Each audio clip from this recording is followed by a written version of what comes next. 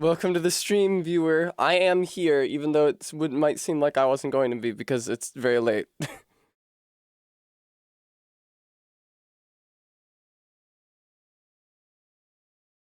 Hi, Frampus. Welcome.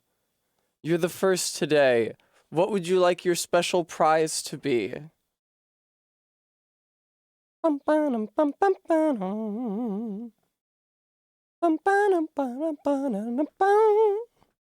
Oh, okay, Frampus. Hi, Practical. I can't really help you with that, Frampus. I'm sorry. I'm not the Sandman. You want a different stream. Oh, I'm sorry, Frampus. No. Regular Zebra. I thought that it might be helpful to you. Often when I feel that I do not have the energy or the gumption or the chutzpah to stream, I remember that once Regular Zebra posted up in my Discord asking if any streams were happening on a day when they were not because he needed to pick me up. And I thought that was very sweet. Hi, Bremy. Hi, 20 yards. Just please feel free to watch the VODs. It'll be great. All of the same content of the stream, but you can't hear any of the music, so I don't get copyright struck. And also the VOD might just not exist. How's it going, Bremy? Yes, I apologize for streaming late today. I went on a Memorial Day hike with my good friend Ellen and her wife. And then when I got back from the Memorial Day hike, I lay down on the carpet just back here and fell asleep. Pathogens, I actually have a stand-up redeem, so I'd be happy to stand up given that that is activated. I'm sorry, Maddox.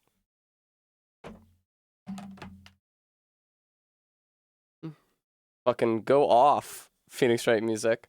I'm playing a medley of Phoenix Wright music because the main menu theme for Ace Attorney Investigations goes way too fucking hard.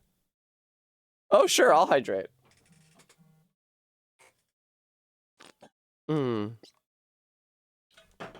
Rest assured, here you can see a little glimpse of midriff here at the edge of the screen. That's enough. Diesel shot. It actually was not. I don't know. To me, hiking for a long time is a lot more exhausting than my usual exercise regimen at the gym, where I, do a directed exercise, like a converging chest press for a certain number of reps and then change. Well, Pathogens, maybe someone will take pity on you and redeem a stand-up, but it hasn't happened yet. I'm gonna reduce the price of the Ahegao for you, 20 yards. I also forgot to do it yesterday, so I'm going to factor in the ones from yesterday along with it. You guys can admire my nails, though. I'm sorry I forgot to do the ones from yesterday. Oh yeah, sure, let me just do... This is almost as good as a fit check, right? Well, it's like, imagine if the horn was something else. Fucking go off. What a great song. Oh, Diesel Shot. Okay, I could reduce the price of the Ahegao. Bram, like a boba tea straw, I guess, is something else that would be this width.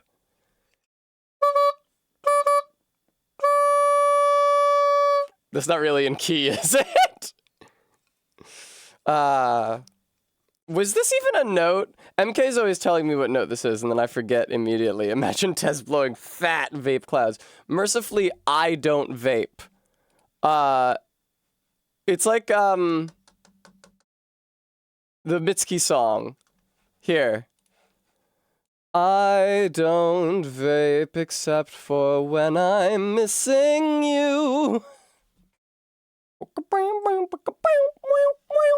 What's up, Pool Boy John? What's good? What is different about it? Also, I guarantee you the game on stream still says Jutaro. I gotta change that now. I don't vape, but I hang out at the vape shop trying to pick up the vape girls. I actually find it really, really, really disgusting. And I do not have a strong track record with partners who smoke weed. I'm also glad, Kate. Hello, welcome to the stream. Not that you have to necessarily be smoking something with, or be vaping something with THC in it. Yeah, he's an asexual attorney. That's why Phoenix is able to keep his cool, even when he is surrounded by women with the biggest tits known to God or man. Also, Phoenix isn't in this one. I'm pretty sure Phoenix Wright does not appear in Ace Attorney. Regular Zebra, that's the first case. I was going to say, or alternatively, he is just Volcel, and he swore off women after Dahlia Hawthorne. Because, of course, how could any woman ever compare again? Let's be real. I'm sorry I'm not wearing something that looks more like a lawyer's outfit today. This is, what I wore for my hike. I haven't worn a hat on stream in a really long time. I used to do it pretty often. I still have a large inventory of hats. I'm gonna sneeze.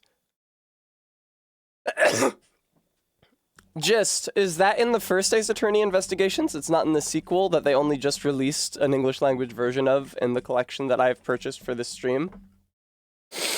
Muppet Robot, you can miss someone without wanting to have fucked them. I miss my mom all the time. A normal attorney would be vulnerable. Oh, cool, Gist. I'm excited to do all the different voices. I think Lana Sky would be very interested in the lore of the Metal Gear Solid series if a really cool guy explained it to her properly. Posting Cretan, I hope for your sake that you are correct. Oh, Gist. Okay, now that you say that, it sounds familiar. I was pretty sure there wasn't a Phoenix Wright talk sprite in Ace Attorney Investigations. I will say, the different format of investigations may take a little getting used to. There's no head-on talk sprites, which is something that I had gotten used to as a kid from the non-Ace Attorney. Ace Attorney Investigations is the first one that came out after I was an Ace Attorney fan. I had a DS and played up to Apollo Justice before I learned, of course, on my favorite Phoenix Wright fan site, which is somehow still up, court-records.net, that they were making a new game called Ace Attorney Investigations featuring Edgeworth. And they released like a special edition Nintendo DS. I don't remember if it was a 3DS. It might have been too soon for that. They released some sort of like limited edition Ace Attorney Investigations branded system and like accessory pack, like a little case for it and a stylus for it that I wanted very badly, but which I could only find being sold on a Japanese language site. And what I have learned about Japanese language websites is that even if you can riddle out the kanji well enough to place an order, they are usually not shipping to the US. I learned this to my detriment when one of my favorite artists had a posable figure made of one of his characters. And I really would have liked to order it. Unfortunately, random Japanese websites don't usually ship internationally. I think that there is... I think that there is a Soyvis of some kind. Like some fucking tech disruptor bullshit that allows you, that like puts you in touch with somebody in Japan so that you can buy something and then ship it to their place and then they'll mail it to you. That whole thing is very sussy, and I had to relinquish my hopes of ever owning that figure. What are you gonna do? Don't worry about it, Muppet Robot. Music, it seems like me explaining why I had to kill. Todd, in fairness, Japan is an island, and maybe they could ship to Australia, which is the closest English-speaking country, but shipping to the US or the UK, there is an ocean and a continent, respectively, in between Japan and those locations. So I understand why they don't do that. Are there Practical Aviation Cat? Okay, that sounds tight. Maybe I was a fool for not trying to get this thing. You may well have questions, Muppet Robot, about the figure that I tried to buy, but I will never say it. Oh, thank you, Regular Zebra. I will never say it on stream. Wild horses could not drag it out of me. If Beans or one of the other mods asked me privately, off stream, I would discuss it with them. But on stream...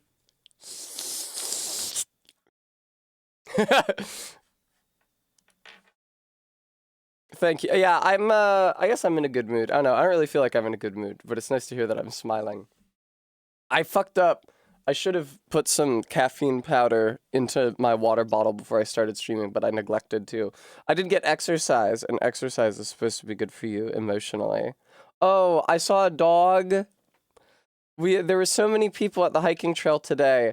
We had hoped to go to the beach today, me and Ellen, but we canceled that plan because it was supposed to rain and be cold today. And it was actually very nice weather. It was sunny and largely cool, but we already were not going to the beach, so we decided to go for a hike instead. Also, though, my swimsuit didn't get here until today. I haven't even tried it on yet. I just know that it arrived. I got the notification. And so I haven't had time to, like, try it on. And it wouldn't have arrived before I had to leave to go to the beach.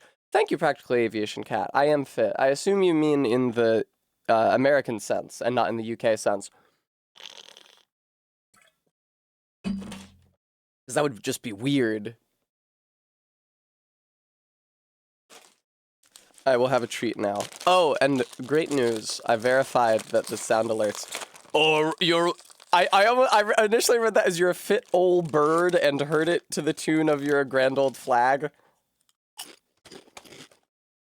No.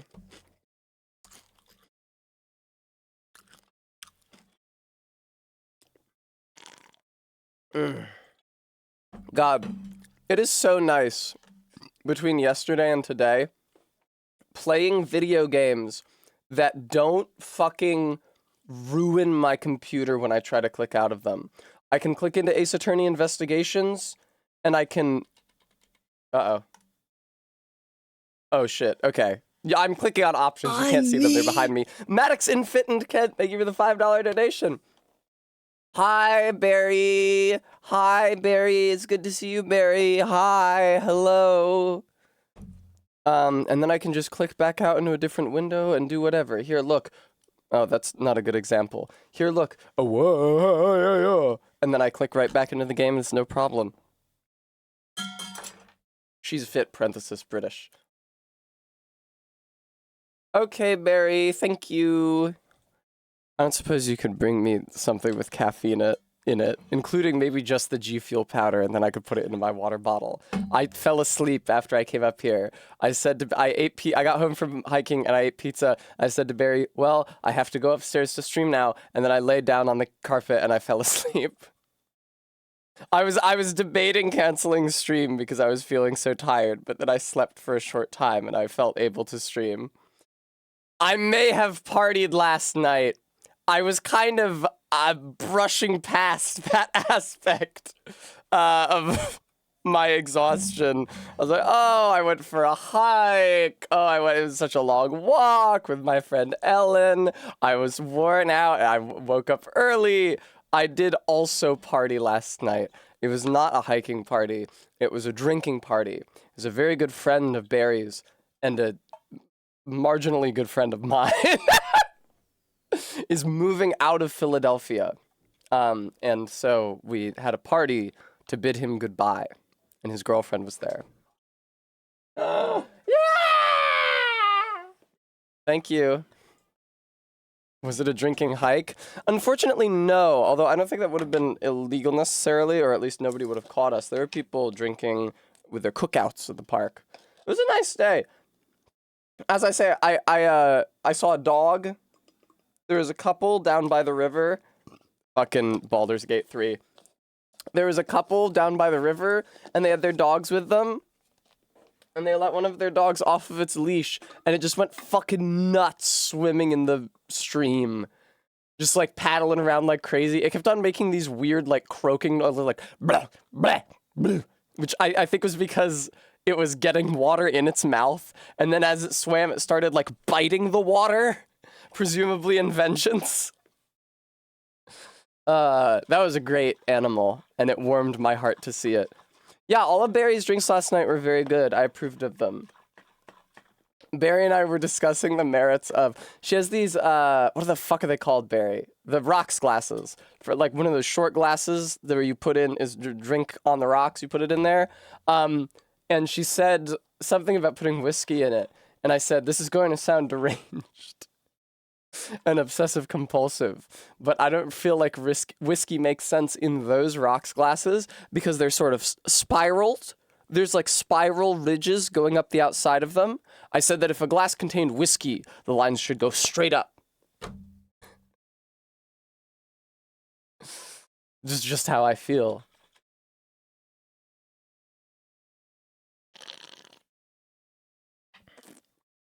Right, 20 yards?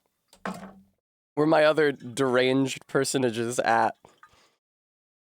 Ridges and whiskey. Well, I wouldn't mind the ridges, but they need to be vertically oriented. This is such a good fucking song, dude. Maddox, the other week, I'm going back to this screen. Nope, this screen. The other week, I went to a restaurant with Ellen. I got dinner with her and her wife last week. I think it was last week. It was the day that I posted the picture of my ass in gym shorts. Does that help narrow it down? The what I was wearing, like the white top and the maroon shorts. Anyway, we went to a Tex-Mex restaurant near where they live, near where I used to live, that I miss a lot. And I was trying not to drink at the time. And they had what sounded like a really cool mocktail. It was like a cucumber surprise drawn. And I was enticed by it. I was so enticed that not only did I order said mocktail, I actually ordered it using the ridiculous name that they have in the menu instead of just describing the drink, which is usually what I do when ordering a menu item with a ridiculous name. And then our server told me that they were out of the cucumber water for it. So instead I got a double shot of mezcal. I'm going to turn on the air conditioner, and then I'm going to play the video game.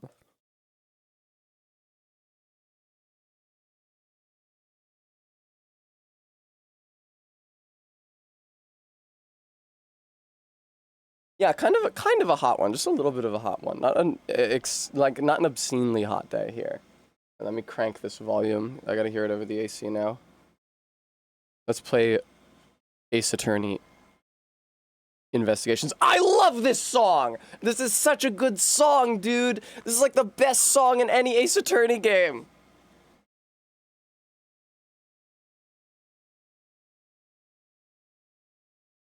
This is like such a huge part of the reason why I love the final case of Justice for All, even though as a whole I think that's one of the weaker games.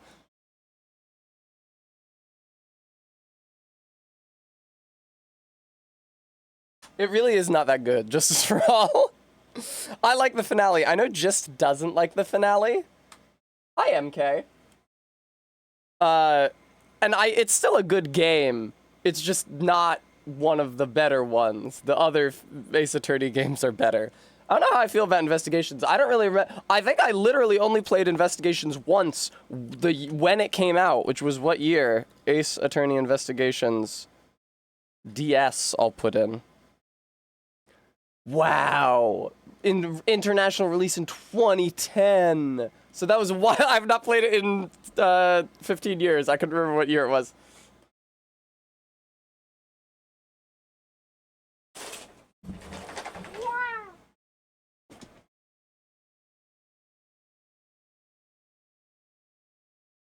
Hello, Emma Wold. So that's before there was a 3DS, right? So it would have been a DSi or something that had a special Ace Attorney Investigations release.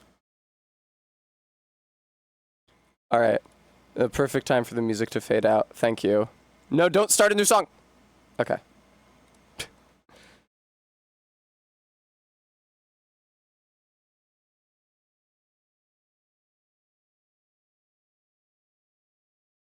All right. Where's my controller? My bangs have been so rambunctious today. It's probably because I took them hiking, and they're too hyper. I gotta calm down. Calm down. Calm down. Calm down.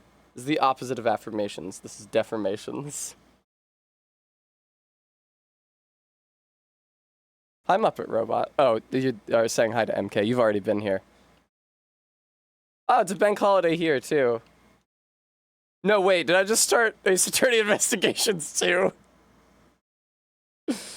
Dude, cut it! Cut the track! Fuck. There's no way to stop this. No, I'm being spoiled. I haven't played this one yet.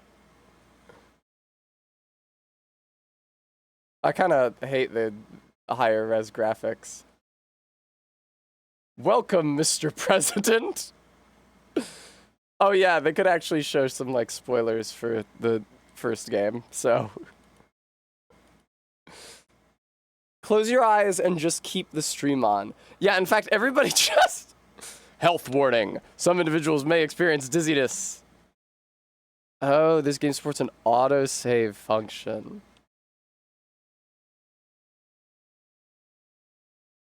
See, this song is kind of a lot to just be playing in the background when I start the stream. Oh, my bangs. Oh, my goddess. Alright, don't play Ace Attorney Investigation 2. Why did I scroll over there? It's like living in the not-too-distant future, Muppet Robot.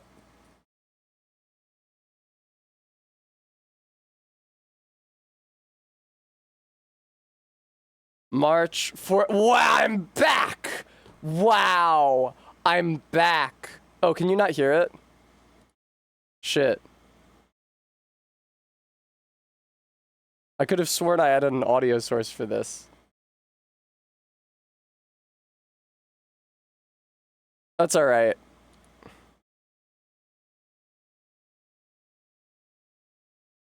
It should be playing. Oh, there we go. Oh. Sorry, maybe I wasn't clear enough, but a guilty verdict is all that matters to me. Yes, no. We've encountered this sort of man before. No matter what the cost, I have to be found guilty of this murder. Do they straight up show you the killer of the first case in the opening sequence? I feel like the Phoenix Wright games didn't do that. I'm a prodigy among prosecutors. Always have been, always will be. You look like an ass. March 14th, 2:05 a.m., prosecutors building, 12th floor hallway. Does it really just?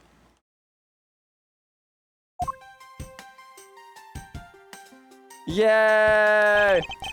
It's hard to believe that I've been away from my office for a whole month.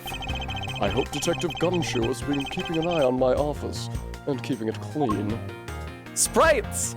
Thank God they kept the walk-around sprites as sprites. There's a setting to change them into higher resolution graphics in the settings. Fortunately, they don't foist it on you by default. The door is unlocked. I agree, Regular Zebra. Detective Gumshoe? Huh? What's this smell? It's very familiar. Boy smell? Do I smell a boy? But what would a boy be doing here? What am I gonna do?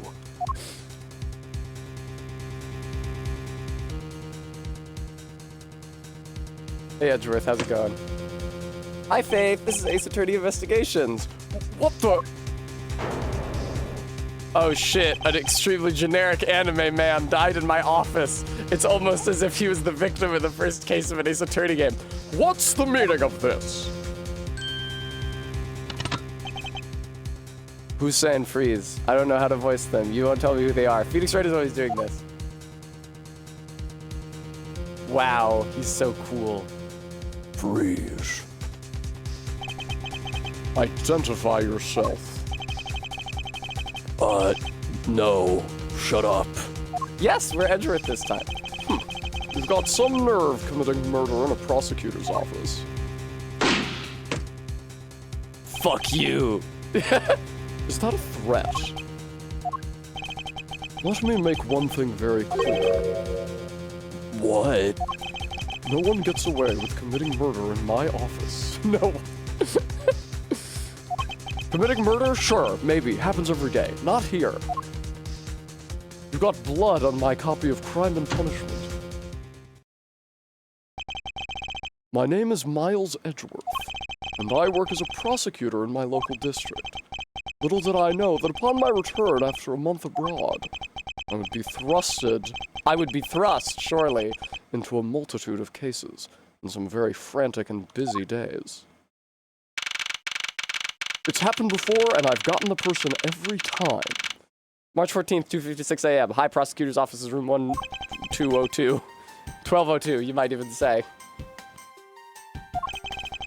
I finished photographing the victim's body, sir. Photographing.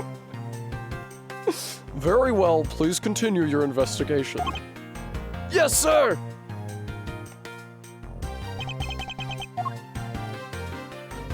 I'm still not controlling him. Yeah! Mr. Edgeworth, sir, are you okay, sir? Keep it down, detective. This is a crime scene. When I heard that a rumor had taken place in your office, I ran up here straight away.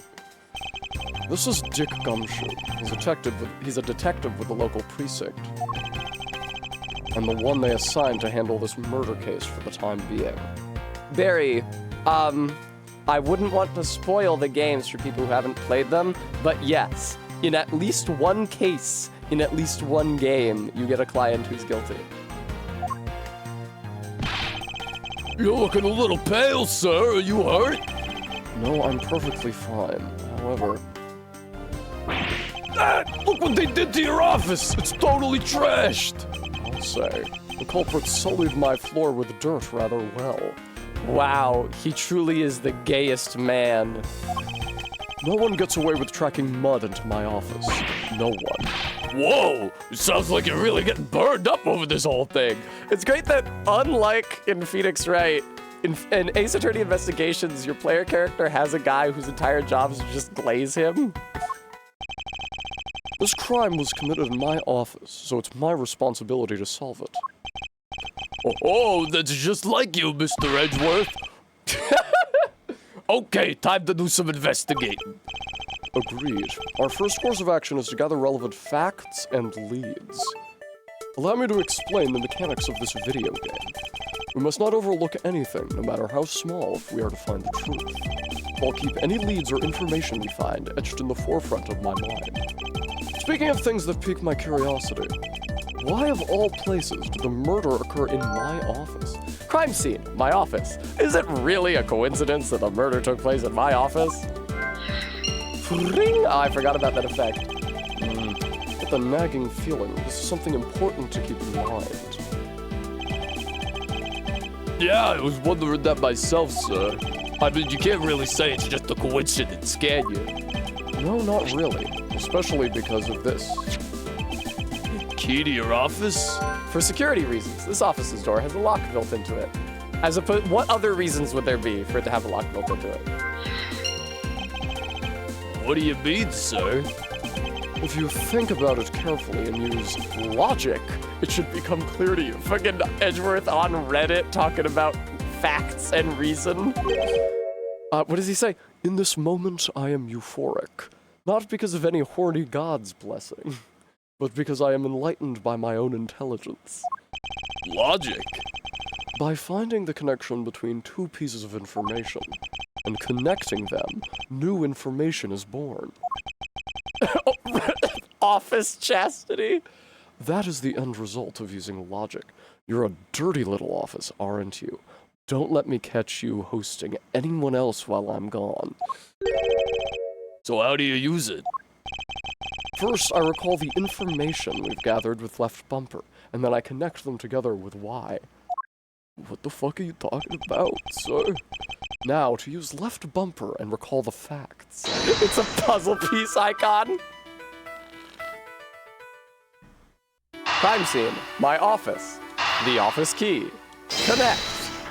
What do I have a health bar?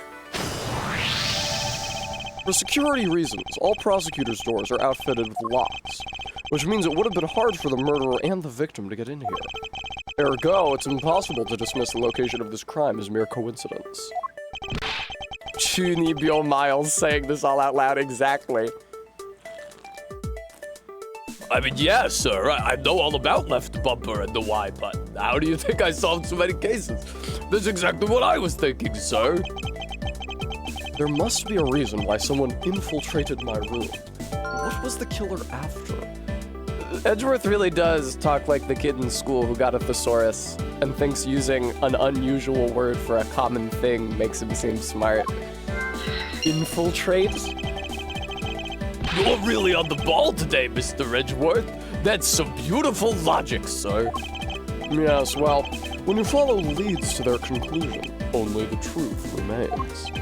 However, if the information doesn't line up properly, I may stray far from the truth as well. But if I think carefully before piecing leads together, the logic should flow. Well, let's get started with our investigation, shall we? Yes, sir. Hi, prosecutor's offices, room 1202.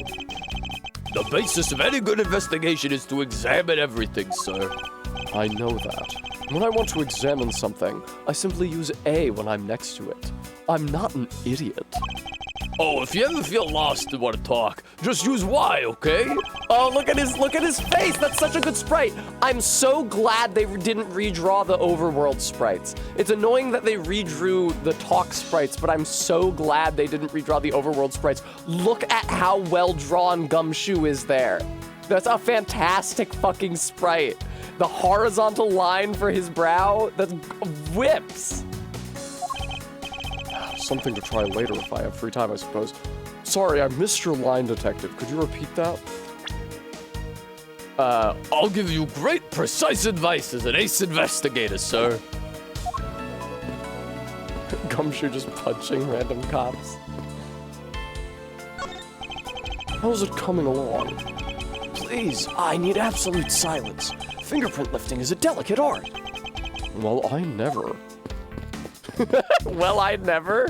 Like an old dowager? I hope we can solve this case quickly. I'd like to return to relaxing on this sofa. Instead of, doing my job as a district attorney. That thing looks a billion times softer than my mattress at home. Can I sit on it too? Just for a little while, sir? Detective Gumshoe, you know I can't allow that. Until this case is solved, neither of us has time to spare, let alone rest. You're right, sir. I'm gonna work hard and be a real trooper to the end. Even once this case is over, I don't think he can afford to take any time off. Edgeworth, don't you determine his salary? Do you have anything to report? Sir, yes, sir! Nothing out of the ordinary right now, sir! Okay, so sir, no, sir? And yet, there's something out of the ordinary right in front of my eyes. The best prosecutor in the world! Talk about a contradiction. Something out of the ordinary, huh? You should look around a bit more. Edgeworth Vietnam. Ouch, they even knocked over your chest set. Chess set. I had it all set up ready for when you got back. I figured we could play a few games. I had no idea you were interested in chess. I'm actually pretty good at checkers, so I thought I'd give chess a try. In that case, I suppose I can set some time aside after we solve this case. Well, I don't expect the games to tax my mental acuity much. Gumshoe, you're really fucking dumb and also poor. Watch as I jog in place around you.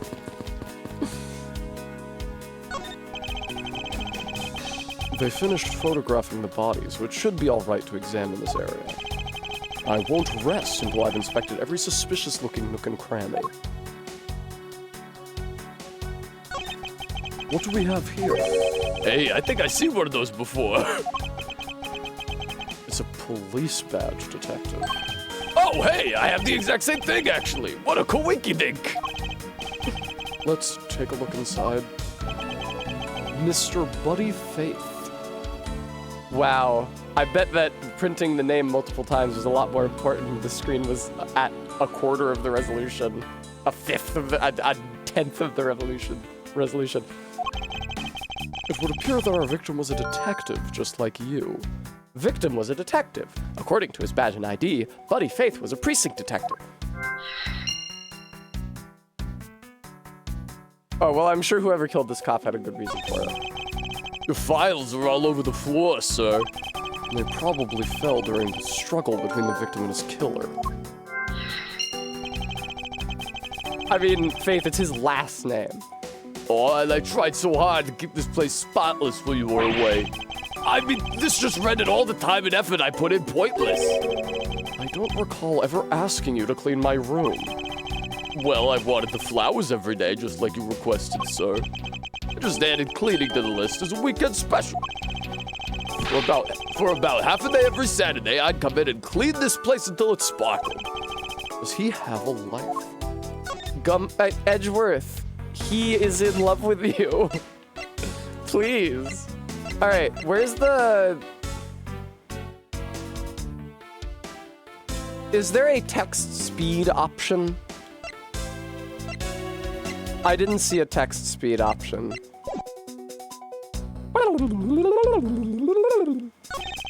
Let's see here. There's blood all over his lower abdominal area. It looks like the bullet passed clean through his stomach area, sir. In other words, he was shot. Yup. And until the autopsy's done, I don't think we'll know much more than that. Please have the body sent to the morgue once they're done processing the crime scene. Crime scene notes. Bullet went clean through the victim's abdomen. The body was found at around 2:05 a.m. Are you gonna be okay with keeping track of the evidence we find, sir? Of course. This is the safest way I know to keep track of it all. All right, if you say so. I keep all the evidence I find either in or with my organizer. When I want to re-examine a piece, I have but to press right bumper to open my organizer. I'm always pressing right bumper to open my organizer. But the organizer isn't only for evidence. I keep people's profiles on hand in it too. It's probably a good idea to make a habit of checking the facts often. Hey, Gumshoe, okay, I'm kind of blocking it, but it looks like he wrote Gumshoe upside down on the books. I don't believe it. I packed those files on these shelves so tight that not even an earthquake could make them fall off. But just look at them. At this rate, the rest of the files won't be able to withstand an earthquake at all. A problem, to be sure. Well, once the investigation is over, we'll put them back up on the shelf. Wow, regular zebra, really? Okay. Gumshoe, you seem to have failed to notice that he wrote your name on the drawing. All right. Did we investigate everything on this stiff? I think so. Ah, my books. It's been a while since I've sat at this desk. Oh, how I've missed you. It's so tidy that it looks newer than when I first bought it. Oh yeah, that thing's so polished that it makes mirrors jealous. Don't tell me you had no other work the entire time I was away, Detective. My job is to protect your office, sir. And you did such a good job protecting it that a murder occurred in it. That's harsh, sir. I have to admit, the desk has never looked better, so I guess I can't dock his pay. You ass. Ah! Watch out for the teacup fragments there, sir. That killer is going to pay. This tea set. Yikes, you're really mad over this. This tea set is very dear to my heart and can only be bought in England. No. No. He's a teaboo. No. It cost more than your whole month's paycheck. What? Now I feel like the killer's wasted one of my monthly paychecks. Yes, as we all know, what's the name of that fine white porcelain that tea sets in England are made out of? I believe it's called Britain?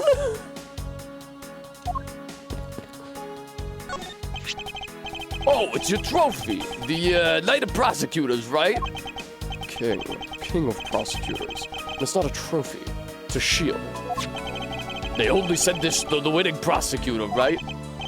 Yes, but I have no real interest in the perceived worth of other people. As for my own worth, that is something only I can determine for myself. All right, Shadow the Hedgehog. That's so slick, sir. I'm gonna have to try saying that sometime. Unfortunately for him, his monetary worth is tied directly to his worth to me. Wow. No, Bram, like he won a competition. Well, it's a good thing my steel samurai doll was spared. This is my very precious dolly. You can only buy it in Akihabara. That killer is going to pay. Speaking of which, I still haven't actually sat down and watched any of that show. What's it about again? Well, I don't know much about it myself, but the hero of the Steel Samurai, warrior of Neo-Old Tokyo, is the Steel Samurai, and his goal is to defeat the evil magistrate. It's a show geared towards kids. However, its high production values and riveting plot draws in a number of adults as well. This is exactly how people talked about Steven Universe circa 2017. Spin-offs like Pink Princess, Warrior of Little Old Tokyo, and The Nickel Samurai, along with the deluge of merchandise and even a new stage show, gives it presence. You sure know a lot. Are you sure you're not some sort of rabid fanboy? Of course not! Anyone that keeps up with society knows at least this much. And that conversation lasted longer than expected. Let us return to the investigation. Here's my bouquet. Oh, I got you those flowers, sir. I figured it might look nice, might spruce up the office a little. Also, render unto you my true feelings. Could you maybe get past that guy so you can examine your frames, sir? He won't let you, huh? That's a real goddamn shame.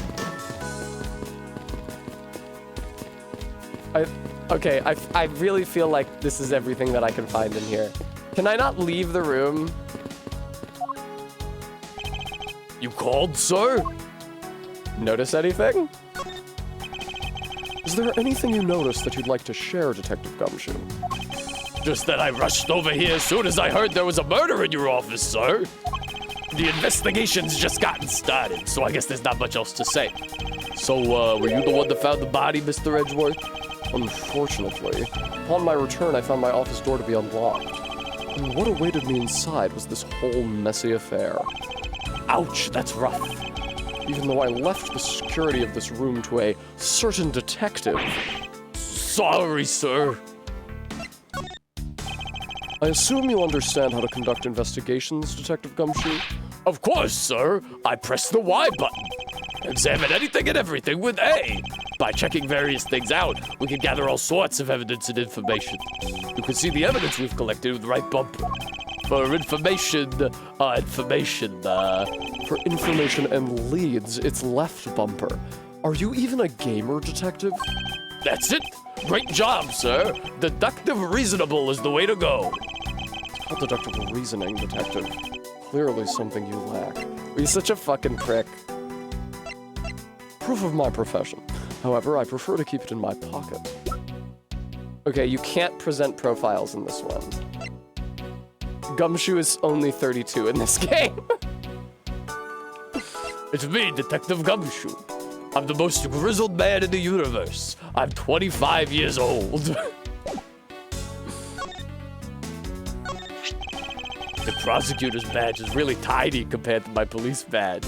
It's like we're not even both men. I don't know, Faith. I don't know when this takes place. Oh, but it's really cool, sir. Much, much cooler than my badge could ever be. It takes place before Apollo Justice, definitely. There's no need to suck up to me, Detective. Sucking me will be more than enough. I'm just a lowly detective, so I'm not sure what I should do with that other than to arrest it. Is that the only talent you have? Or white? Okay, I guess I have to do some evidence now.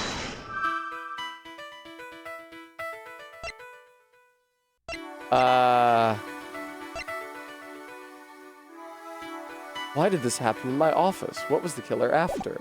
I'm actually not sure. Didn't I have a key? What happened to my key? Oh wait, a gun. What have we here? Would this perhaps be the murder weapon? Oh, I'm getting less of the screen than you guys are. A good amount of it is cut off for me. If so, it would mean that the killer made their escape after disposing of their gun here. I think I've seen one. Oh, I think I've seen one of these before. Let me turn on text skip.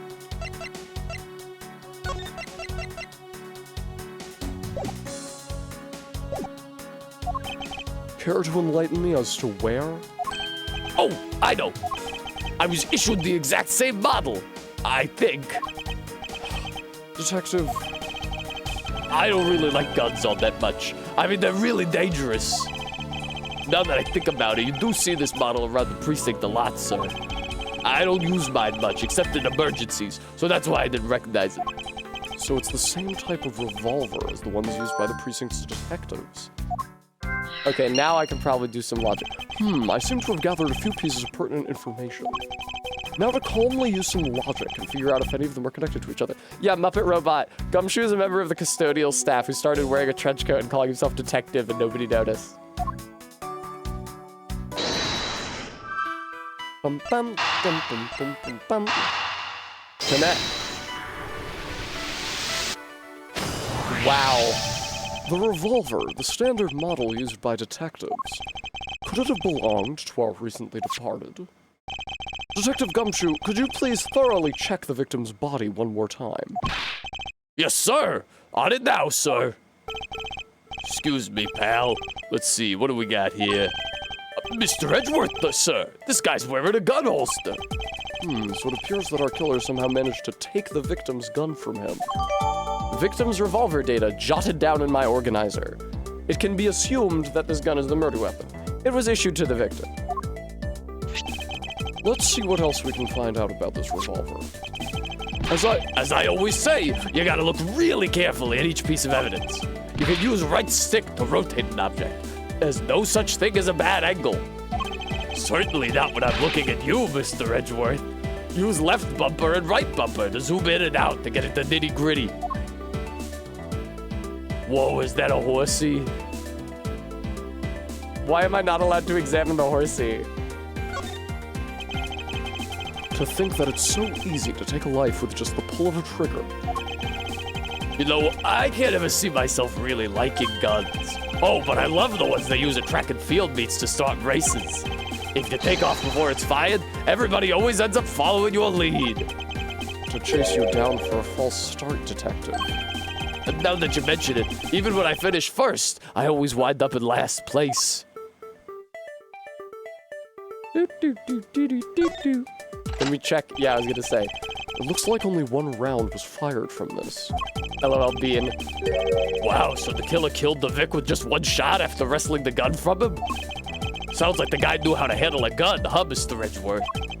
We have no proof for now, but that is a distinct possibility. I guess this is about all we're gonna find out. We should send the body to Jim! Who is saying this? Oh, it's the killer because we saw him in the fucking opening cutscene. Why, oh why? How could this have happened to a guy like you?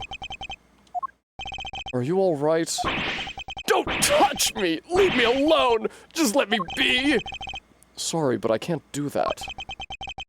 The investigation is still ongoing, so please refrain from touching the body. The body? The body? Don't talk about him like he's just some lump of flesh! Look at him. Jim looks like he's just turned in for the night. Sure. Just in a blood-stained suit, pal. Where are my manners? Aren't you that prosecutor? You're that ninja. Why, yes I am! I'm Jock Portsman, prosecutor. Why, yes, my name is 2 different words for an athlete. This is an Ace Attorney game. Jim here was my partner in crime busting. I'm Miles Edgeworth, and like you, I'm also a prosecutor. I don't know why I'm introducing myself. I'm the fucking DA. You know who I am. Detective Dick Gumshoe, sir. So you're Miles Edgeworth. I guess this is your office. Yes, that's correct. Then it was you! You're the one who killed Jim! Hey, don't go around jumping to conclusions, pal. Just calm down, okay? I will not! I know how things work around here. High prosecutor's office doors all have locks built into them. And only the owner of the office has the key to his or her own office door. Wow, he's a his or her motherfucker. That is correct. However, I was not the one who killed your partner. Yeah, Mr. Edgeworth has been overseas on a business trip this whole time, pal. Business trip. And the key to the door was with me the entire time, okay? So the only one who could get in here was me. Oh, wait, that means... I'm not sure what that means. So it was you then. You're Jim's killer. No way, pal. You got it all wrong. Everyone calm down. This argument is dumb and gay. Mr. Portsman, correct? If you're a real prosecutor, you should know to stay collected. The investigation has only just begun. Isn't it too early to be drawing conclusions? All right, I get the point. You're right, my mistake. I tend to get a little too hot-headed sometimes. You sure are one cool customer, though, Mr. Edgeworth. I've heard all the rumors about you. You're the great genius prosecutor.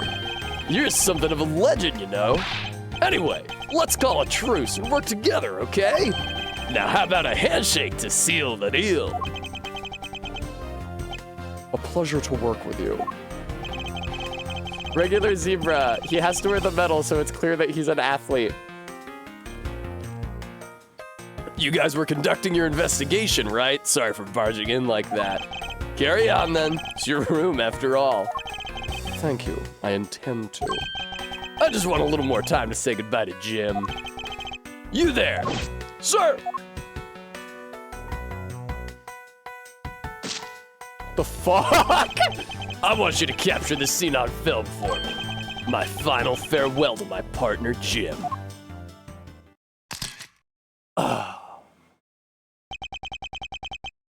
Wow, Bram. What an accusation. I should probably give them some space.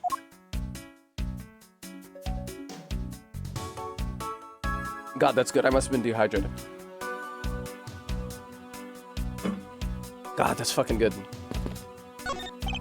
Mr. Portsman, a word if I may.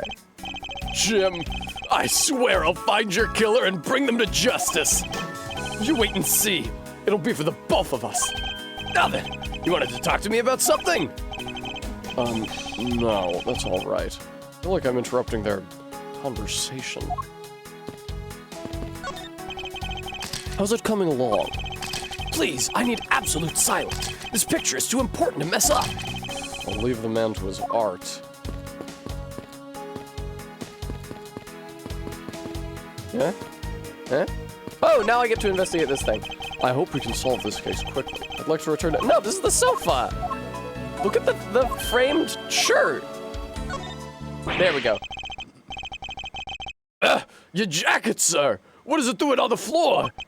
It must have fallen off the wall when the killer tried to threaten me by firing a round. So the killer not only shot the victim, but they shot your jacket as well? Oh, but there's only one round missing from the revolver. They dared to shoot the ultra special jacket that you made your prosecutorial debut in? What if they had shot through it? It would have been a disaster. It's not worth getting worked up over, Detective. Not when there's something more here. Like what? I take it you haven't noticed it yet, Detective. There's a giant contradiction right here in front of us. Really? Did I say contradiction? You must be rubbing off on me. Yeah, Phoenix, right? He's rubbing off on you? Would you say that? That he's rubbed off on you? Is that what you'd say, Edgeworth? But I have my own methods, and I will conduct this investigation my way. When the scene before me contradicts a piece of evidence or seems off, that's when my deductive skills come into play. Check it out. I can navigate a menu. First, I have to find the spot that holds the contradiction. This is it. This bullet hole is where the contradiction lies. When I spot something that's off, I should point my cursor at it and press Y with conviction. What a stupid faggot. And when I have found sufficient proof to prove the contradiction, I present it. This is how I do things. Only one shot fired. Eureka! Oh God, he says Eureka. This bullet hole is the contradiction. What do you mean, sir? It's elementary. 2 shots were fired in this room. The first felled the victim, and the second felled this frame. Hey, that's right. Me out, that's right. However, this gun was only fired once. Hey, that's true too. Which means that one of these 2 bullets was fired from a different gun. Did the killer have another gun prepared for tonight? Another handgun. Other than the victim's gun that I found, could there be another gun in play here? By the way, I noticed something, sir. Yes? What's that thing sticking out from behind the frame? That. It's a secret safe. A secret safe? Oh, I smell money. I'll spare us the trouble and just say it. Nothing like what you're imagining is inside. Now, if you could kindly move this frame out of the way. Roger that. Talk about dusty. I suppose that's what happens when I'm not here to dust it once in a while. I had no idea there was a safe here, or I'd have kept it clean for you, sir. So when did you put this thing in? It wasn't something I had installed personally. Every prosecutor's office has one. Gumshoe found the piss vault. It's over. Really? I had no idea. Well, only prosecutors are supposed to have knowledge of their existence. So, what's inside, Mr. Edgeworth? Jewels. Right now, nothing. We only use them to store especially important evidence when a trial is in session. That's it? Talk about squashing my hopes and dreams. Secret safe data jotted down in my organizer. Each prosecutor has one in their office. Only they know of them. Trial evidence use. I won't rest until I've inspected every suspicious-looking nook and cranny. You should open it, Edgeworth. I bet there's gonna be something in there. This vintage Playboy collection. Or like Playgirl. Now this is odd. You found something, sir? This keypad. Don't you find it to be a bit too clean? Yeah, there's a thick layer of dust all around it, but not on the keypad itself. You there, the forensic scientist. Yes, sir! Could you please dust this area for fingerprints? You got it, sir! I couldn't find, let alone lift, a single print. Looks like it was wiped down well. Wiped fingerprints. All of the fingerprints on this have been wiped clean off. Shwing! Secret safe data updated in my organizer. As I thought. It appears that logic is the only way around this setback.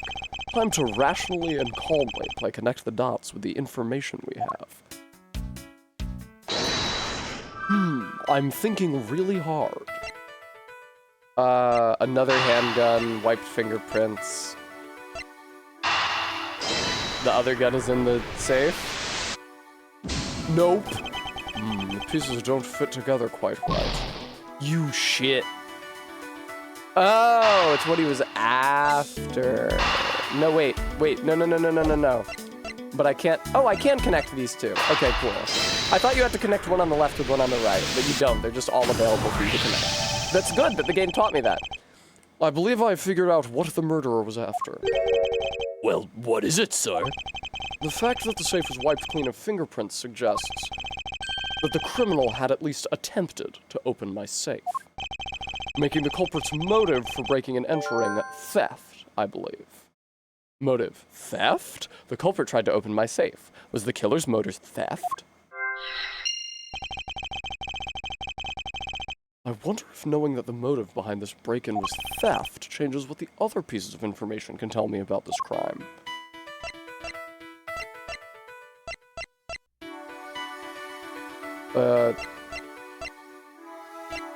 I don't really feel like it says anything about it. But sure, man, I'll connect these. If you want. I got the 50-50 wrong. Oh, what, did somebody caught him thieving? Okay, sure, I don't really follow that train of logic, Edgeworth, but there's a possibility that the files splayed on the floor are not the result of a struggle between the victim and his killer. Oh, you mean like it could be from when the killer tried to find something, sir? Precisely. We need to figure out if any of the files have been stolen. Yes, sir. I'm gonna shelve files like you've never seen before, or even at a library. Sure. Let's give that a try. Get the fuck out of my way. Why do all the good ones always die young? Surely you must ponder that every once in a while, Mr. Edgeworth. No matter how much we lament, the dead will not come back to life. All we can do is search for the truth. Look, the sub-pixel shading on all of these overworld sprites is so fucking good, dude. I'm so glad that they kept these from the original game. And? So what are we supposed to do? How do we go about finding the truth? You're an investigator. First, we calmly restore the files to their original place.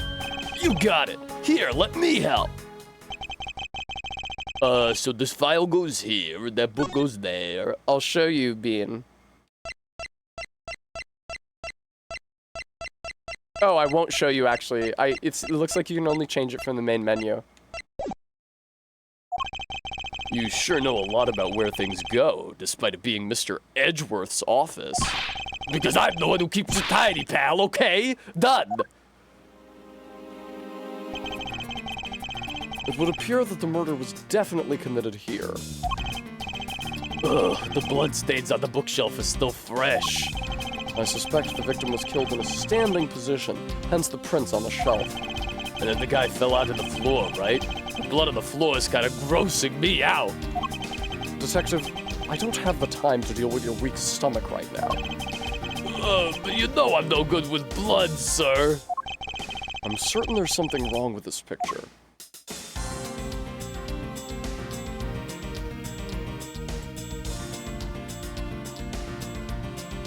Are any of the letters in the wrong order? A, B, C, D, E, F, G, H. A, B, C, D, E, F, G, H. A, B, C... Oh. It goes from 3 to 0. I put them all back, just as they should be, sir. Doesn't look like anything's missing.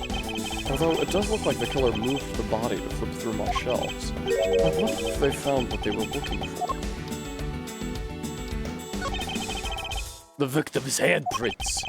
He must have tried to support himself with his hands here after being shot. There are prints on the floor, too. Those must have been made when, unable to stay standing, he dropped to the floor. It appears that the victim was in a sitting position here after being shot. Oh, so that's why the seat of the victim's pants has blood on it. Well, yes, Detective, he didn't shit blood. That would be the logical conclusion. Oh, look, there's an OJ behind my head back there. I don't know if you guys can see that. The killer moved the body because it was leaning against the bookshelf. The blood on this guy's pants proves that pretty well. In a sense, I suppose. See, I'm not completely useless, Mr. Edgeworth. Mr. Frodo. They do have kind of a Frodo and Sam vibe, but Frodo was like a huge bitch. Sorry, what does the deduce button do here? Oh, no. What's my evidence? Bullet when... Oh, there's no bullet hole. Where would it be? It would be somewhere in one of these two shelves. Eureka! Eureka! This is clearly where the contradiction lies. I don't really see what's so wrong with that spot. Huh, you don't understand? You see, therein lies the contradiction. Mr. Edgeworth, sir, it'd be nice if you just admit when you're wrong. That wasn't a mistake! That was me keeping you on your toes, Detective. Well, shit. What do you want from me? Only fired one shot. I don't see how anything here would go. Ah! Jacques Portsman, a high prosecutor with this prosecutor's office. It's my first. Why do they call them high prosecutors?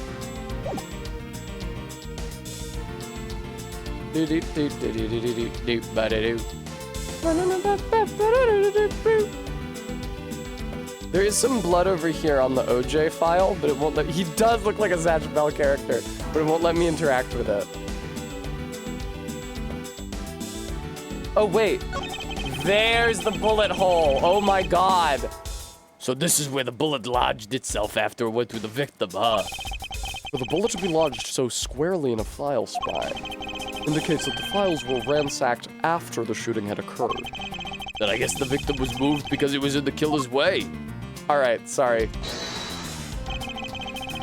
Is this spot somehow connected to any of the evidence? Eureka! There is clearly a contradiction here with this bullet hole. What do you mean, sir?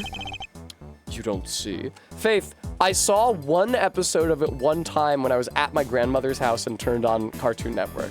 I would like to watch it to see what the fuck it is like. Quite simply, the bullet hole itself is too low. If the victim was shot in the stomach, the hole should be much higher up. But what if the guy was shot while he was sitting and lying down, sir? That would be illogical. The victim leaned against the shelf here after being shot, which suggests that he was standing when he was shot. That means... Wait, what does that mean, sir? It means you need to use your brain every once in a while instead of mine. Oh, it means you need to use your brain every once in a while instead of mine, detective. In any case, it means someone made a faulty assumption. And it was from this mistake that our current contradiction was born. Let me add the voice acting tag to the stream.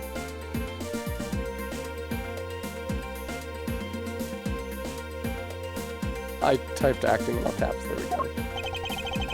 What is the faulty assumption that caused this problem with the bullet hole's position? Order of the files, probably. I believe the order of the files is a bit off. I mean, I put them back in the wrong order just now? Hey, actually, I think the labels on the files are wrong, sir. Oh.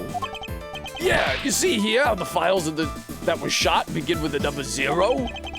What are those doing? What are those doing all the way down there after 1, 2, and 3? That's really weird.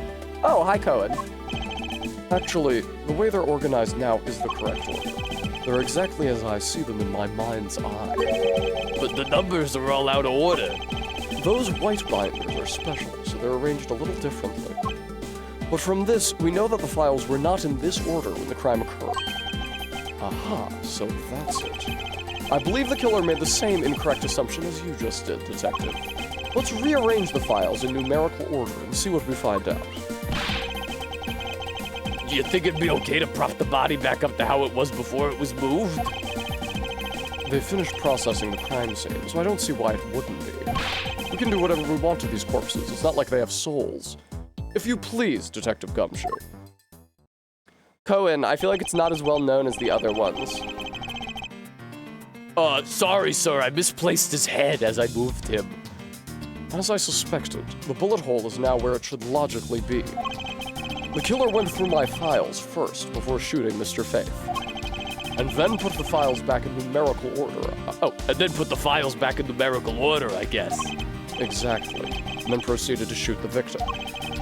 Why would someone kill a man and then look through your files one more time?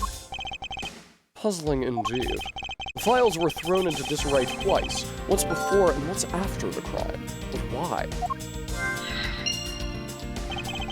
Now the crime scene is as it was at the time of the murder. Time to give it another look. Do you think maybe the word gumshoe over here is relevant? Do these still have court scenes, or is it all investigating? Bremy, it's all investigating. I hope that's okay. This? What's that? Why does it say gumshoe on there in blood? I'd say that's some incredibly incriminating evidence. Yes, indicative of criminal activity indeed. No, wait! There's gotta be some mistake! Mr. Edgeworth, sir! Help me! Say something, sir! It appears that one of my files was stolen. Is that all, sir? What about me and my situation? Is this what the killer was really after? Stolen file. One of the files that were written upon in blood was stolen by the culprit. Investigation complete. Looks like Jim was able to leave us the name of his killer in the end. And this most important message managed to reach us. I'm telling you, it wasn't me! You can't be terribly pleased to hear that your beloved partner is the guilty party. He's not my partner. I'm a prosecutor. We don't have I meant because you're gay.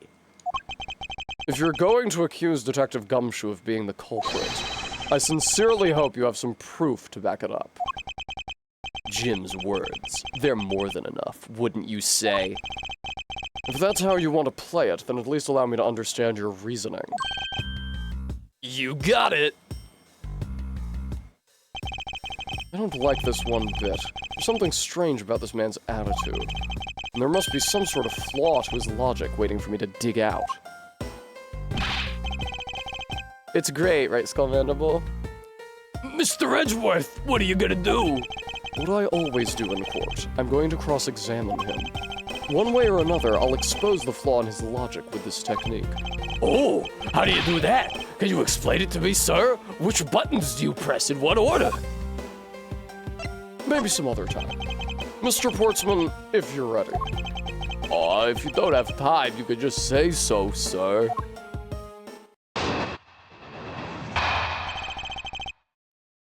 I also heard that R beat. Oh, okay, Skull Mandible. Have fun playing this. Mr. Portsman's logic. Detective Gumshoe, you stole Jim's gun from him and shot him dead. Furthermore, you messed up the files to make it look like you had committed theft instead. That's when you moved Jim's body that was sitting in front of the bookshelf. But thanks to that, you didn't notice the bloody letters his body was hiding. And it will be by his final words that you will be brought to justice. God, his collar is so huge. You intend to argue that the victim's dying message points to his killer. Actually, he was just complaining about how dirty the office was. Fucking Gumshoe!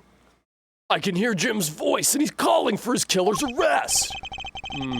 Are you sure you're not mishearing his words, Mr. Portsman? There's no way Detective Gumshoe is the culprit here. I'll find the flaw in this man's logic and expose it with credible evidence. The Shreyax, Portsman's entire deal is kind of terrible. He's an Act 1 Ace Attorney NPC. Detective Gumshoe. Okay, you stole Jim's gun from him and shot him dead. Let me check my evidence. So this is the trial equivalent mechanic. Only one shot fired. One of the files that were written on in blood. Can I look at it more closely? Okay, it's just a close-up.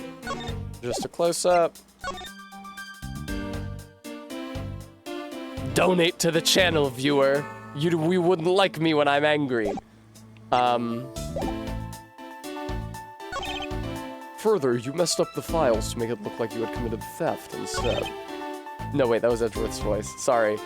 No, Jim's body...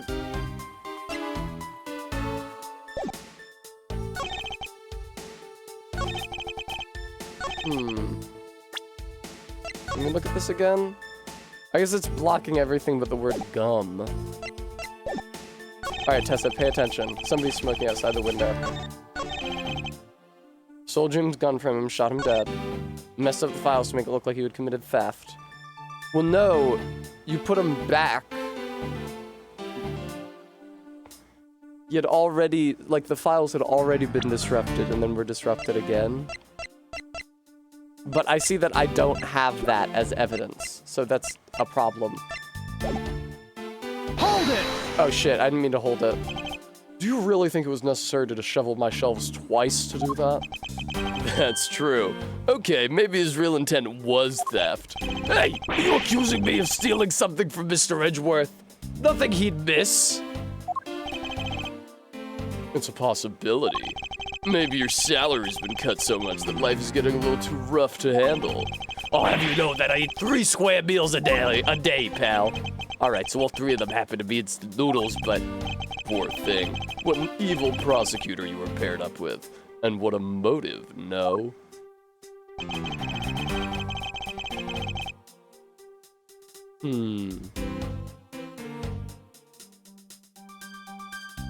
Oh, okay. So this says you messed up the files and then you moved Jim's body, but you see the files were messed up after the body was moved.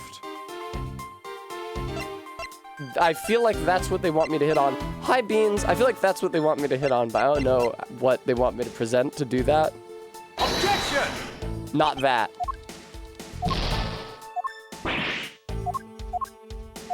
This isn't like you at all, sir. I know, I'm sorry. Tess hasn't played an Ace Attorney game in like a year.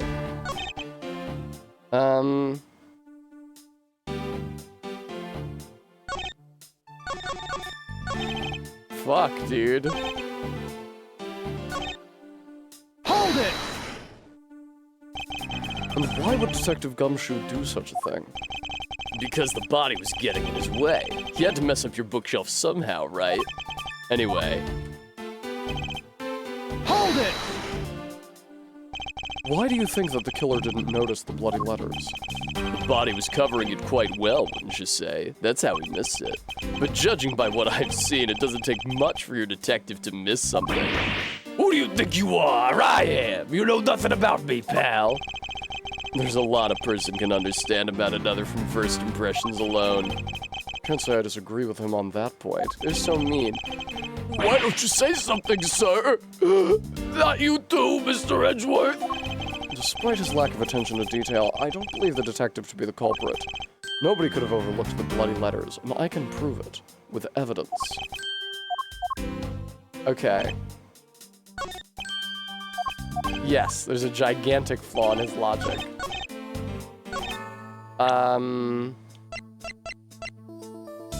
Is it? Oh, because the killer took one of the bloodied files. Because clearly the other file was there when the word was written. Objection! There we go. I'm very stupid. Perhaps you're not aware, Mr. Portsman, but there's a serious flaw in your logic.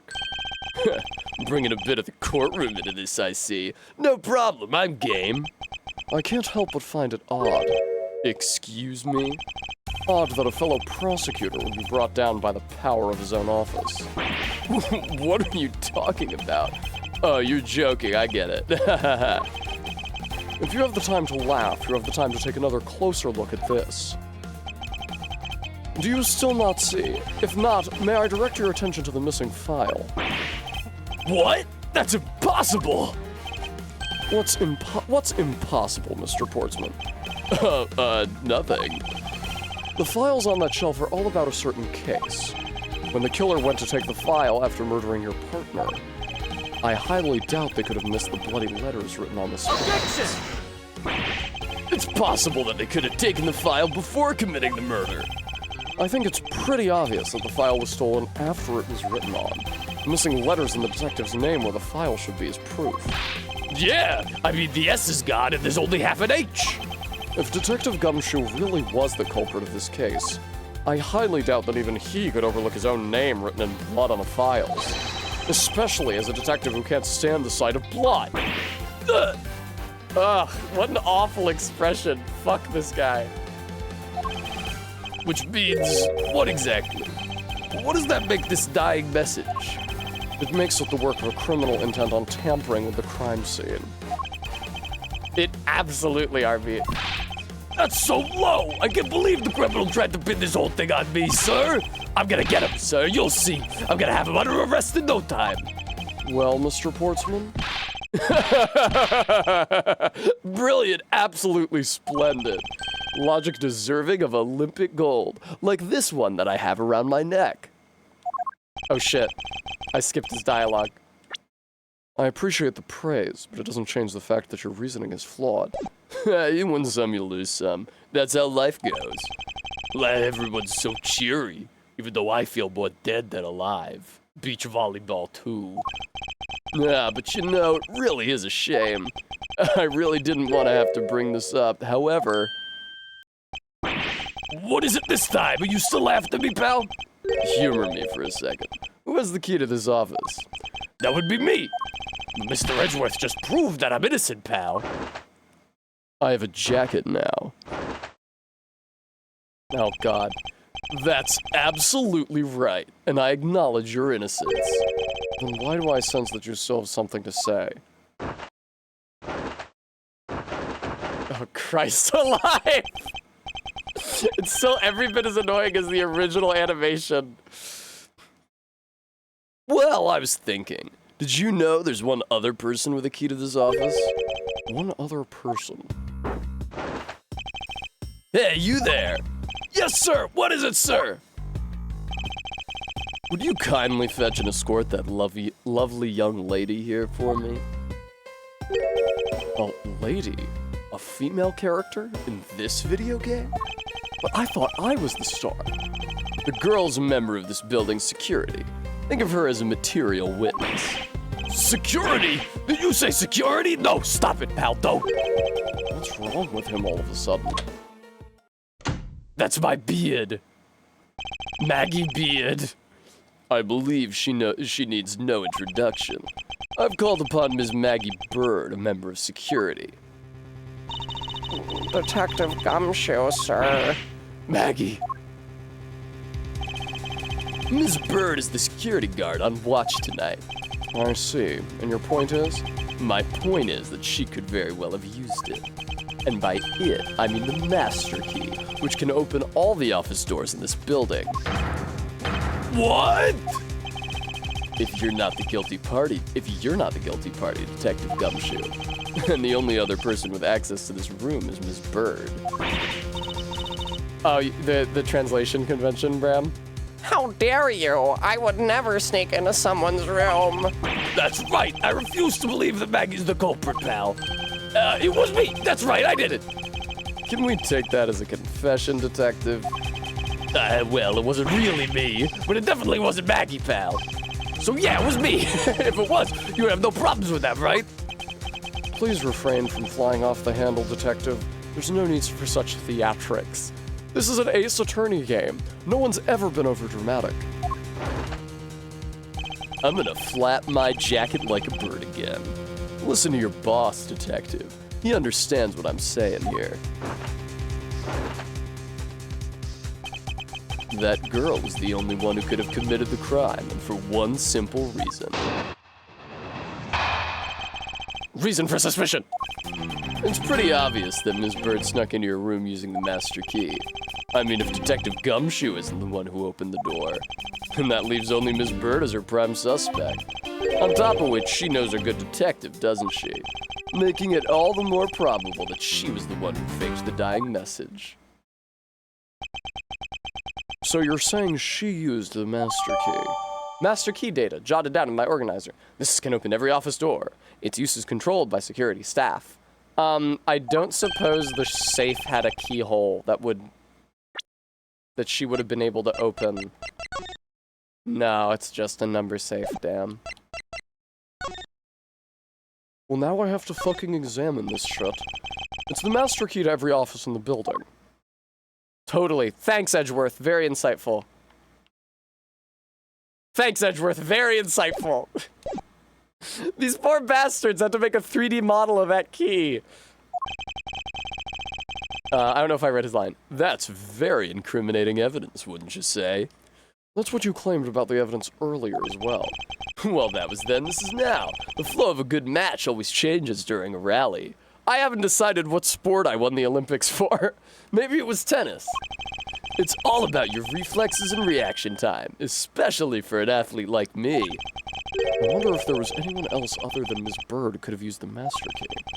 It seems that the only way to get Mr. Portsman to give me more details is to press him.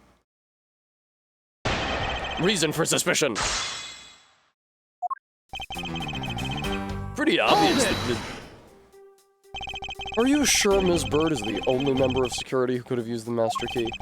There's only one person on staff at this time of night, and tonight, she's it. Isn't that right, Ms. Bird? That's, true, but I wasn't able to use the master key at the time. I wasn't able to use the master key at the time of the crime, sir. Wasn't able to? What's that supposed to mean? Maybe you should ask her. Yes, moving on. I'd hate to get sidetracked by something unrelated. What do you mean unrelated? I want to hear what she has to say, pal. But you can't really trust her not to tell lies. Plus, I hate wasting time. Should I hear Ms. Bird out? What the fuck do you think, asshole? Not so fast. I too am interested in hearing what Ms. Bird has to say. Didn't I just say it'd be a waste of time? We don't need to hear her lies. I'll be the judge of that. Ms. Bird, if you please. I discovered that the master key was missing at around 1 a.m., sir. What do you mean by missing? Well, I looked where it was supposed to be and it wasn't there. It actually seems really self-explanatory. Mr. Portsman, I believe this to be an important piece of testimony, don't you? I can't believe someone like you would be taken in by such words. I'm not lying, sir. If that's the case, then I'd like to know. Why do you have the master key now? I don't quite know. It just reappeared all of a sudden, sir. A likely story. Where's your proof that the key was stolen to begin with? I bet you just forgot where you put it and then found it again. I never lose things. I can practically guarantee that. With me, if something disappears, it's usually because someone stole it. Yeah, pal. Trust me, you don't want to test just how bad her luck is. Unfortunately, I can't deem this piece of testimony as conclusive. Glad you agree, Mr. Edgeworth. This isn't testimony, you're having a conversation. But, you still haven't established Maggie's motive for breaking into Mr. Edgeworth's office. Her motive? Didn't we already establish that it was theft? I mean, the culprit clearly went through the bookshelves and at least tried the safe. It is as Mr. Portsmouth says, Detective. I can't ignore the fact that all the evidence points towards a motive of theft, but I'm done taking blows. Now it's time to give them. Thievery.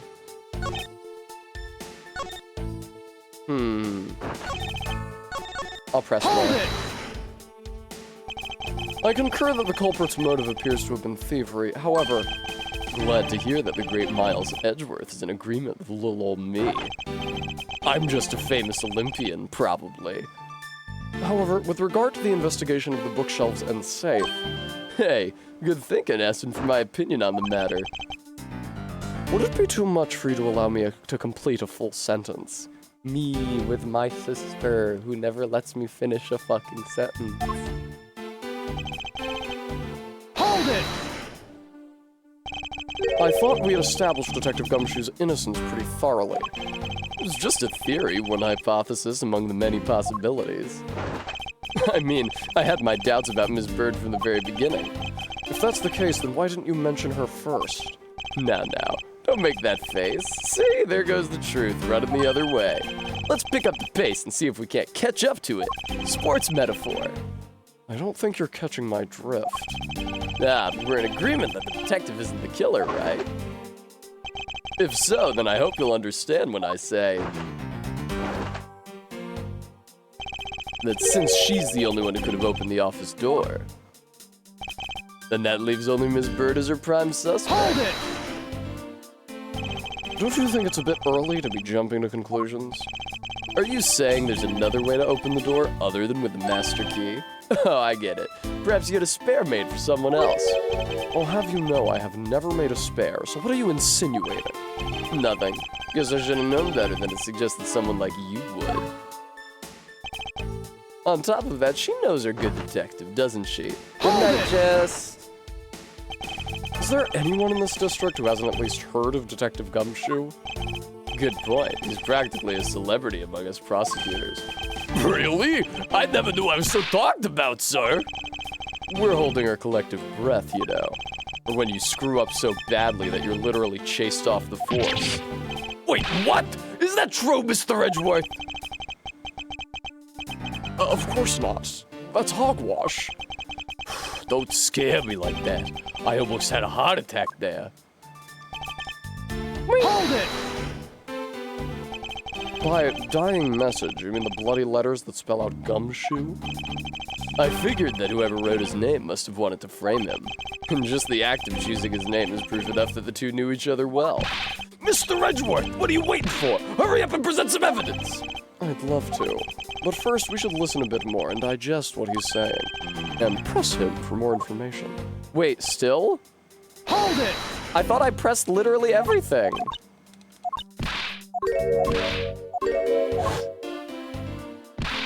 Oh, I see. So this was the step where I said I wanted to hear more from her. But now when I replay it, there's no option. You just hear more from her by default.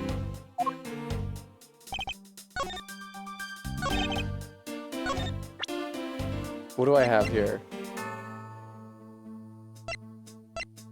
I don't know, man.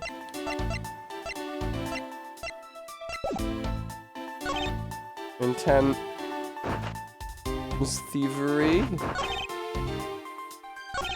Leaves only Ms. Bird as our prime suspect. Oh, you can present profiles. I just present his profile. Didn't I? But Edgeworth encountered the murderer and heard a man's voice, so he knows it wasn't Ms. Bird. She knows a good detective, making it almost more probable. I no. How old is she? Jesus fucking Christ, she's 23? Guys, I got bad news. I don't know what the fuck I'm supposed to do here. Have I not fucking pressed literally everything? Hold it! He's 32, Bram. Quite the age gap. Hold it! I really thought I pressed literally everything. I think I did. I think I'm just too dumb to figure out what to do at this point. Happens all the time. Ace Attorney moment. Hold it! Canceling him on twitter.com.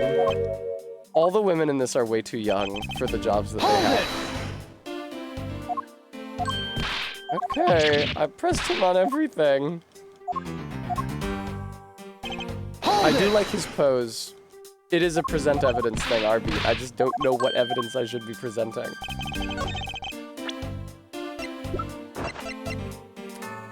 It just says works as nighttime security for her profile. It's my first time speaking with him. In charge of the initial investigation. Classic.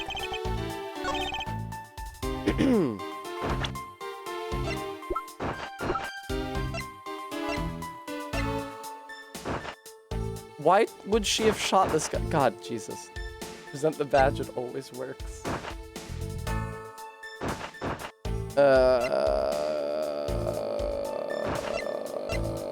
Stolen from the security office.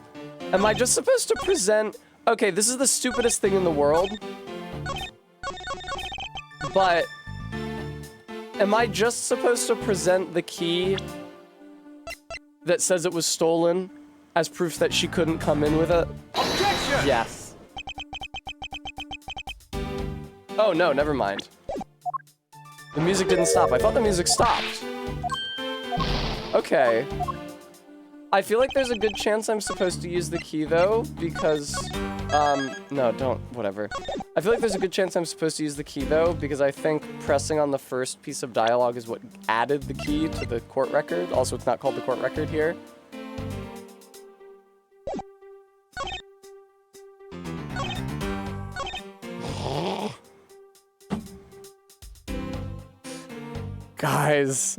Guys, I don't know what to do. Guys, I don't know what evidence to present. I just accuse him. Oh, can you not? You actually can't present profiles. Okay. You cannot present profiles as evidence. Got it. That helps narrow down the number of things I could possibly do, and it's probably not the prosecutor's badge. Body was found at 2:05. This just says it was stolen from the security office.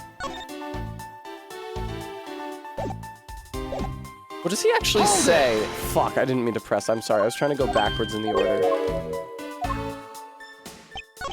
It's B to go backwards. She snuck into the room using the master key. Her intent was thievery. If Detective Gumshoe isn't the one who opened the door, then that leaves only her as the prime suspect. Oh, God. No, Arbeat. I examined it, and they made this whole 3D model of it.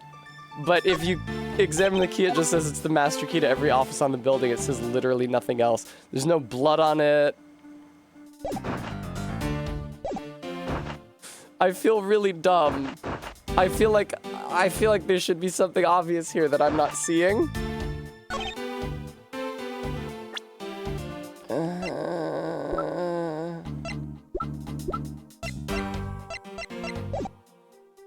His jacket is so cool and awesome.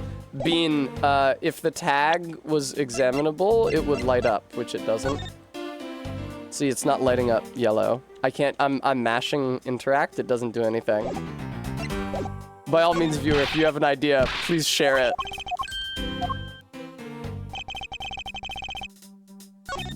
Hold it! Oh, fuck, I didn't mean to press him, I wanted to go backwards. Well, Bram, that would be good in real life. Shoot, Portsman. Present gun. Issued to the victim believed to be the murder weapon, only one shot fired. Possibly Beans.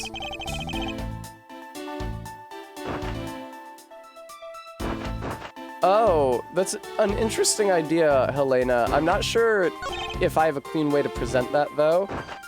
I'm gonna try what Bean suggested. That leaves only Ms. Bird. Objection! Not it.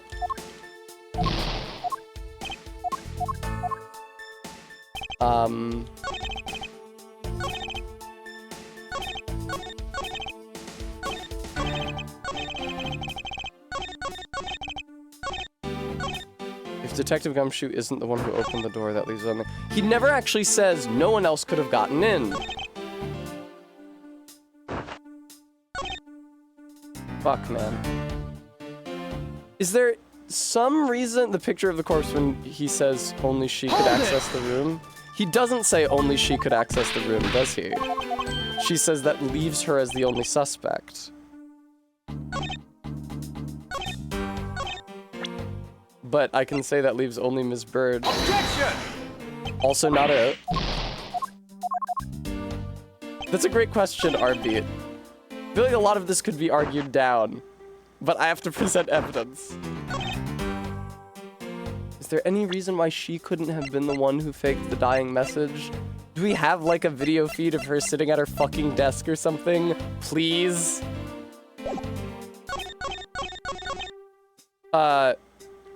Present the key when he says that she used the key? I already tried that.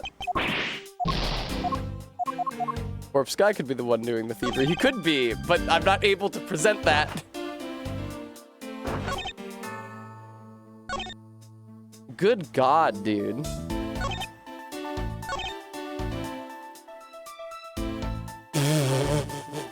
I'm stuck pretty bad, to be honest.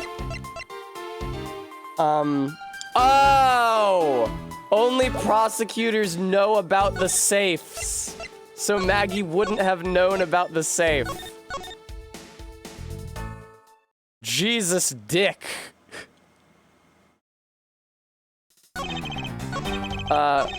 From the mess of shelves to the wiped down safe, present the safe. Objection! There you go. Fucking Christ, dude. They really put me through the goddamn ringer. Do you wish to continue insisting that Ms. Bird was set on stealing something?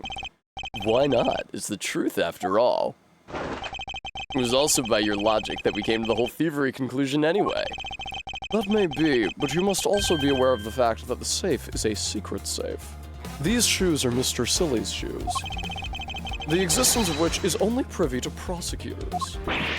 I find it a little hard to believe that a hidden safe was a part of her cunning plan. But she could have found it by accident while she was turning everything else upside down. I highly doubt that. I'd say the culprit knew exactly what they were looking for. After all, only the bookshelf and the safe were targeted. Yeah, look at this terrible fucking expression. Yeah, even I didn't know about that safe, pal. That means there's no way Maggie could have known about it either. Is the smart guy chips meme? I'm not familiar with the smart guy chips meme. Then are you proposing that the killer is a prosecutor? Interesting conclusion. That's definitely looking more and more probable. What's wrong, prosecutor? Do you have a different suspect in mind now?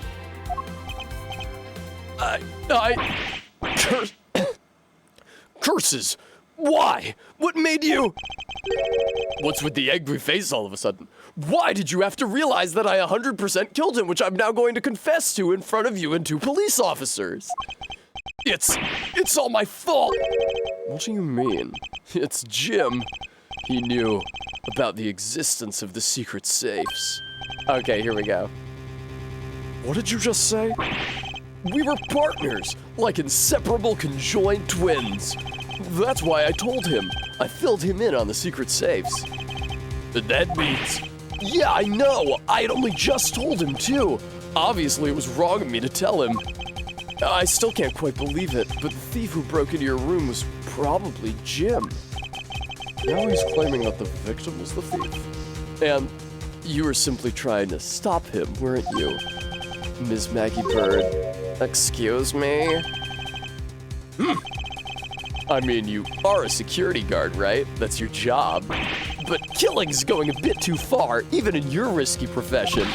But then you're still accusing Maggie of the murder?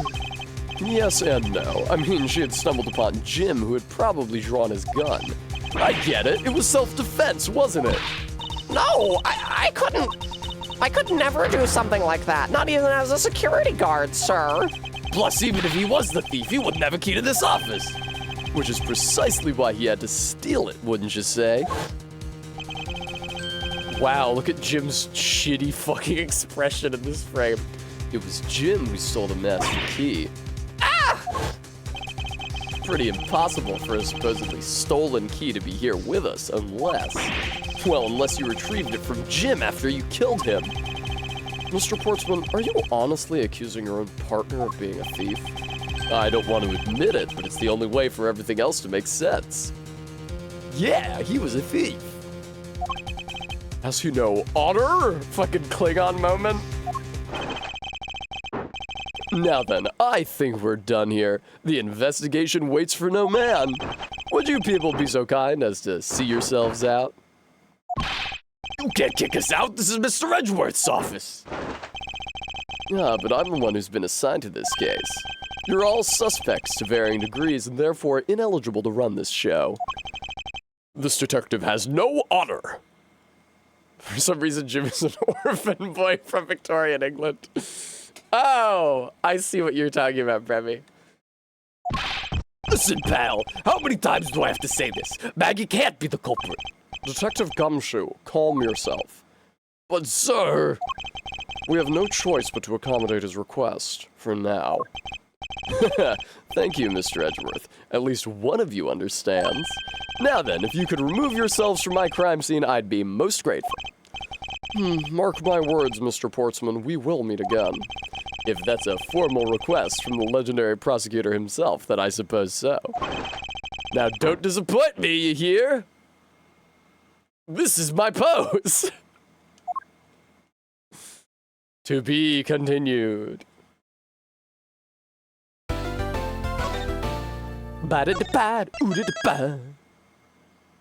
Latter, investigating the hallway.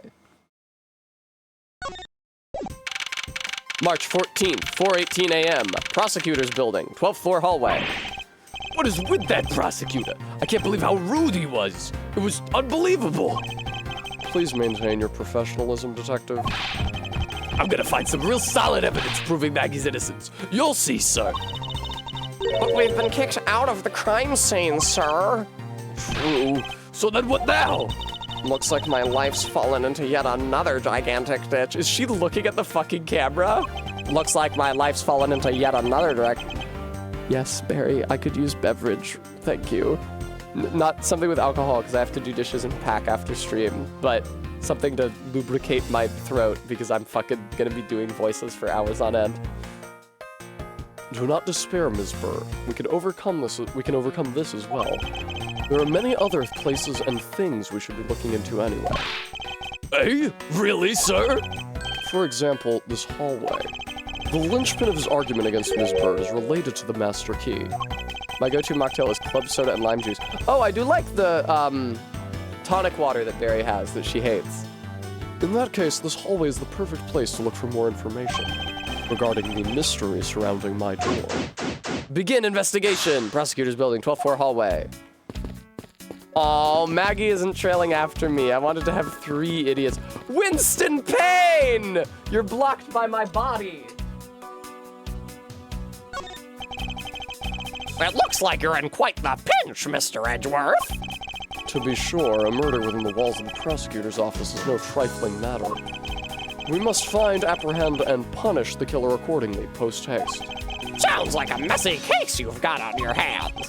If you ever feel lost or need some advice, my door is always open.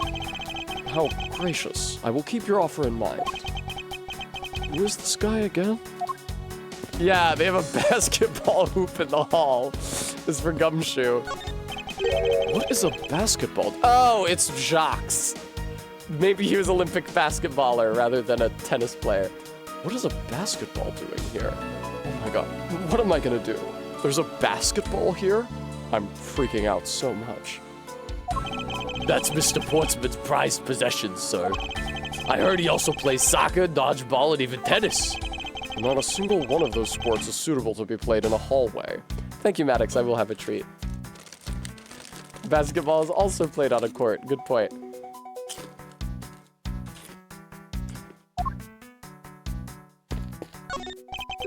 What is a basketball hoop doing here? Hey, didn't this used to be just outside next to the building a long time ago? Oh, I had a funny line last night. Me and Amber's friend's girlfriend were discussing athleisure brands. Real special conversation for me. And she talked about how athleisure felt like a metrosexual era portmanteau that should have gone out of fashion but didn't. And I said it's a useful distinction from athletic wear so that you can be sure that you were describing the sort of thing that Olympian beach volleyball team would wear as opposed to an Olympian any other sports team would wear. Didn't this used to be outside the building? I don't know who said this. Didn't this used to be just outside next to the building? So when and why was it moved indoors? Shit, regular zebra. That's what happens when I try to leave Lululemon without paying. I try to walk out with thousands of dollars worth of Lululemon. I don't remember exactly, but I saw one of the officers drag it up here recently. Drag it! I heard that it wouldn't fit in the elevator, so the poor guy had to bring it himself. I'm sure you mean up the stairs, but you didn't say that. All the way up to the 12th floor? Is everything all right? Yes, sir! If you must know, I weighed myself this morning and I'm finally at 154 pounds! Congratulations, but I was asking about this hallway in this room. Oh, everything's okay, sir! Word of advice, stay focused or you may start to lose even more weight. Holy shit, was that a threat? This office. 1203. 1203. Hey, Maggie, whose room is this again? That's Mr. Portsman, sir. So he's my new neighbor, I see. I suppose he moved in while I was away overseas, in funny England, home of Doctor Who. I went to my beloved Buckingham Palace to try to make those guards laugh. I won't rest until I've inspected every suspicious-looking nook and cranny. Boy, is that gonna get old. A well-crafted, high-quality sofa for visitors. The stitching is excellent. Talk about a luxury waiting area. These babies are also great for napping, you know. You would sleep even out here, Detective? In a hallway? Whatever I do, I always wind up dreaming about giving testimony up on the stand. But it always ends the same way. Me getting trounced by a lawyer. Isn't that awful? Maybe I should give it a try sometime. To envision myself winning, naturally. It's... Isn't this the missing O-Series file, sir? No doubt about it. The bloody letter marks it clear as day. There seem to be a few pages missing. Our thief took only what was necessary and left the rest behind. So what are these O-files about, sir? I guess they've got something worth stealing in them, huh?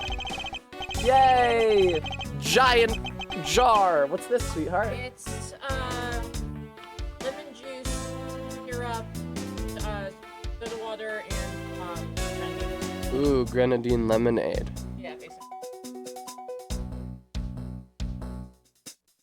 Thank you. Is it good? It's delicious. Good. Ah, that is really nice.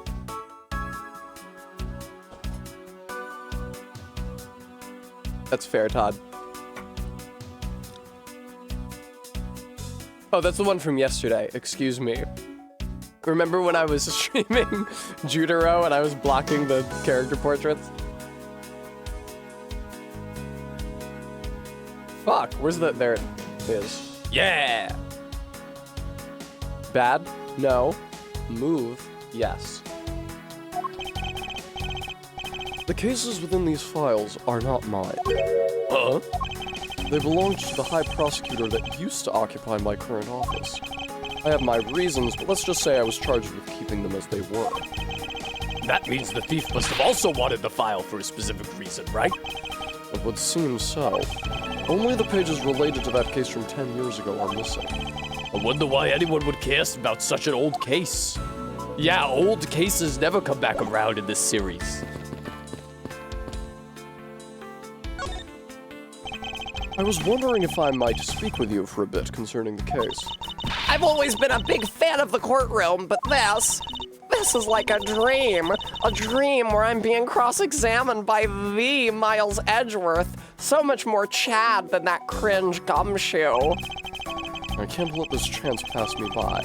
I must remember to ask her about the master key. I should jog her memory by showing my notes to her with why. Should I make the game a little smaller so that you guys can see more of the screen and dialogue? Have you ever met the victim before? Well, I've seen him a couple of times before when I had to go to Mr. Portsman's office. Kyogi, thank you so much for the $10. Mr. Faith was always playing basketball with Mr. Portsman, sir. That sounds like fun. Just once I'd have loved to play with him. It sounds fun. The only person ever taking a shot was Mr. Portsman. All Mr. Faith ever did was pass him the ball, sir. On second thought, I don't think I'd have fit in all that well with him. Weird thing to say, and I said it weird. You can't present profiles in this one, pal. Nice try. So when did you discover that the master key was missing? By the time I realized, I think it was around 1 a.m., sir. And I noticed it was back at around 2:30 a.m. It was just sitting there on the ledge where the security room's reception window is. But I'm sure that between those two times, it was not just gone, but stolen, sir. Really? Why is such an important key stored in such an insecure place? It's not like that, sir. We always keep the key further inside the room, away from the window. Always, you say? Except for this time, correct? Well, I admit that I was a bit careless, but I had my reasons. I left it out because I was sort of using it at the time. It was after I had used it that I left it sitting out on the ledge. She used the master key? I'm just a lowly security guard, so I'm not sure what I should do with that other than to guard it. It's like talking to another gumshoe. Okay, she doesn't know about the safe. You gotta present them all the evidence. She doesn't know about the gun. Kyogi, I'm sure I'll get to it eventually. I think I'm playing the games in release order. I was gonna skip this one, but people asked for it, and then also I remembered specifically the NPCs in the last case I really love. The one guy who's like this, and the other guy who's the old man. I really want to voice them. Anyway. Okay, you don't know anything. That's a prosecutor's badge, isn't it? It proves that you're really a prosecutor. Bremy, I'll probably end up doing them all unless I stop streaming before I get to them. I don't know how long I'm gonna stream for in this life. I hope you'll be here with me until I have to say goodbye, viewer. Interesting. Despite all appearances, she seems to know more than Gumshoe. With that badge, even I could be a professional prosecutor. Sir, may I please try that on just for a little bit? I don't think that would be a very good idea, do you? I guess not. On second thought, they're actually on the same level. God, that's nice. That's a delicious beverage right there. Used the master key? What did you mean by you used the master key? That's a very odd phrasing. What did you mean when you said you... Used the master key. Oh, I had to use it to open the door for this prosecutor who had forgotten his key.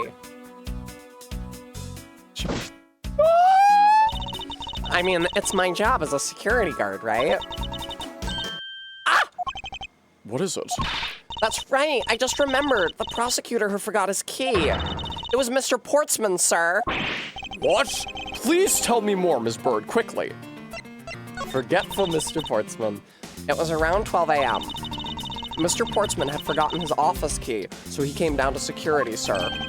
And that's when you loaned the master key to him? No way! It's against regulations to loan the master key out to anyone. I walked with Mr. Portsman to his office and opened the door for him personally, sir. She looks so cute here. I see. Oh, that makes sense, Trot. And then, what happened after that? Well, he called for me to come close up his office as he was leaving to go home.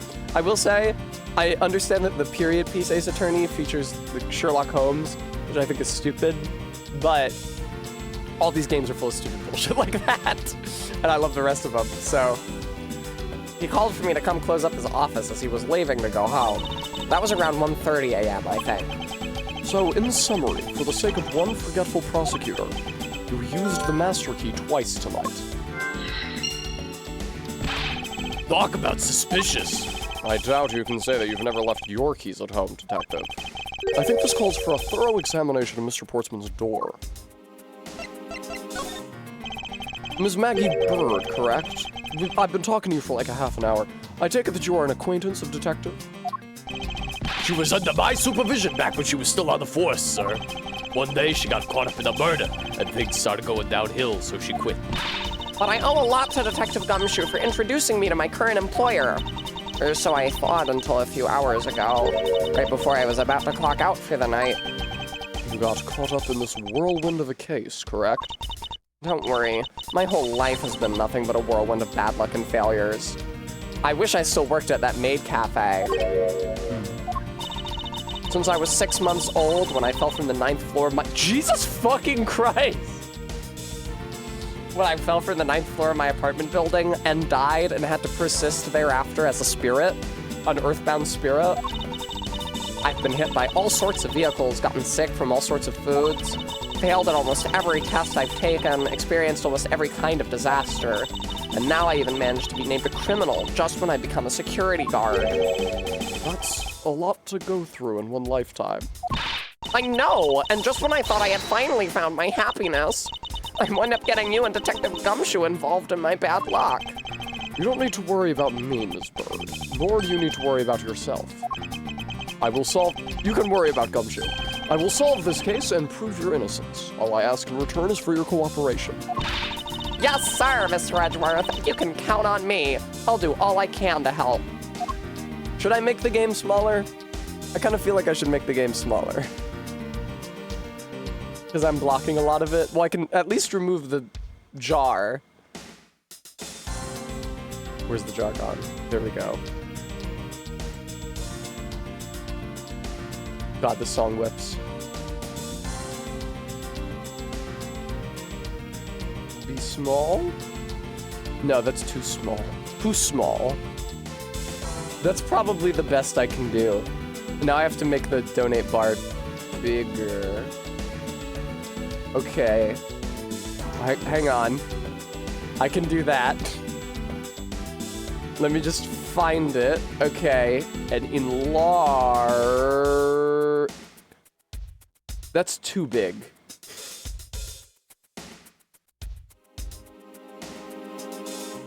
Give me money! Okay, fine.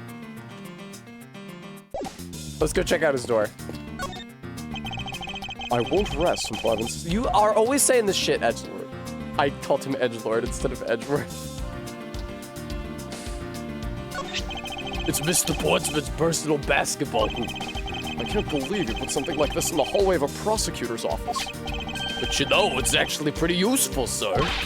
I haven't gotten lost trying to get to your office since it's been here. How long have I had the same office and yet you still managed to get lost?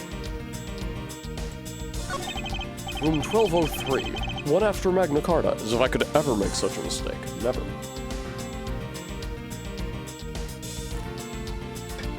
I take it this is Mr. Portsman's office? Yeah, oh. Yeah, you can't miss it because of that basketball hoop, sir. Oh, that reminds me. Mr. Portsman had actually wanted room 1202 really badly. But since you were already occupying it, Mr. Edgeworth, we put him next door, sir. So why was Mr. Portsman so particular about getting room 1202?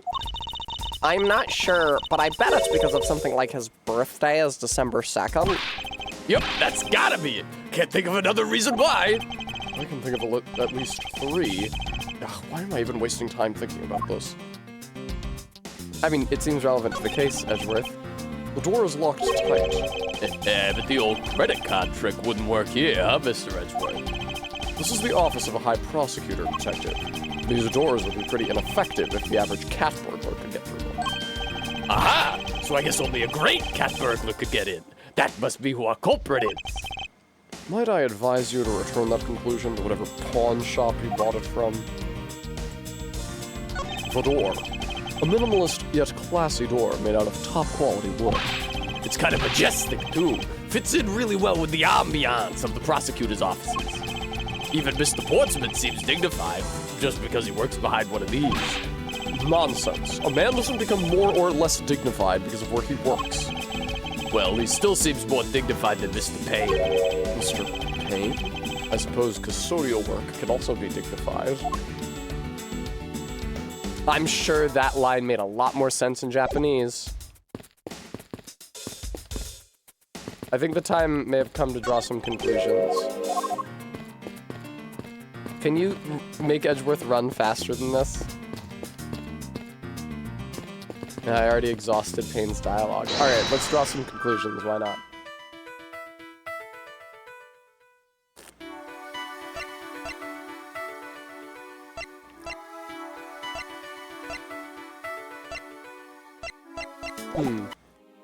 Oh wait, I do also have evidence that I can look at. It's just a photo. They didn't want to make a model of the book. Oh shit, R-Beat, you're right. Beep. They must have been there during Judera. That's embarrassing.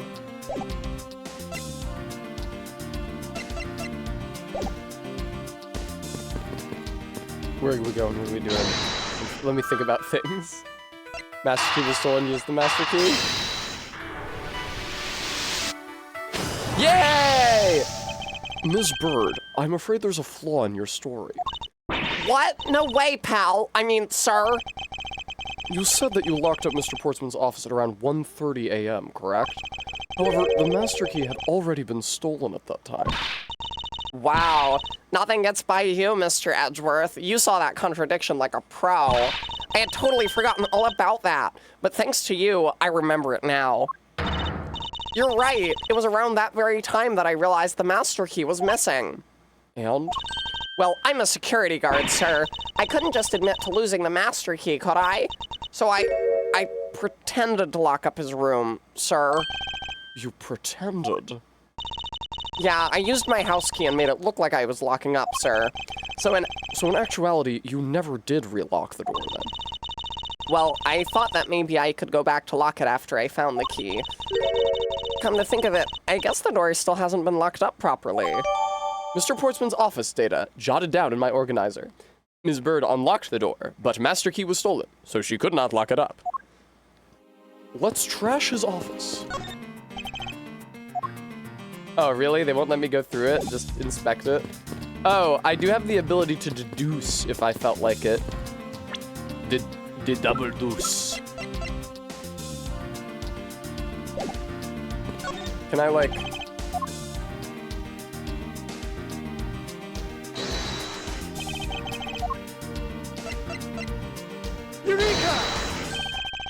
No. Wait. There's a contradiction here between reality and the evidence. If what Ms. Bird has said is true, then why is this door locked tight? Oh, I didn't realize it was locked. You know, you're right. Wow, really regular zebra? Ms. Bird, are you sure you didn't relock this door? I'm certain of it, sir. And I don't think Mr. Portsman noticed it himself that I hadn't. Which means what, sir? It either means that he actually does have the key to his office, or that the door Ms. Bird opened wasn't this one at all, but a completely different one. Ah, shit. She opened a different door? But how could you prove that? There's an easy way to find out. All we need to do is... we need to examine these. Prints on the number plate. That's what I was thinking. He swaps the numbers around. The prints on the number plate. They will tell us all we need to know. Everything? Really? Like what, sir? Like, well, for example... What? No! Why wasn't that it? That seems so obvious. I was thinking that he could just swap the number plates around so easily. God damn it. Wow, that was amazing, sir. We need to examine the prints on the doorknob, I guess. The prints on the doorknob will tell us everything. Hey, you. Yeah, you, pal. Do us a favor and see what you can lift from this, okay? So, what'd you find out? There's no need for such belligerent nostril flaring, Detective. Sir, I found only Portsman's and Mr. Faith's prints on this doorknob. So only 2 people's prints were found on this, huh? That's pretty decisive. Huh? I'm lost, sir. Thinking logically, a certain other person's prints should be on this knob as well. Now then, whose prints should also be on this doorknob? Jesus, now they're really spoon-feeding. Take that! We could tell you were dumb as bricks. Don't you find it odd that the prints of the person who unlocked this door are absent? You mean? Yes, the door that Ms. Bird opened could not have been this one, but a different one. Mr. Portsman's office data updated in my organizer.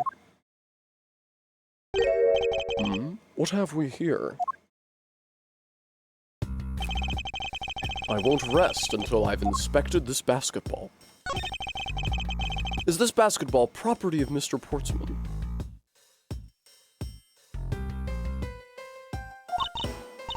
Yes, sir. He's always ready for a match. Basketball, soccer, dodgeball, tennis. Doesn't matter what sport it is, he's game. That's his character trait. Although I think it'd be a little hard to play tennis with this ball.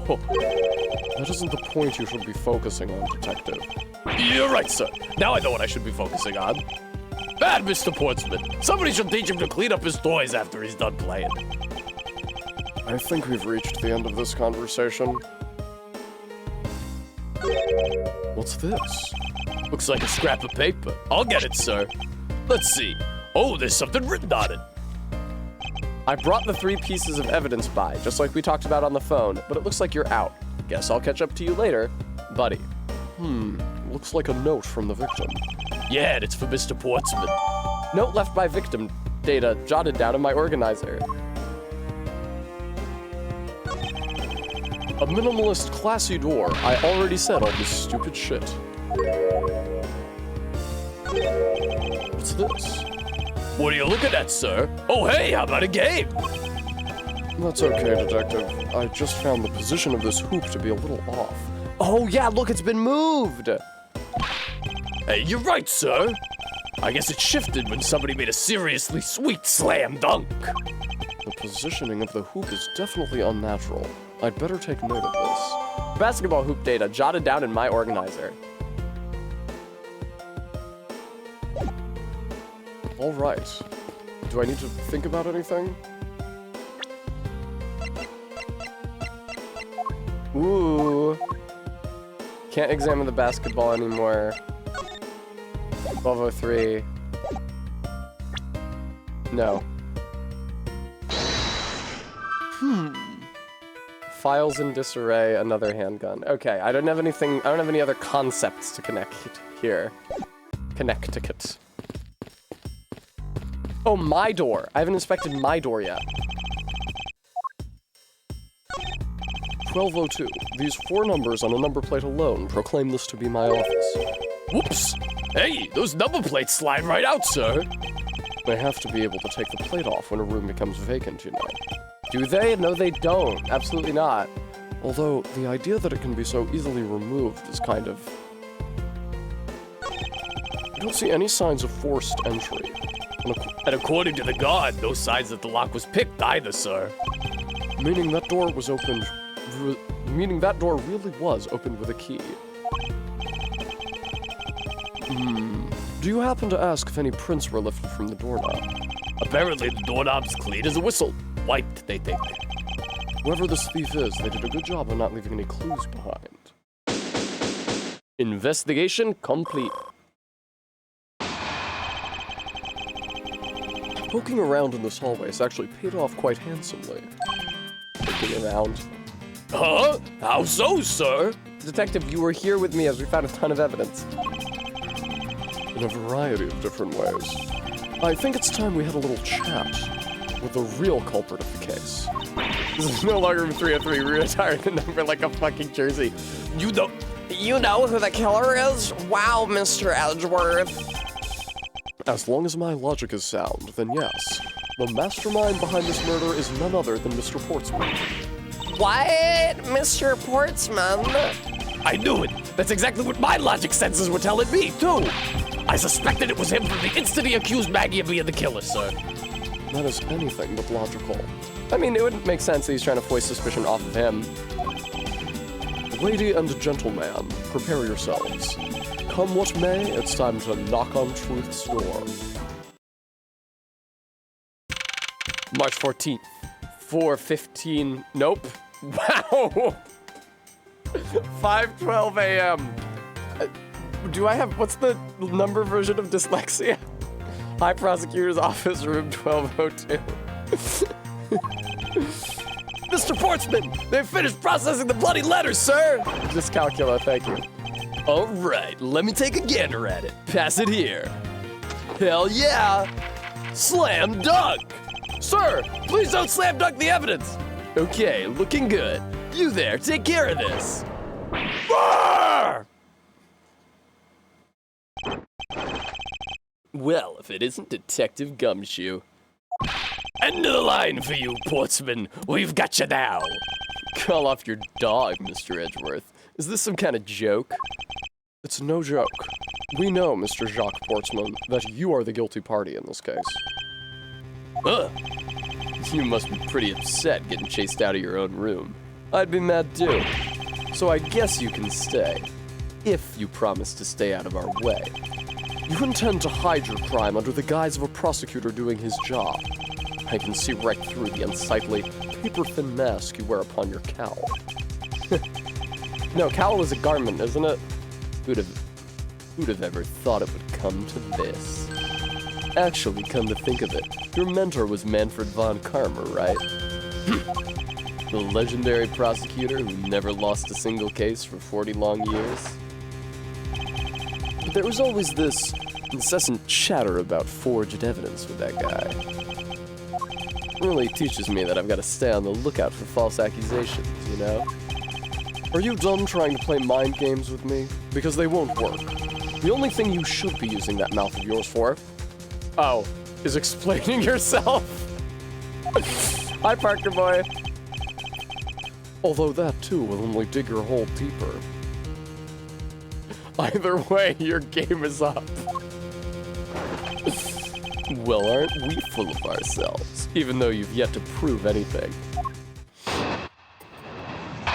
Did they know that they were putting in all this innuendo? Mr. Portsman's rebuttal.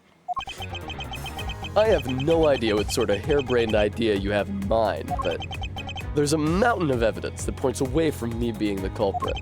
Besides, how, may I ask, do you propose I unlocked your door and got in here?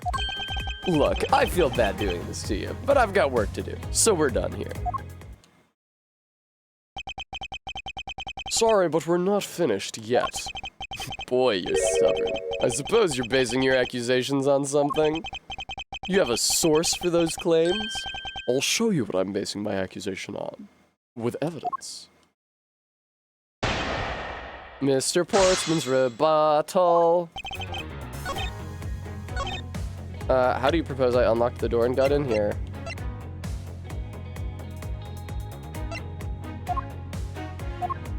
With the fucking master key? Objection! I believe you were able to open my office door with the master key, no less. Objection! Wait. Hold on for a sec. I never laid a finger on that key, as you already know. Precisely. You were able to open my door without lifting a single finger. Well, maybe you did, but only to direct. Like this. That's right. You used your finger to direct this person to open my door with the key. Take that! You had asked Ms. Bird to open your own office door for you, yes? Yeah, I kind of forgot my key at home. Happens a bit too often for my taste, you know? But the room you had Ms. Bird open at that time was not your own, was it? What? You have quite the imagination. Why don't we ask the girl herself whose door she opened, shall we? I'm certain that it was Mr. Portsman's door, sir. I checked the number plate to make sure I was opening the right door, sir. See, Miss Bird backs up my story. Yet, what if you had misled her to fool her into thinking what you wanted? And how do you suppose I did that? By switching the number plates on our doors, for example. That's right. They do slide out pretty easily. Furthermore, you then used one other thing to give a very strong impression. That the door she was opening was yours, and not in fact mine. What was it that Mr. Portsman used to make Ms. Bird think that it was his room? No. There. Take that! What? The basketball hoop, sir? It's quite the peculiar fixture in any hallway, let alone a hallway in this building. Which is why it left an unusually strong impression on you. Except they misspelled it. It says, which is why it left unusually strong impression. It's an object perfectly suited to sit just outside the office of a particular prosecutor. Whoa! That's very true, sir, because there was a basketball hoop sitting there. I thought the door I was opening had to be Mr. Portsman's. There are signs that the hoop has been moved. To sit in front of my office. To sit it in front of my office, to be sure. That's right, Reza.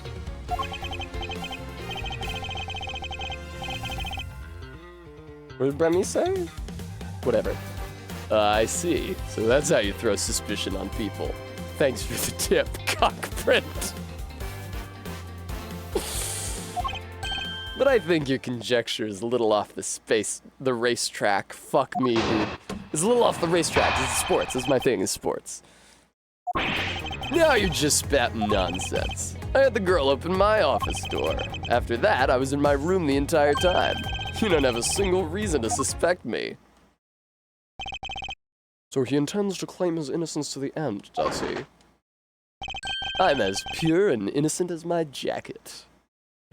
My jacket's never done a single thing wrong in its entire life.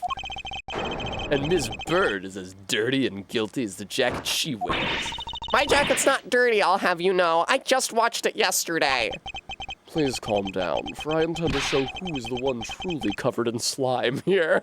I mean, he's not... Ah, yes, your guilt has covered you in a thick layer of translucent slime. Swing!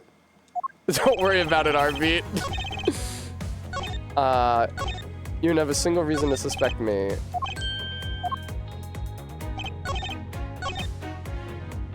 I don't think you were in your room the entire time. Objection! Yay! He did the thing! That was a lie. What are you talking about? How was that a lie? This is a note that the victim left for you, Mr. Portsman. A note? It was left under your door, or did you not notice? And right here it says, "But you're out." You were not in your room when the victim came to call on you. So then, where were you, and what were you doing? No! No, you play as Edgeworth in this one, Barry. I'm playing as him right now. I see you played as Edgeworth for a little bit at the end of the third Ace Attorney. But he's the player character in this game. Shall I explain it in full detail for you?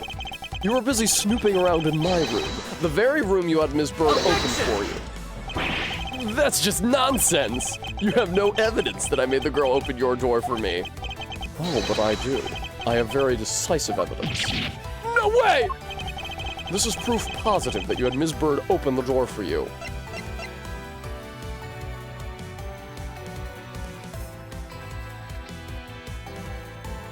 This goes off. I don't fucking know.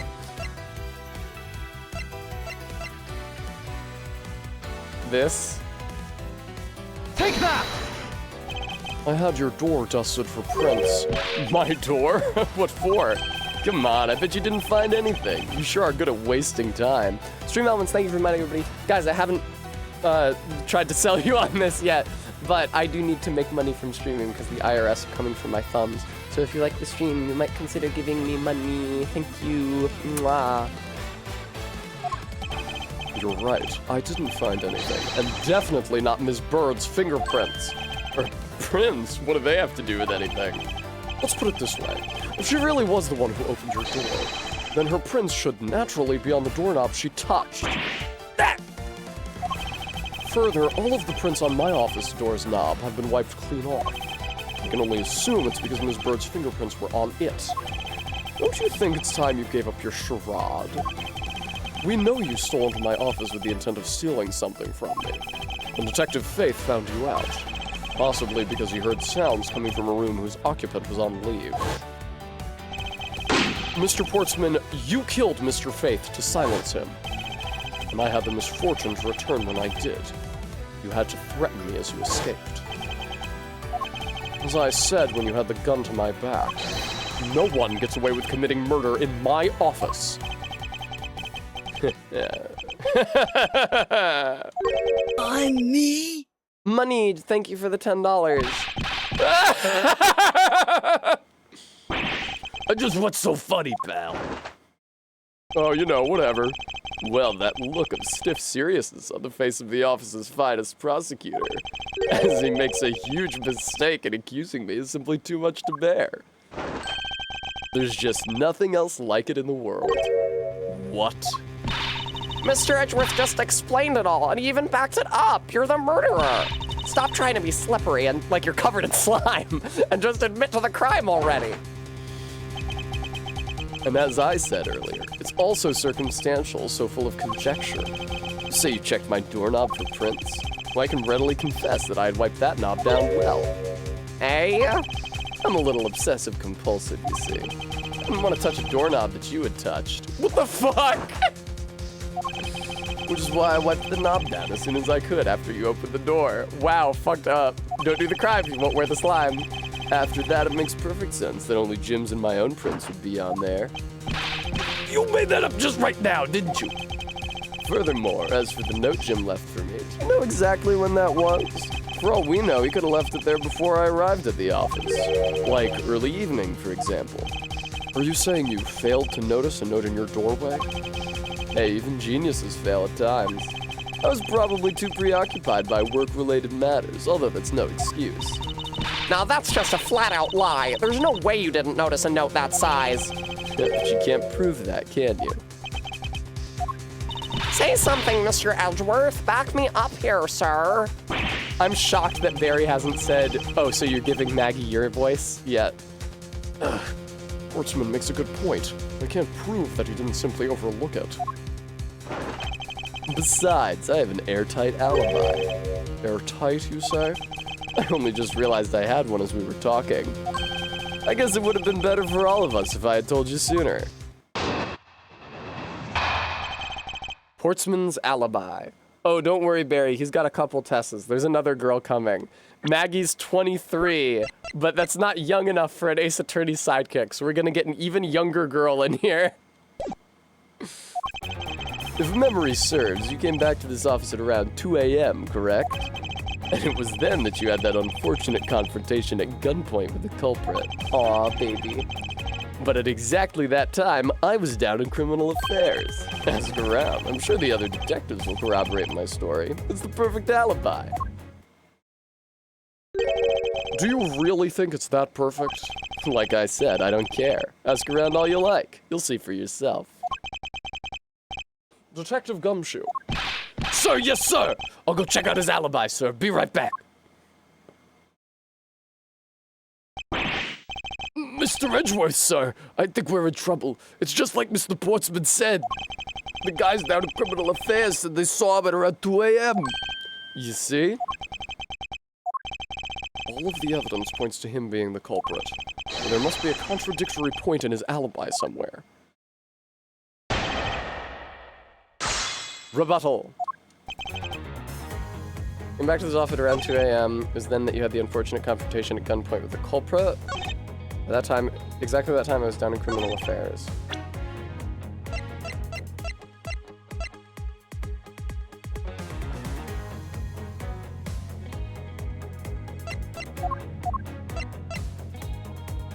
Unfortunately, the key piece of evidence, not the key piece of evidence, but the key doesn't list the time that it was returned. He might have like gone down to put it back on the desk. I think I have to press here. Portsman's alibi may seem perfect at first glance. But yes, I'm pressing him. Hold it! You are correct, it was around 2 a.m. Are you sure? It's really important to me that you're spot on with the time. I remember checking my watch then, and make no mistake, it was 2. Ooh, giving testimony like a pro. Okay, so you came back to your office at 2. And it was then that you had the unfortunate confrontation with the culprit at gunpoint. It is as you say, however. Yes, however, you are the only one who claims to have bumped into the culprit. So tell me, did you see the person's face? Was it me who you saw? It was pitch black, so I couldn't actually see. Objection! Oh, come now. I'm sure you saw something. Try a little harder, why don't you? I'm beginning to feel like I'm the one being interrogated here. Oh, well, it doesn't matter if you remember or not. It only matters that you ran into the culprit. I was down in criminal affairs. So you paid the criminal affairs department a visit? Yep, right after I left the prosecutor's building, I headed straight for the precinct. Hold it! Well, we did go and ask around to confirm your testimony. And it was just as I said, right? Yes, sir. A number of detectives said that they saw you at around that time. See? I have the perfect alibi. That's the ace I had up my sleeve. I'm an Olympic poker player. Ah! And where they let you keep aces up your sleeves. Impossible. He actually does have the perfect alibi. What's wrong? Why the sudden sullen look on your face? Can't you say anything back, Mr. Edgeworth? Yeah, I think we've reached the end of the line and it's time to get off this crazy train. You there. Sir! Please escort the young lady out. But remember, be gentle. Maggie! Detective Gumshoe. Is there nothing I can do? There must be a way to turn this situation around. If I only had a clue. Did I miss something that can help me cast doubt on his alibi? I need to calmly think this through one more time, and with logic.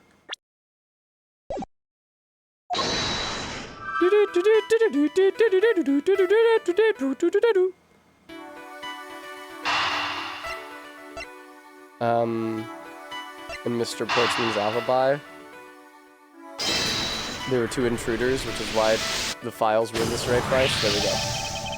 What if Von Carver's ghost was like, Miles, remember? What can I do? How can I pull this case out? Just forge the evidence. I did it every single time. It works like a charm, Miles. What did I teach you? Never use the real evidence. Evidence points to the shelves being disturbed once before and once after the murder. But who's to say that the person who did it the second time is the same as the first? Which could mean that there was another person who paid a visit to my office tonight. Another visitor. Maybe the victim and the killer weren't the only visitors to my office tonight. Another handgun, another visitor, put them together. If indeed there were 2 culprits, and that resolves the contradiction between our murder weapon, behind our murder weapon. Despite the fact that there are 2 bullets here in this room, the murder weapon only shows signs of being fired once, leaving the possibility that the other bullet was fired from the other visitor's gun. Furthermore, if we suppose that the second culprit's gun was the one that was pointed at my back, Objection! Mr. Portsman, seems that I need to amend my assumptions regarding this case. Great, so you finally come to your senses. Mr. Edgeworth? Sir, what are you saying? This has been a big misunderstanding on my part from the start. I had assumed that the person I ran into was the killer, but that may not be the case. What do you mean? The person I ran into was just your average thief. A thief? But, sir, doesn't that cause some sort of contradiction in the facts? Not at all. It simply means that the killer was someone else. And it means that in actuality, 2 culprits stole into my office tonight. What do you mean, 2? It explains both why my shelves were disturbed twice and how there were 2 guns. Mr. Portsman tricked Ms. Bird and gained entry into my office. Objection! The Gray Fox? You're the Gray Fox! You're the most famous thief in the world! I love, do you guys remember at the end of the last Oblivion stream, I approached an Argonian wearing the cowl and he went, You're the Gray Fox. As if we were in a fucking murder mystery and he was trying to figure out who the Gray Fox was. Now you're just leading the argument. You still don't have any actual proof, you know. If you could please go along with my hypothetical scenario for now, Mr. Portsman. In the end, if you really are innocent, you should have nothing to worry about.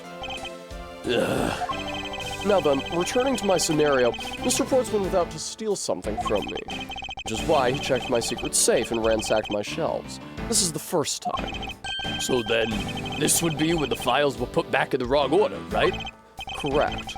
And then, just when he was about to look somewhere else, who should walk in but his own partner, Mr. Faith?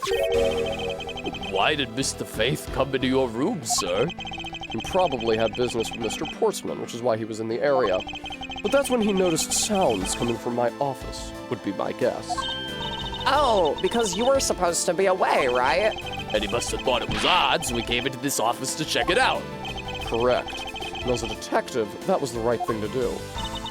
But when he came in, he found his own partner standing there. Because it was Mr. Portsman, Mr. Faith probably let his guard down. But Mr. Portsman was not so merciful as to let him leave alive. He waited for a chance and stole Mr. Faith's gun from him, and then he killed him. He silenced Mr. Faith for catching him in the act of stealing. You! He looks like a fucking, like, Crash Bandicoot character or something. I don't know, I feel like the face is so familiar.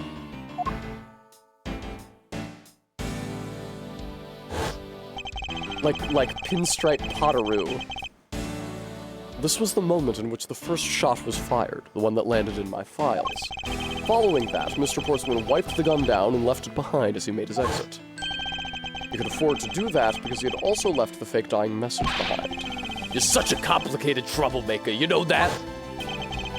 Well, if things were as simple as that, then all could be solved. However, there was yet another visitor to my room, and this is where it gets complicated. There was another Visitor, sir? Yes, and this other person's objective was also to steal something from me. Now then, even after Mr. Portsman left, the door to my office remained unlocked. However, this new visitor had no way of knowing that, and so they stole the master key from the security guard's room, and then entered my room and searched through my shelves. This was the second time they were disturbed, and it seems the thief found their prize. It is really convoluted for the first case, Faith. The stolen O file, right, sir? Correct. Only just as the thief was about to leave with the file, I appeared. The thief then threatened me with their own gun and made their escape. The second bullet was fired during that brief encounter. Did the shelves get messed up twice and the 2 bullets? It was all because 2 different people were doing those things at 2 different times. Precisely. Well, now do you see, Mr. Portsman? The person I met was just a thief and was not, in fact, Mr. Faith's killer. Your alibi for the time frame in which I ran into the other person is now irrelevant. Because we now know that the murder took place during the first culprit's visit. Objection! During the first culprit's visit. I'm seeing double here. 4 culprits. What's so funny, pal? Absolutely splendid. Your scenario explains everything. Of course it does. It's Mr. Edgeworth, after all. But you know, it still doesn't change the fact that it's all circumstantial. Supposing if, and that's a big if, your theory is right, it would indeed... Is that his nipple? Is that his fucking nipple? Anyway, it would indeed render my alibi, which has withstood scrutiny, mind you, irrelevant. Are you sure, Arbeat?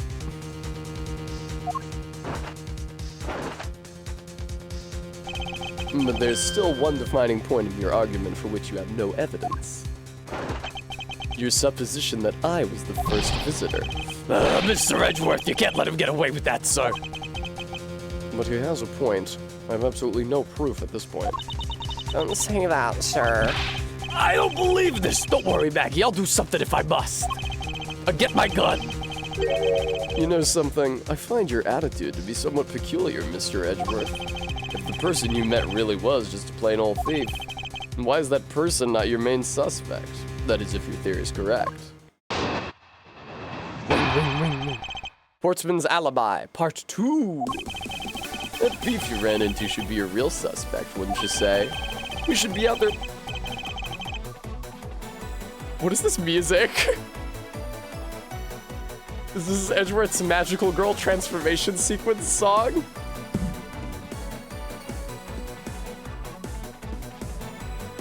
We should be out there looking for that thief right now. They might still be nearby. It's like an idol. Performance.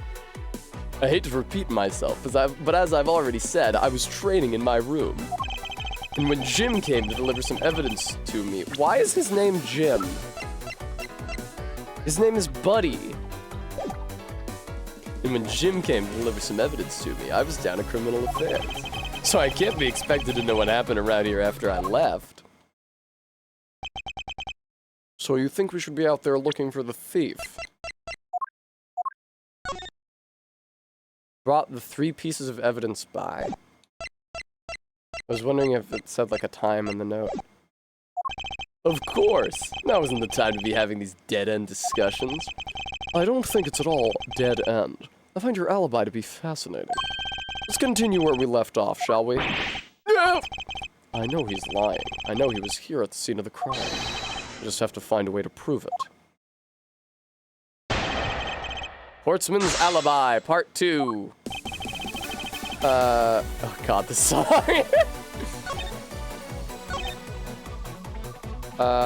You were training in your room? But according to Mr. Faith's note... Hold on, I thought we already cleared that up. Didn't we say that Jim left that note for me in the early evening? You have proof that he left it at a different time, say just before he was murdered. I don't have any, no. See? So I insist again that I was in my office the entire time.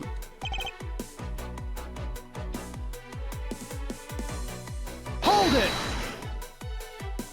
Why didn't you go there with Mr. Faith? Oh, that's because he said he was tired and was going to take a quick nap.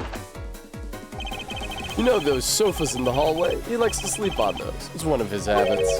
And what of the evidence you brought? There were things related to yesterday's case. Just 2 items. A gun and a pendant. For my latest case, the Hypnosis Killer. Oh, Steve, thank you so much for the raid. Can we get a shout out? Hi, everybody. I'm Tessa. I'm streaming Ace Attorney Investigations. Did you have a good stream, Stade? Interesting. This piece of testimony seems too crucial to let slip through the cracks. Okay, here we go. You brought me 2 items, a gun and a pendant, that are related to yesterday's case. I stayed. A gun and a pendant? Yes, this gun, which was the murder weapon, and this pendant, which belonged to the victim. Or C. And why were you taking them to criminal affairs? There was something in a past case file I wanted to compare these 2 to. Well, this has nothing to do with this case right now. Anyway, I believe you'll find the long paper trail I left to be to your satisfaction. This is all matching up with what Detective Gumshoe found out. Brought me 2 items, a gun and a pendant. Is that relevant to anything?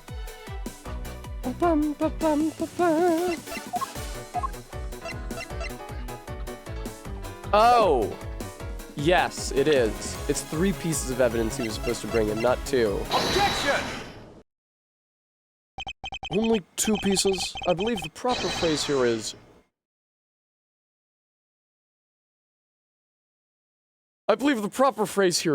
epic fail. Oh, fun, Stade. Excuse me?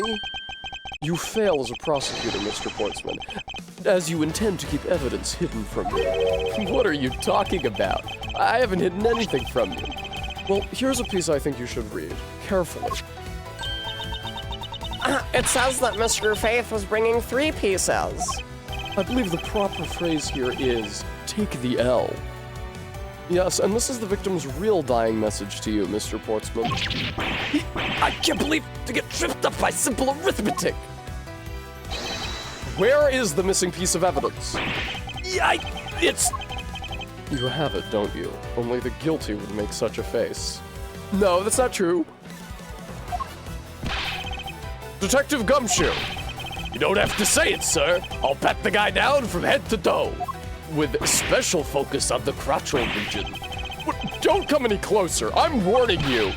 This is all part of the investigation, pal. So don't even think about stopping me. No!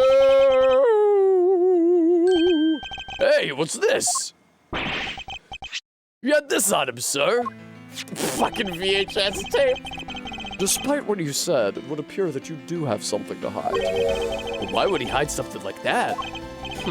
There's only one reason why anyone would hide evidence of this caliber. Look you can tell how high quality this evidence is. Look, can't you smell it? Because it would unequivocally point to that person himself as the real killer. No! Let's examine this videotape in a little more detail. For the section of the tape that will drive the last nail into his coffin, Arby, maybe he's very big. Right, maybe he's very big and his back pockets are big enough to slot a VHS tape in. KG8 incident. the KG8 incident. That's a police case number, sir. Does that mean this video is evidence from that case? What the fuck do you think, asshole? Interesting. However, what's recorded on this isn't what's important right now. Let's give the casing a thorough once-over. Okay. Blood! Ah, that's blood, isn't it? Yes, and I believe that this is what the good prosecutor was trying to hide from us. This blood is still fresh. You mean this might be Detective Fate's blood? No! No, you've got it all wrong! No amount of denial can save you. We have but to run a blood test to find the truth. You told us that you had received evidence from the victim earlier. Now you will tell us when and how did the victim's blood find its way onto this video. I don't know what is up with the grammar in the script. When and how the victim's blood found its way onto this video. What is this did doing here? Yeah, it's totally suspicious. Was it at the moment of his death? Did Detective Faith have this videotape on his personage when you killed him? You know very well there's no way to prove that. Not even if we were to examine this tape for fingerprints? Yo! If I had to take a guess, I'd say that the only ones on here would belong to the murderous you and Mr. Faith. No, impossible! No, he ate his precious gold medal. Like you do when you crack under the pressure. March 14th, 5:47 a.m. High Prosecutor's Offices, room 1202. Oh, Dagger, thank you for the follow. Mr. Portsman's been placed under arrest for the murder of Detective Buddy Faith, sir. It was just chocolate. Very good. And the results we got back from the lab techs on the tape turned out to be real solid, sir. The blood work came back and it was definitely Mr. Faith's blood on there. The murderous you, not to be confused with the royal we. And as a bonus, they were also able to lift a few of Mr. Faith's fingerprints as well. Thank you so very much, Mr. Edgeworth. I still can't believe I got to see your cool deduction skills outside the courtroom. I'm impressed beyond words, sir. It was nothing. I'm just sorry you got caught up in a murder in my office. Please accept my apologies. Oh, it was nothing, really, compared to what I've been through, I mean. I consider myself lucky that it was only a burglary and a murder this time, sir. If it had been a holdup or a hostage situation, I'd have thrown my hands up in the air. I think I'm finally rising up from a goddess of misfortune to just an unlucky person. Something tells me we should have hired a different person for security detail. I'm so impressed. Can I watch you and Detective Gumshoe kiss? You know something, sir? That Mr. Portsman really was one corrupt prosecutor. That's crazy how we just have murderers everywhere in the prosecutor's office. And why would you say he was corrupt? Well, I heard that there were a number of suspicious things related to his court cases. Not like you, Mr. Edgeworth. There's even rumors about how some of the evidence he uses is forged, sir. Not like you, Mr. Edgeworth. Forged evidence, huh? I love how the Phoenix Wright series treats forged evidence like this unbearable sin.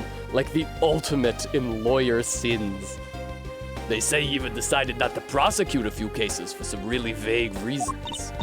Ooh, that guy was a complete disgrace to the entire profession. We never did get around to asking what his reason was for breaking into my office. Yeah, whenever we got near that topic, he just clammed up. Although, we can be pretty certain that it was to steal something. This is just between you and me, sir, but there's a rumor that some sort of huge organization is involved behind the scenes. Oh, well, well. With Mr. Portsman not willing to divulge anything, it certainly lends credence to that rumor. It would seem that we haven't heard the last of this. Huh? That Mr. Portsman isn't the bad guy? I didn't say that, but rather that there are still many more mysteries for us to solve. For example, we still haven't figured out the significance to this piece of evidence. The basketball hoop. 3 minutes ago, Gumshoe was starting it.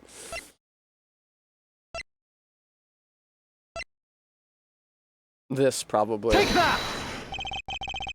The person who stole this file, the other villain of the night. Yeah, I wonder who it was.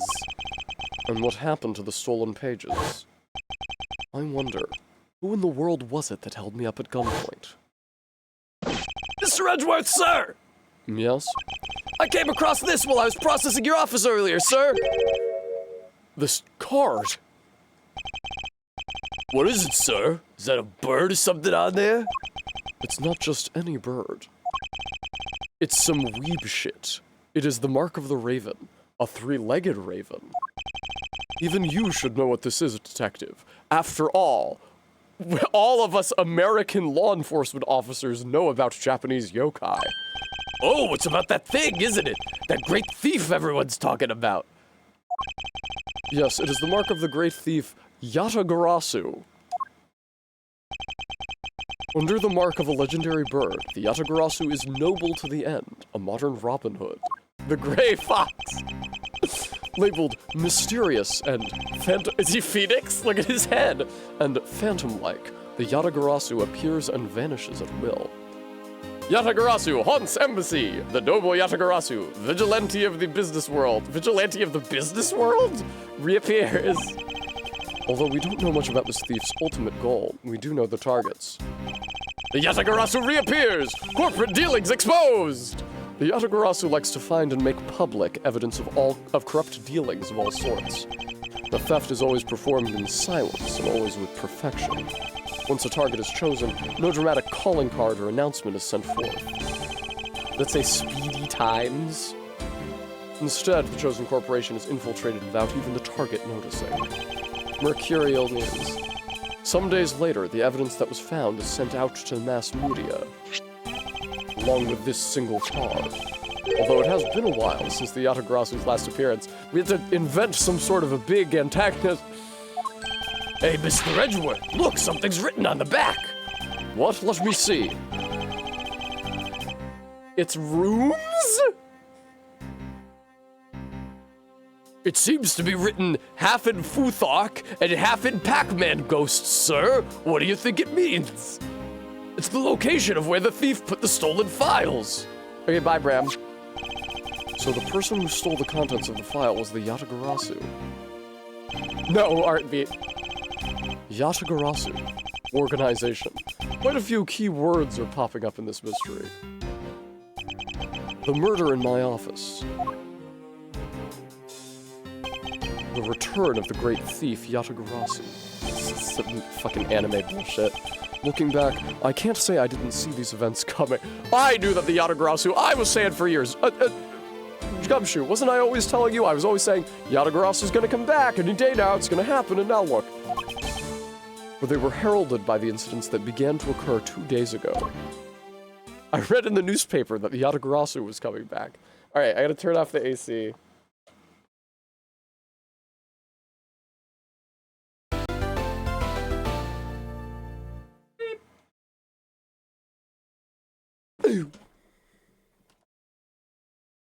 Yes, please, save my progress.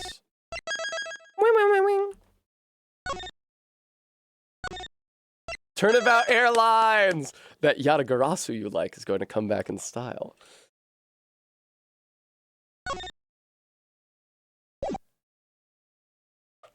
No, not Turnabout Visitor. Turnabout Airlines. Oh, this one has Von Karma, apparently? Has her silhouette on it. Episode 2, Turnabout Airlines. The murder that occurred in my office. The return of the great thief Yatagarasu. Thinking back, everything began on that fateful day 2 years ago. I mean, 2 days ago. You'd think so, Arby. Ah, oh, entropy is reversing. Oh god, that's a lot of... Go you! Yes, everything began high up in the air, 9,000 feet in the air to be precise. As a jet-setting playboy, Thank you for flying Go You Airlines. We are currently experiencing some slight turbulence. This is the Pennsylvania notice. We are asking all passengers to please return to their seats and fasten their seatbelts.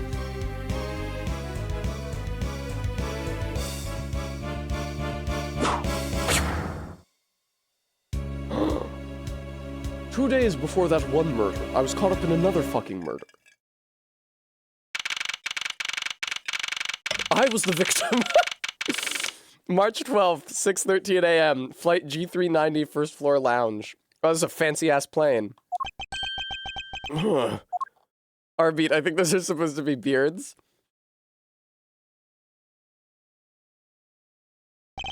Why do I feel like I just woke up from a horrible nightmare? 6:13, huh? Guess I was out cold for about 10 minutes. Slight turbulence indeed. Ladies and gentlemen, we are currently experiencing something. For your safety, we ask that you return to your seats and fasten your seatbelts. I suppose turbulence is to be expected on a flight. Hang on, I have to clear my throat disgustingly.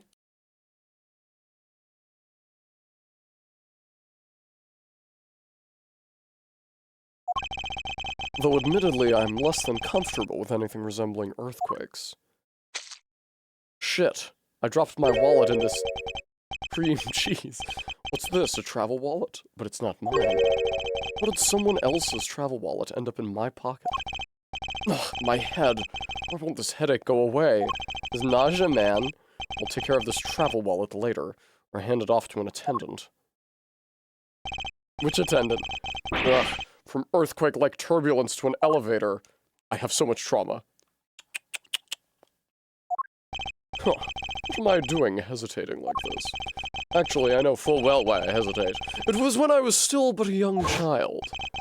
Wow, look at this old-ass graphic! I was caught up in a murder that happened in an elevator. And how long am I going to let my past haunt me? It's just an elevator. I'm a grown man now! I need to behave like one!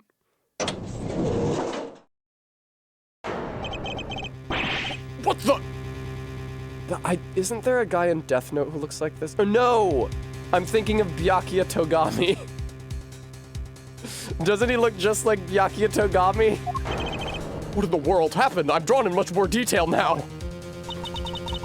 Is there something wrong, sir? I must ask that you please return to your seat. He's dead! Please calm down. We mustn't jump to conclusions without all the facts. What's wrong? Did something happen? You murderer!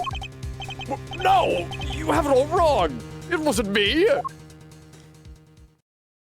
Here, let me call up Byakuya Togami real quick. March 12th, 6:41 a.m., flight G390, second floor, first... Edgeworth, of course, flies first class. Byakuya Togami.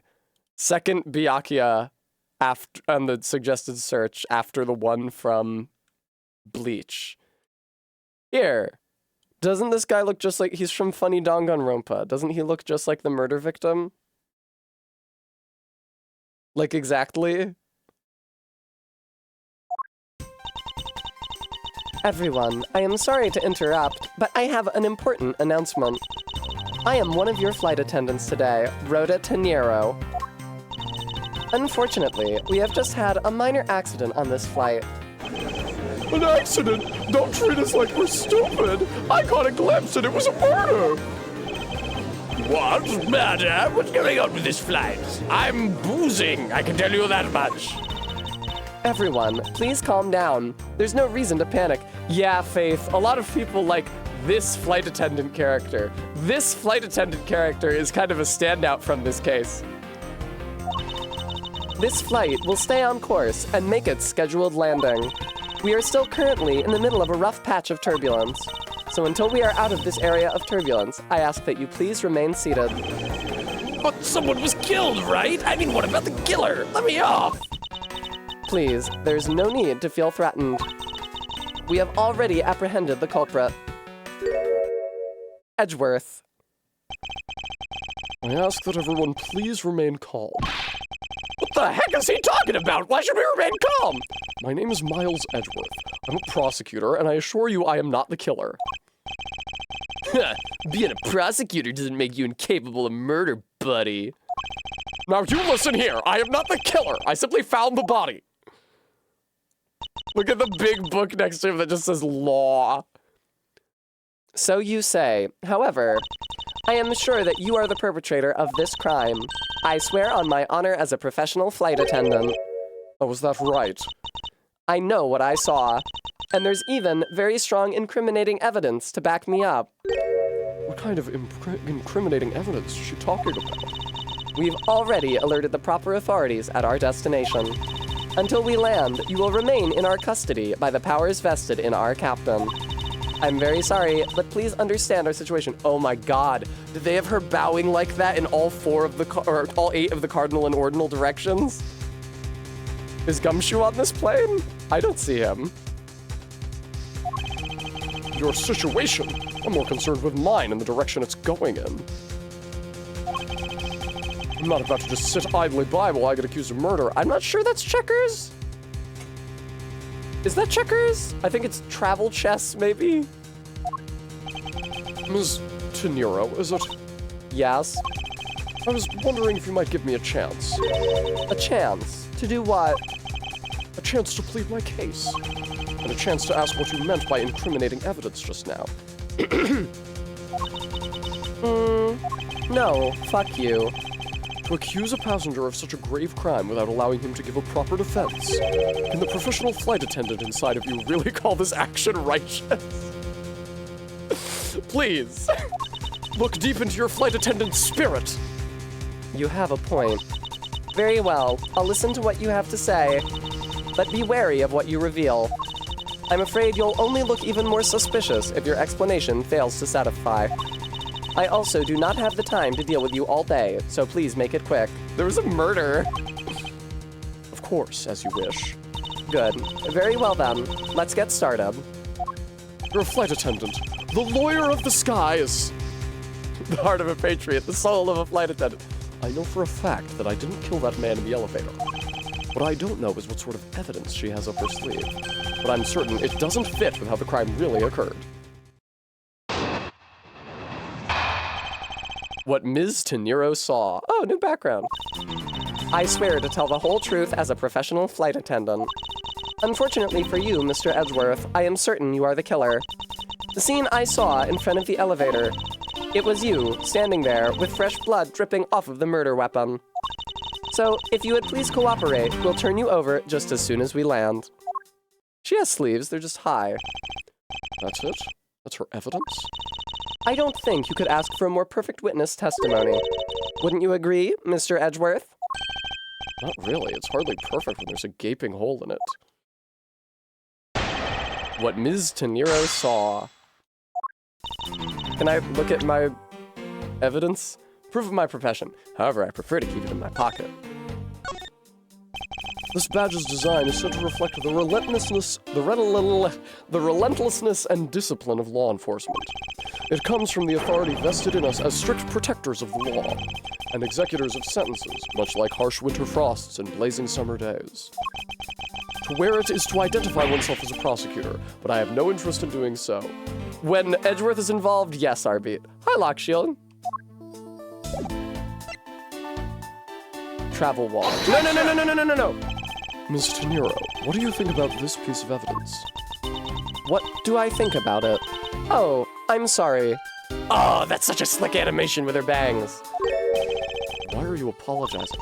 I was being unprofessional. As a pro, I should have listened to your question with a smile.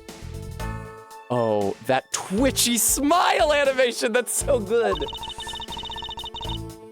And I must also answer all questions with a smile. Just say what you mean, that you have no answer to my question. Okay, let me... Don't present it. This I get to look at. Here's Byakuya.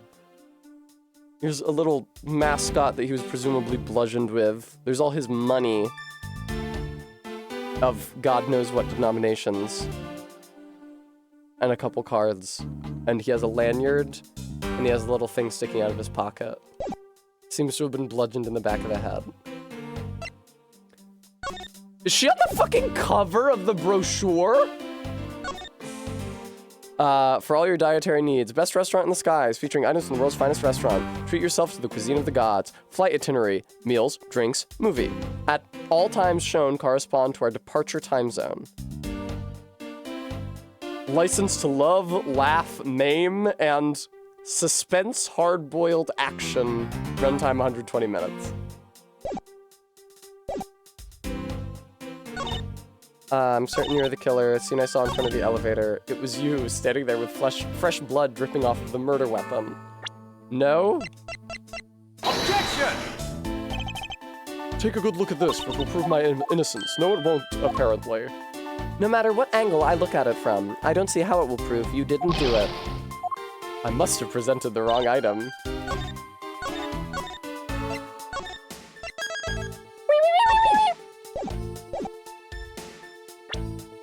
Alright, lady.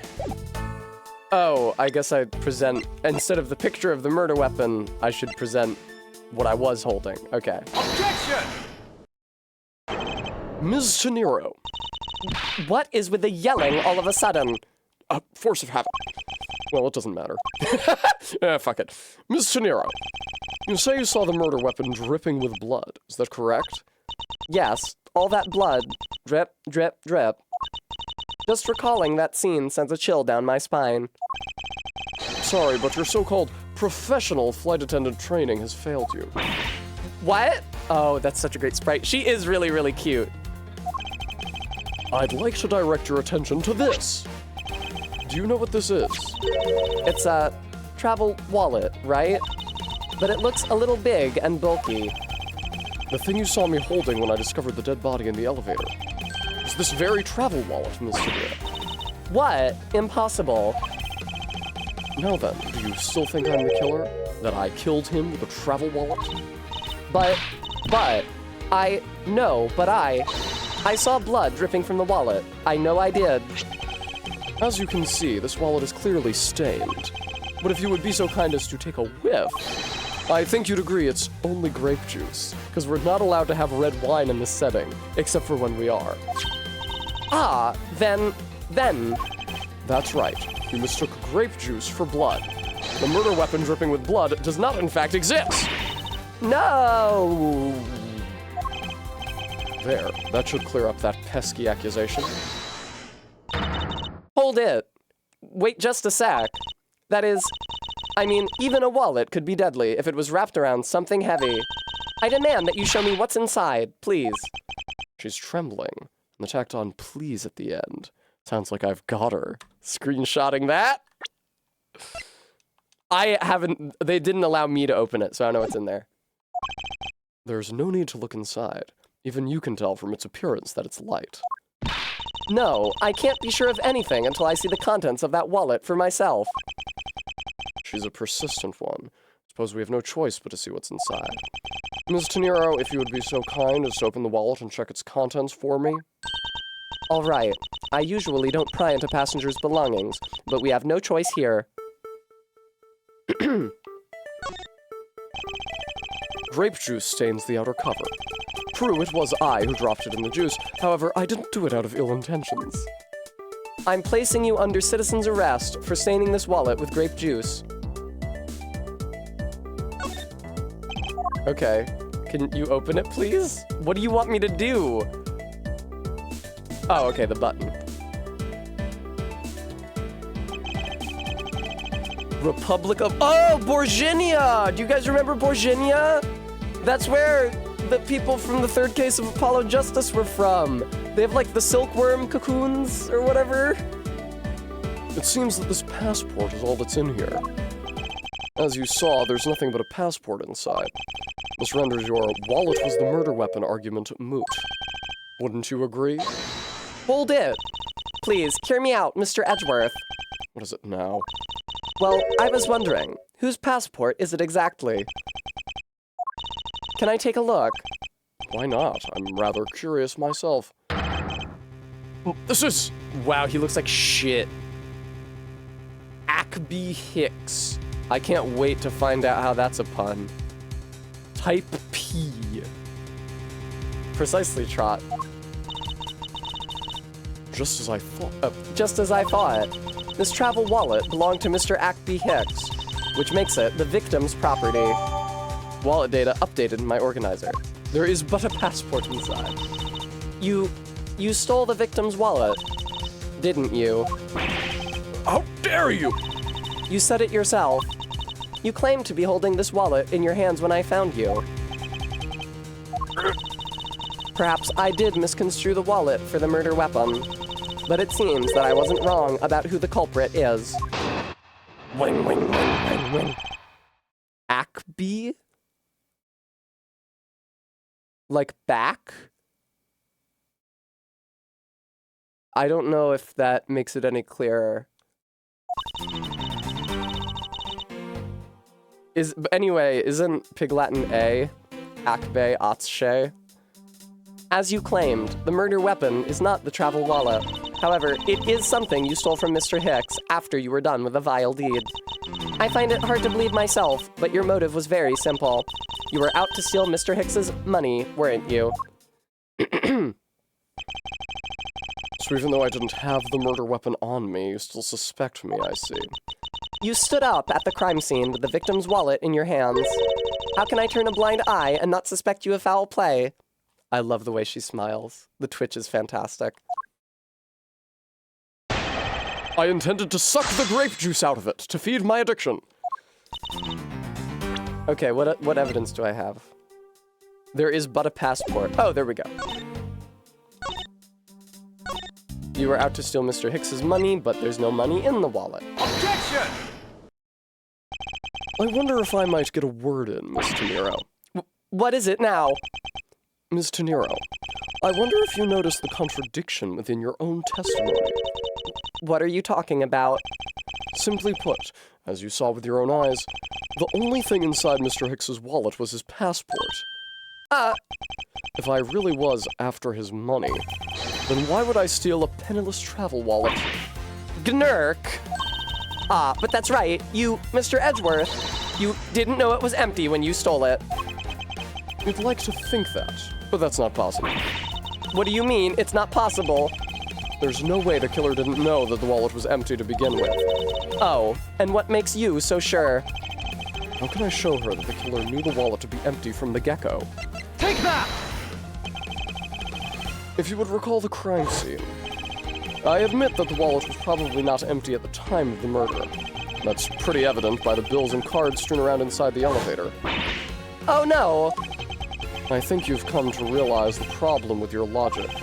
I would surmise that the victim's wallet fell out during their struggle, and that's when its contents emptied onto the floor of the elevator. I doubt the killer could have missed such an occurrence.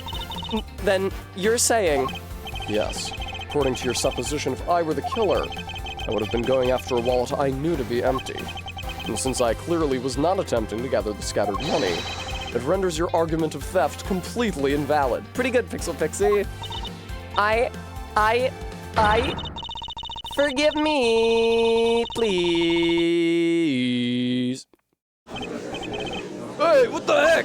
Are you saying the attendant's wrong? So that guy isn't the killer? Huh. Don't believe it, everyone. It's a trick. Will you all please be quiet? Oh, you guys, okay.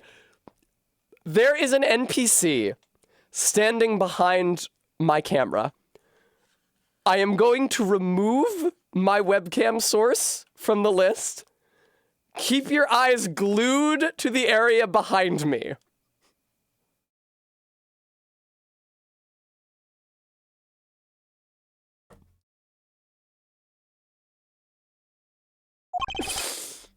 Ms. Tenero, I thought I might have used the voice for her, Pixel Pixie, but it just fits too well. Yes. You lost your cool when you saw the dead body. Plus, the lounge was dark, and looking into the light from the elevator, it's easy to see how you mistook the wallet in my hand for the murder weapon. I take no offense that you thought I was the killer. Mr. Edgeworth. Thank you for releasing me. He just fell out of a King's Quest game. Hi. It's the guy who's behind me talking. See, he's shaking. He's shimmying and shaking. What is it now?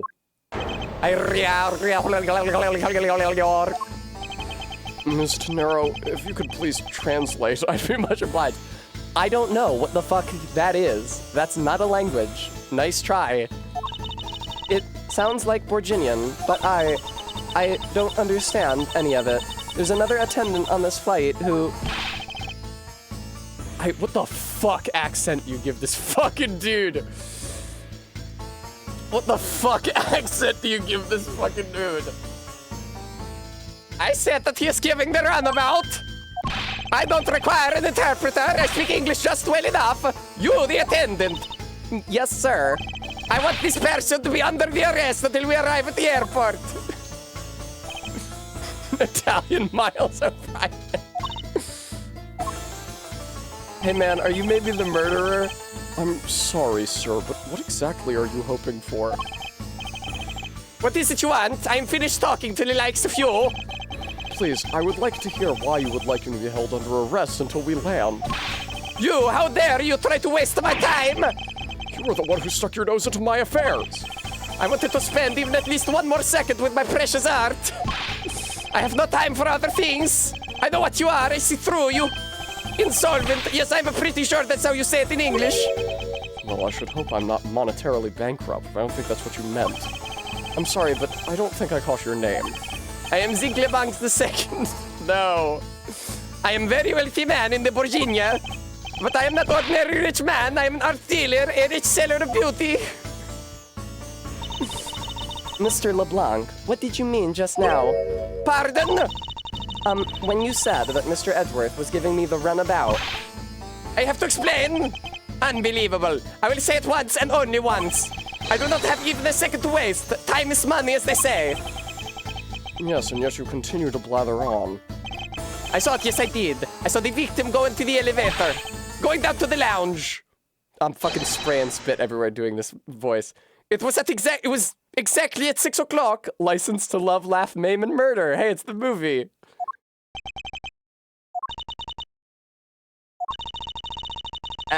And what's the significance of that time? At 6, he says. Wait, you saw him at 6? What's the matter, Mr. Edgeworth?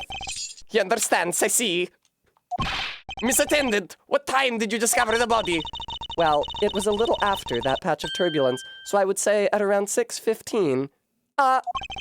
Hicks was his name, was it? Then I say that man Hicks was killed in the 15-minute time span. And the only person in the lounge at that time was this prosecutor, yes? This is really getting into Rolf territory very quickly. Yeah, I was in my seat the whole time. Me too. I was watching the movie and enjoying a fine glass of grape juice. I was still eating, still haven't finished, see? Oh yeah, he does have a giant steak. I didn't notice that last time. The other passengers have an alibi, so you have no problem with them, I suppose? No complaint, I see. Not a single word against this, right? I have no way of discounting what you have put forth at this point, but it wasn't me.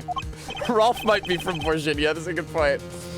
Oh, so you say, but do you have what you say the evidence? Mr. Edgeworth, are you really the culprit after all? Mr. LeBlanc, I suppose you're quite certain in what you saw? Enough to give testimony? Of course! I was looking at that man the whole time. He was playing with that annoying little small machine the whole time. Machine? Yes, that's what you people call it in English, yes? It was making me crazy with the click, click, click.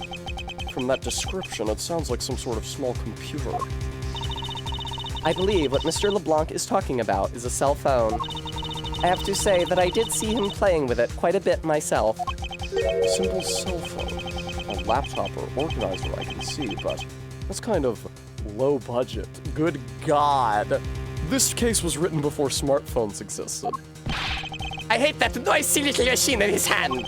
Not a fragment of beauty. All it produces is ugly sounds. Anyway, I know what I saw. What is with his, like, Buddha prayer beads? Ms. Tamiro, Yes. I was wondering if I might be granted permission to examine the crime scene. What? You want to examine the crime scene? If you would grant me a little measure of time, I'm sure I can produce the real culprit. I don't like the sound of that. Fox in the duck pen. Yes, I think that is how you say it in English. It's Fox, I don't think it's Fox guarding the hen house. I think it's just Fox in the hen house. and I believe my innocence was proven earlier. And if I'm given the chance, I can clear up all the remaining doubts. Ms. Tenero, if you wait until we arrive, there's a good chance that some evidence will have been destroyed by them. I understand. Let me see what the captain has to say. Ha! This should not be approved! Please, Mr. LeBlanc, in an emergency, all decisions are to be made by the captain alone. Now please wait here while I go ask the captain what to do. Why does LeBlanc have all of his art fucking physically with him loose in the airplane cabin? With his big urn and his canvases and shit. Why is it not like packed in something? I'll be right back. Damn, she got the fuck out of there. You are not planning to erase evidence when you are doing your investigation, yes? Of course not. We shall see. Mr. Edgeworth, you have the captain's permission to investigate the crime scene. What? Unbelievable! I am in your debt, Ms. Tenero. However, there is one condition. You have to take our stewardess with the biggest cans with you. I am to supervise you. Oh, never mind. Our stewardess with the smallest cans. Can you agree to that? Of course, I see no problem with that stipulation. It's only natural, as I am still a suspect in this case. Grr! I take full responsibility and will watch Mr. Edgeworth's every move. I hope this is reassurance enough that there will be no foul play. Now then, Mr. Edgeworth, shall we proceed? If you should need my help with anything, please feel free to use Y to talk. It's time to head to the scene of the crime, the first floor lounge.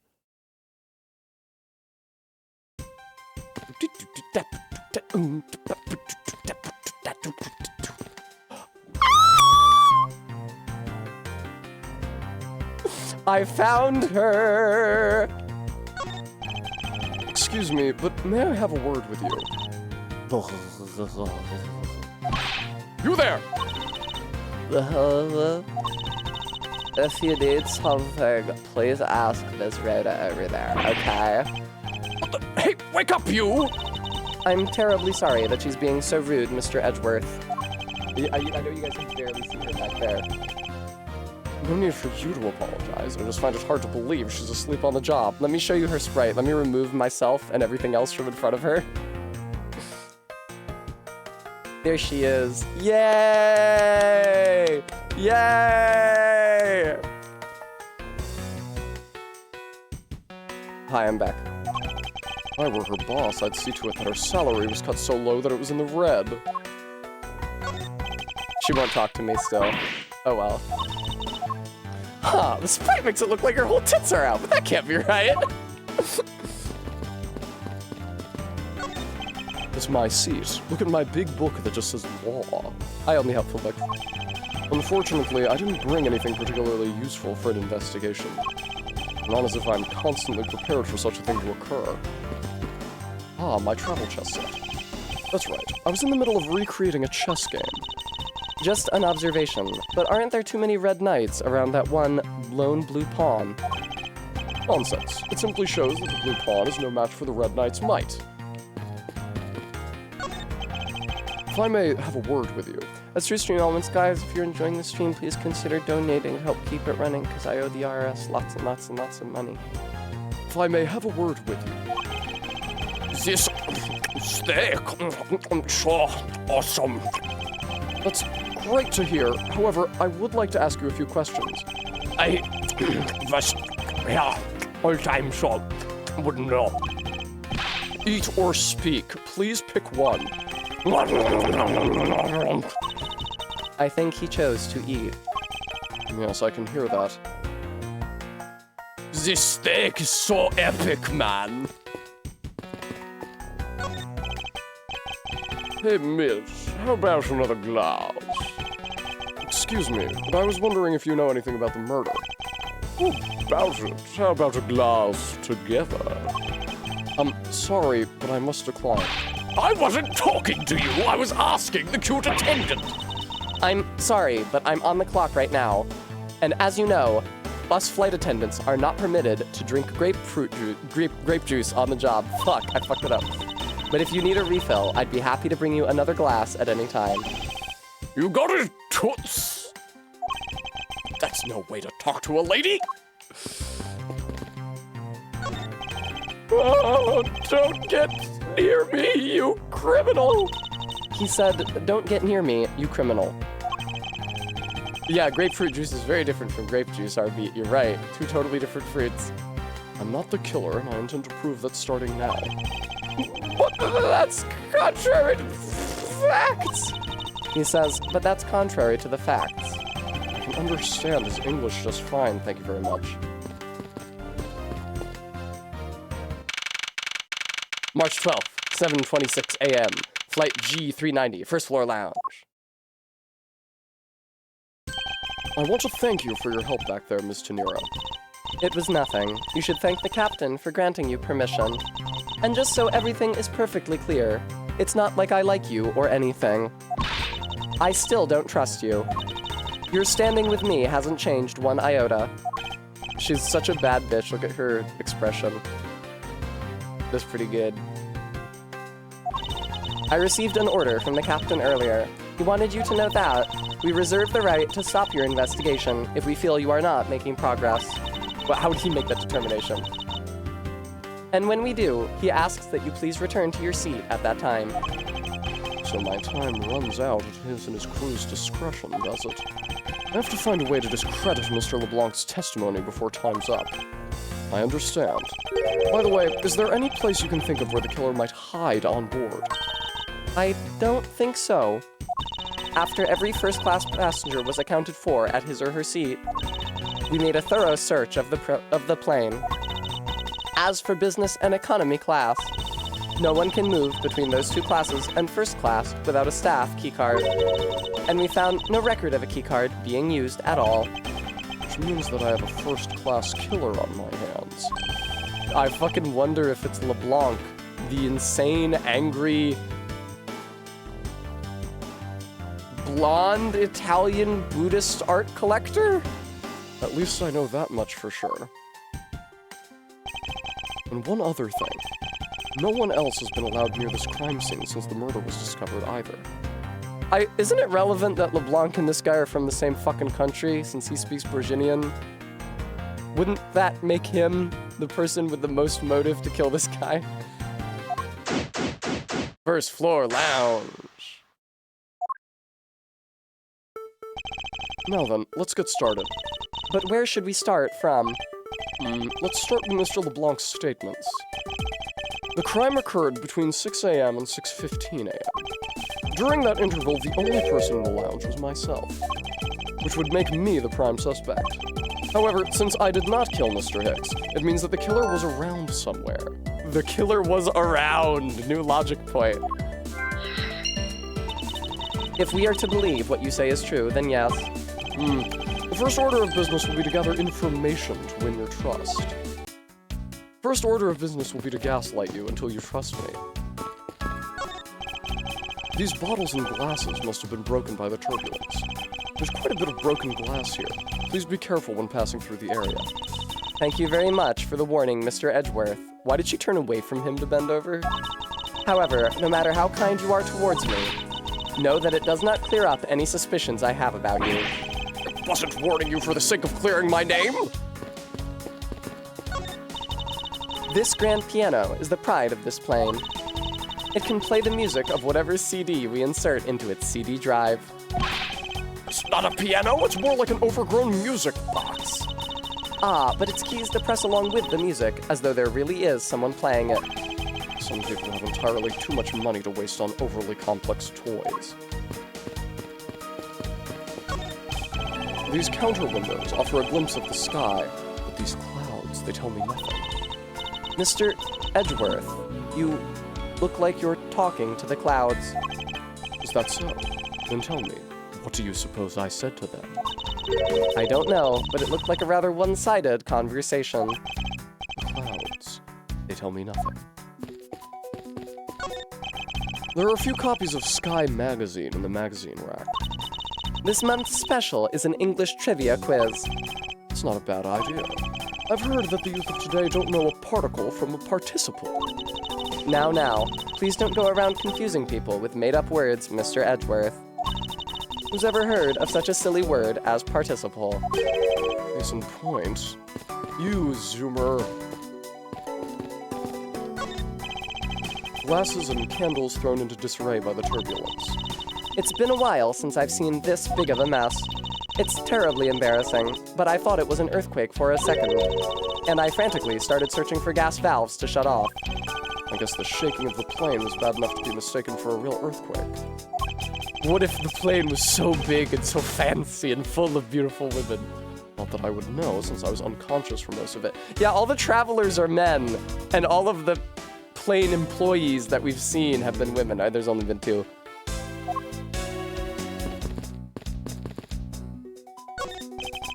A pity that a bronze statue knows not when good drink has been spilt at its feet. Shut the fuck up. This is a statue of our founder, Mr. Hugo Hughes, who was a big fan of grape juice. I'm sure he would be thrilled if he knew so much grape juice was here at his feet. Is that a hint of hero worshipping I detect? Okay.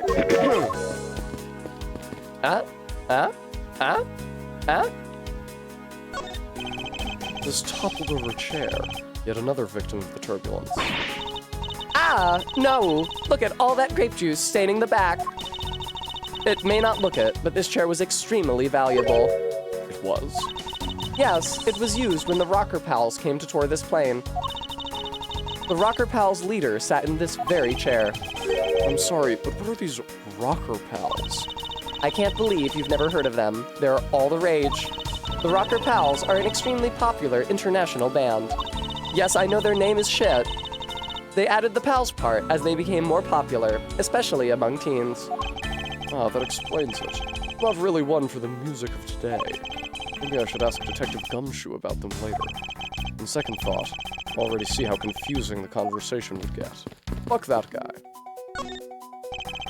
There's some spilled grape juice in front of the elevator. I didn't know that about first class, Faith. I assume it was spilled during the turbulence. Oh, we must clean that up, or someone might get hurt. Aha! What is it, Mr. Edgeworth? I found some very important evidence. Oh yeah, feats. What is the important piece of evidence in this scene? Take that! That's right, pal. I'm an expert on all plainly named, contrived bands for the purposes of an Ace Attorney case. Remember when I was singing that Bob Marley song in the last case of the third game? What is it? They're a little smudged, but I think we can both agree that they're a set of footprints. Spilled grape juice. There's some spilled grape juice on the floor in front of the elevator. So you think? Yes, these belong to our killer. Oh, then maybe we should check the shoe sizes of everyone in first class. Wait, what did he say? I don't think that will be of any help to us. Unfortunately, the prints are too smudged, which will make it hard to get a definitive match. Oh, I see. No, she's so sad. Dare I think I do dare. Move this stupid shit to somewhere else for the purposes of this stream. There. Now, when there's nobody posting in chat, we can actually see the characters' faces.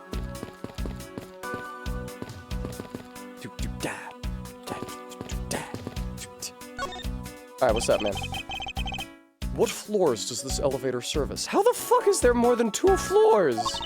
Only the first and second, although it can also go down to the cargo hold. Okay, so the first, second, and the cargo hold. However, that requires a flight crew keycard.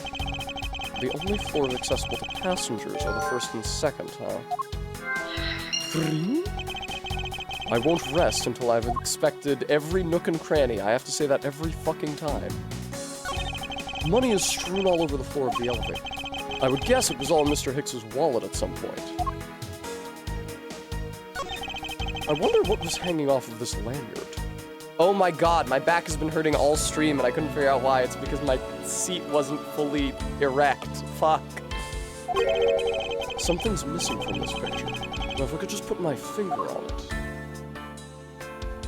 No, not the money. Okay, RB, I will. It's so sad. It's so long after that one guy wanted a fit check. Shit. Oh, what's up, Cord? Are you jammed in the seat because I folded it up?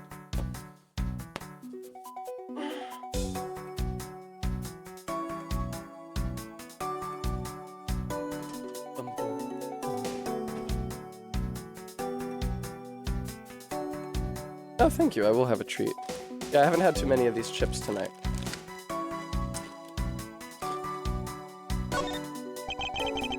Oh, right. The nooks and the crannies. So this is probably the murder weapon, right? What is this sinister-looking figure on the ground here? Is that a Tanuki? Oh, that's a piggy bank of our company mascot, Captain Yugo. That's pretty good, actually. It's just one of the many pieces of merchandise we sell at our in-flight shop. This bank is a limited edition and is so popular that we're down to our last one. You have an in-flight shop? Yes, it's just beyond the lounge to the right. The shutter to the store is closed at the moment, but it was open the whole flight up until Mr. Hicks's body was discovered. There's blood on here. Could this have been the murder weapon? Okay, is there anything else? Like his entire body? I doubt anyone was expecting to find a dead body in an elevator on this flight. I mean, I was, but anyone besides me. So Mr. Hicks, he's really dead. Yes. She's trembling, although I can't fault her for that when there's a corpse right here. Mr. Hicks, if you're really dead, then please answer yes. I see she's over the trembling now, although a new symptom seems to have appeared. Anyway, I should focus on the victim's body. Let's see. There's blood on the back of Mr. Hicks's head. Could this be the cause of death? He appears to have been struck very hard. Even his glasses are broken. The victim's glasses are broken. Were they broken during his murder? I got a fly flying around me here. Time to deduce. Captain Ugo. Blunt force trauma, Captain Ugo.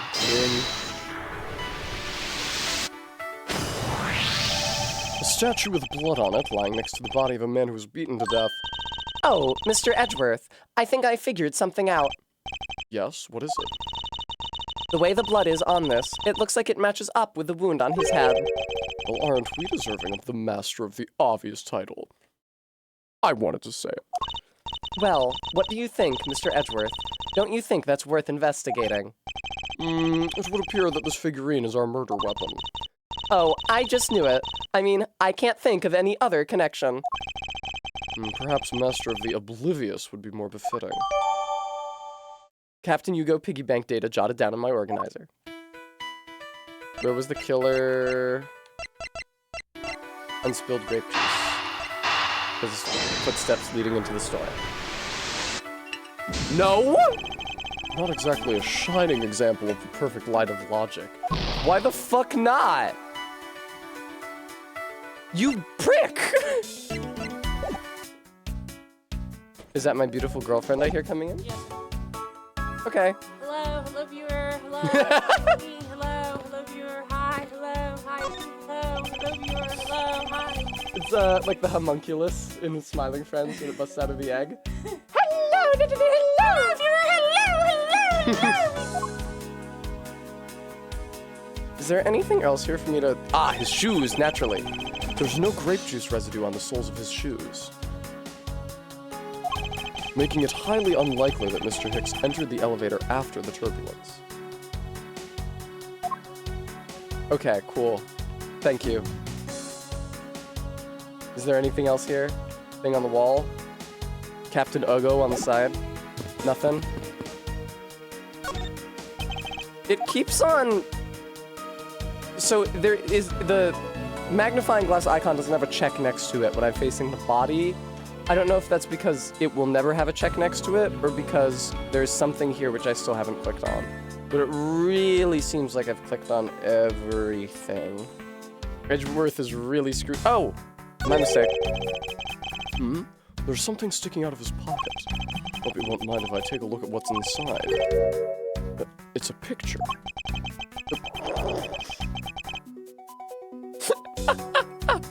Oh, he was a big Crash Bandicoot fan. Looks like it was taken inside a building somewhere. Photo of Mr. Hicks data jotted down in my organizer. A souvenir, perhaps? He looks so angry as well. Oh shit. I wasn't trying to deduce shit, man. Should I look at his shoes and then...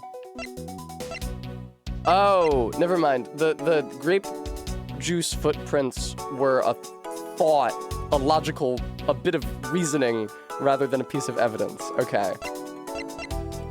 Oh, that's what I was supposed to do. Yes. Here, now you can see that he had a thing hanging on the lanyard.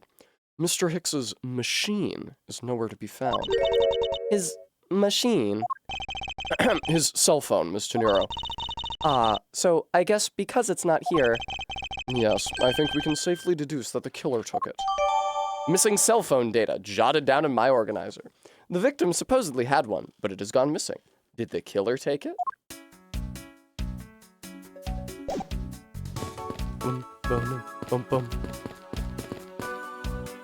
I don't think there are makeup bugs up here, I'm sorry. What are you getting gussied up for? Are you working tonight? Okay, cool. It seemed a little late for them to call you into work. This door leads to the flight attendant's room, but please understand that it's off limits to unauthorized personnel. The room is giving off the scent of women's perfume. One would think that perfume would smell great. However, to me, it simply smells. Hell of a pun, Edgeworth. Not that I have any interest in what lies behind this door. I'm gay! Perhaps we should return to the investigation, Mr. Edgeworth. Mr. Edgeworth. Sorry, I spaced out for a second there. I was thinking about taking dicks.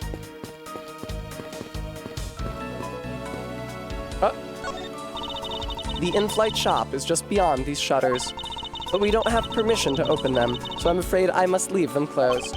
There must still be clues to be found here in this lounge. I must remain ever vigilant. So I already tried... Oh. Are you in need of assistance? Captain's permission. Miss Tenero, I'd like to ask you about investigating the lounge. As long as you have the captain's permission, I can't stop you from looking around. If you could pass a message along, tell him I'm grateful for his spirit of cooperation. I will. However, please realize that you are still under suspicion. Oh, my logo actually fits in really well there, under the dialogue bar. To be honest, I still have my doubts about you. Of course, and I take no offense. Do you really understand what I'm saying? Yes, verily. Do you pinky swear you do, on your honor as a professional prosecutor?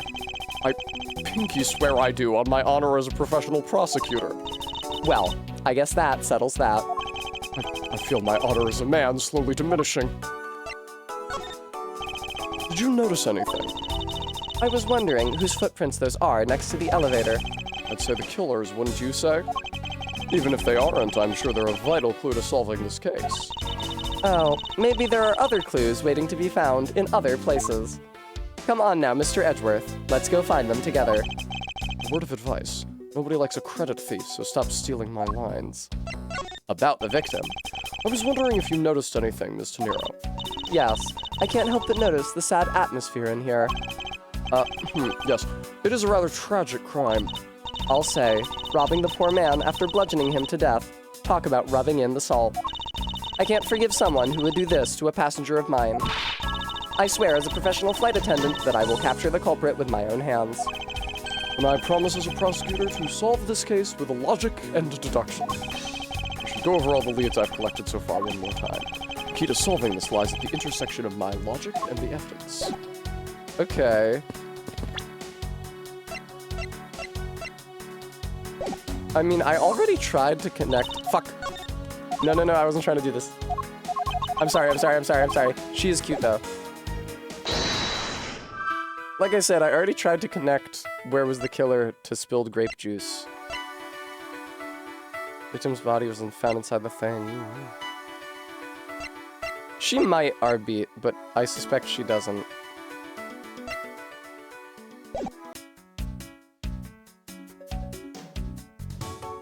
Ooh, I think I got the fly. Nice. Okay. Oh, right. I forgot that you can't talk to her with A. Oh, hey! Look at her profile. It's so cute. I wish we still had front-facing sprites in this game. Look at her. Hey, Ackby Hicks. Hey, Zinc LeBlanc. He's 62? Okay, man. From Northern European Republic of Borginia. Says he's a wealthy art dealer. Time obsessed. Are we doing anything down here? Bram, it's a distinct possibility. That's the wrong button. He's definitely the most suspicious character we've met so far, considering we've only met one flight attendant and him. Hey, what do you think of my prosecutor's badge?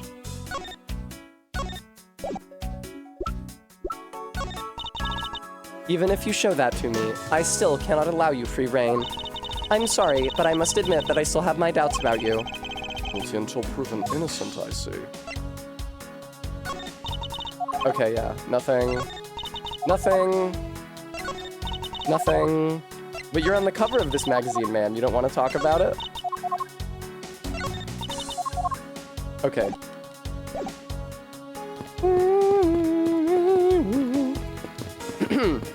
Stayed. I have a sneaking suspicion that the characters who have not been given the talk sprites are innocent of this crime.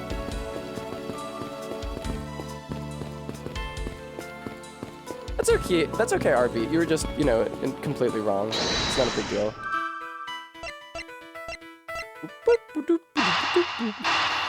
Do these connect? Apparently. True, there wasn't anyone else in the lounge other than myself right before the turbulence, but if the killer was in the elevator along with the victim, then that's a different story. In the elevator with Hicks? If only I could prove that the killer rode the elevator with Hicks. Now that I link with the footprints. Yes, Bram, I'm on a plane. I have it! I'm sorry, but I don't understand. Mr. Edgeworth. I can prove that someone other than myself was here around the time of the murder. What? Really? Yes. It's rather simple, actually. Complex?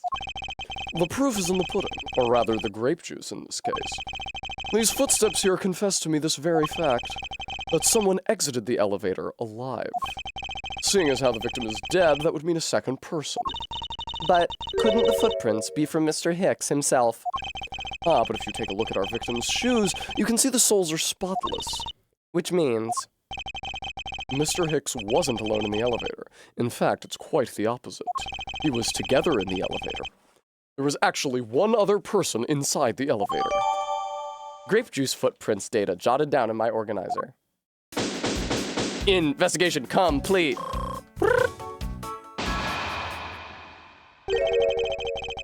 What's going on over there? Oh no. Look at the language I'm having to read. It's like hieroglyphs. I can't. My glasses are. Okay. I couldn't find them. Thank you, Rezai. We'll have a treat. I'll take your word for it, though. All the sounds you make are.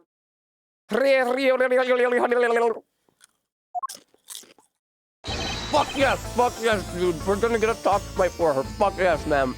Alright. Unforgivable. This is unforgivable. You understand what I'm saying? The movie is late. Oh no, his movie. It is the same level of bad as if the plane arrived late. But the movie... What? I'm not talking to you anymore. You're just wasting my time. What is the matter, Mr. LeBlanc? If there is no emergency, please return to your seat, sir. You're not telling me what to do. I need not to sit down. Well, Mr. Prosecutor, did you prove you're innocent yet? If you would like, I'll prove my innocence to you right now. What? Nonsense! Are you saying my eyewitness testimony is mistaken? Not mistaken, merely that there is room for doubt. I'd be most honored if you could please tell me what you saw in detail once more. Fine, suit yourself. Look at my 10 identical rings on all of my fingers. Oh shit, his face. I get a Castle of Cagliostro vibe from this guy. I'm certain I saw Mr. Hicks enter that elevator. It was when the needles on my pocket watch pointed to the 6 and the 12. The body was discovered 12 minutes after that in the lounge, yes? Then you, the only person in the lounge at that time, must be the criminal. Mr. LeBlanc's conclusions seem to make logical sense. After all, the only person in the lounge at the supposed time of the murder was me. So, my eyewitness testimony. If you think you can destroy it, then come let me see. Hurry! Do I look like a man who's having the time to wait for you? Why is he so irritated? I'm the one accused of murder here. Anyway, I must find a way to discredit Mr. LeBlanc's account somehow and fast. Rebuttal. Are you they-theming Zinc LeBlanc? 15 minutes after that, okay. The only person in the lounge at that time. Me save the game because I'm a coward.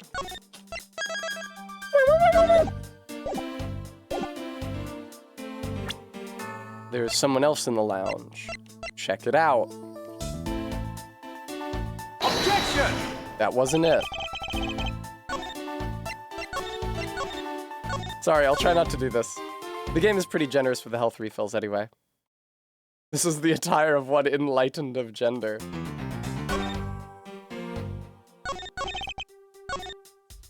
Oh, it wasn't discovered in the lounge, it was discovered in the elevator.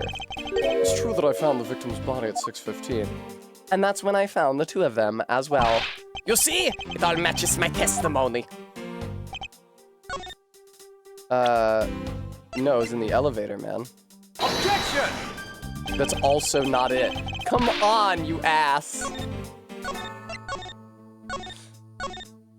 I mean, I get the elevator's on the lounge floor. I don't know, I would say it was in the elevator, not the lounge. Whatever, it doesn't matter. Wow, it really takes a long time to scroll through all of this.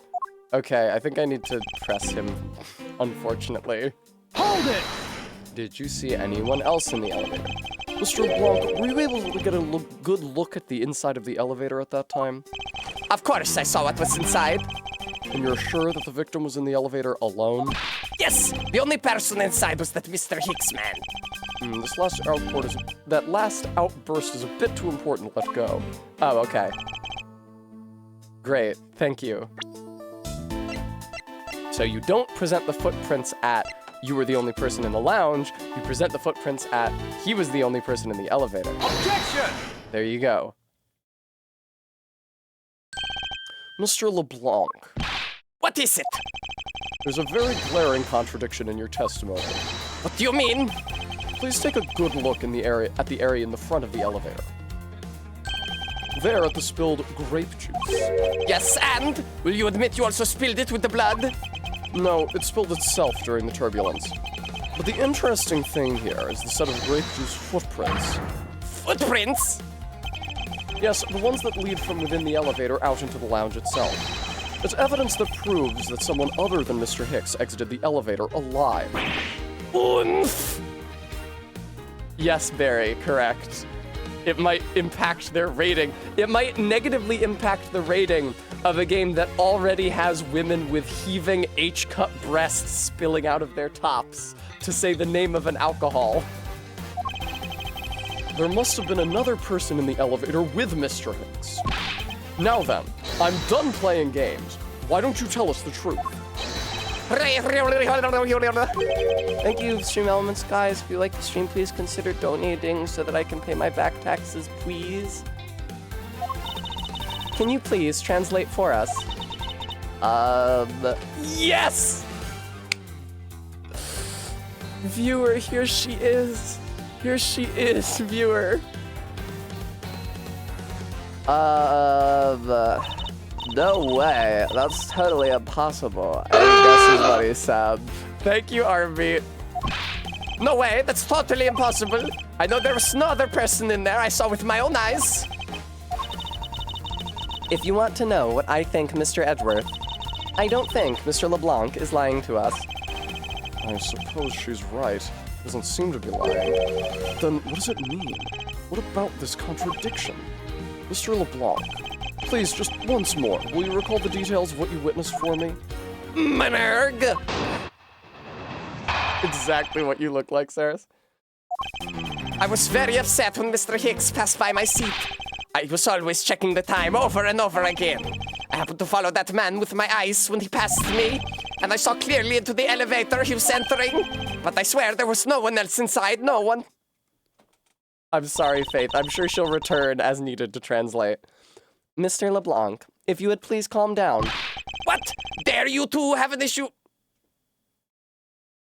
I think that's supposed to be 2 with 1 O. Dare you to have an issue with my eyewitness testimony? No, not at all. Please forget I said anything.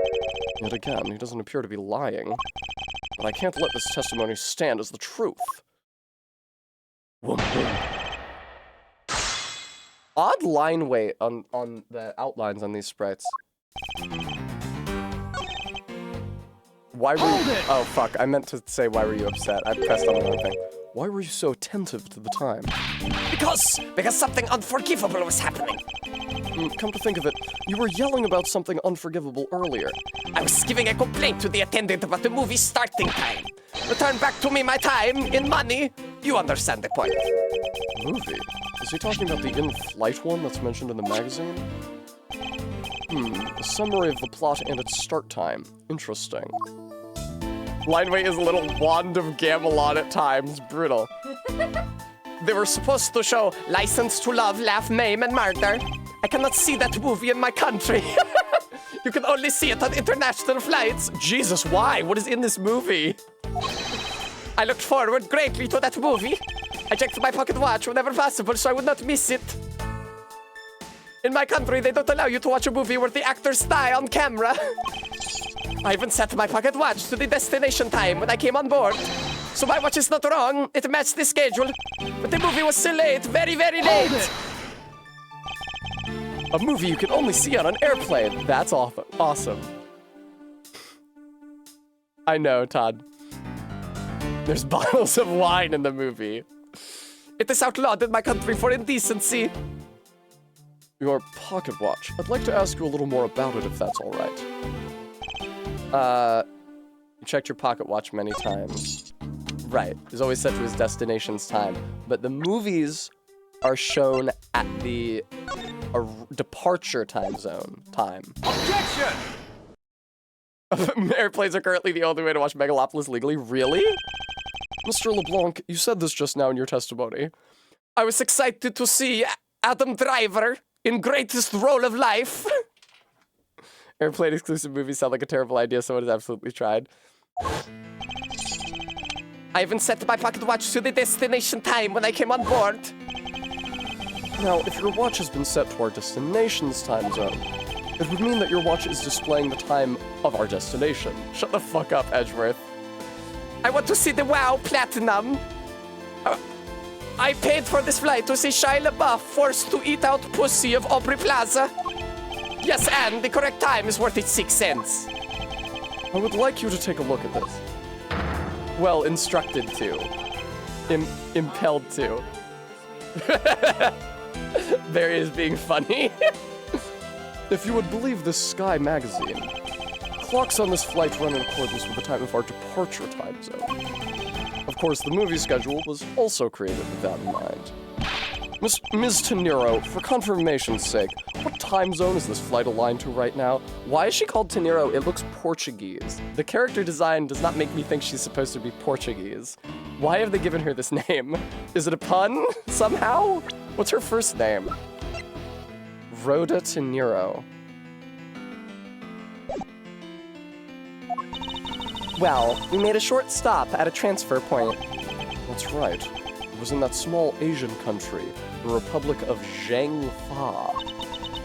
But we didn't readjust our onboard clocks at that time.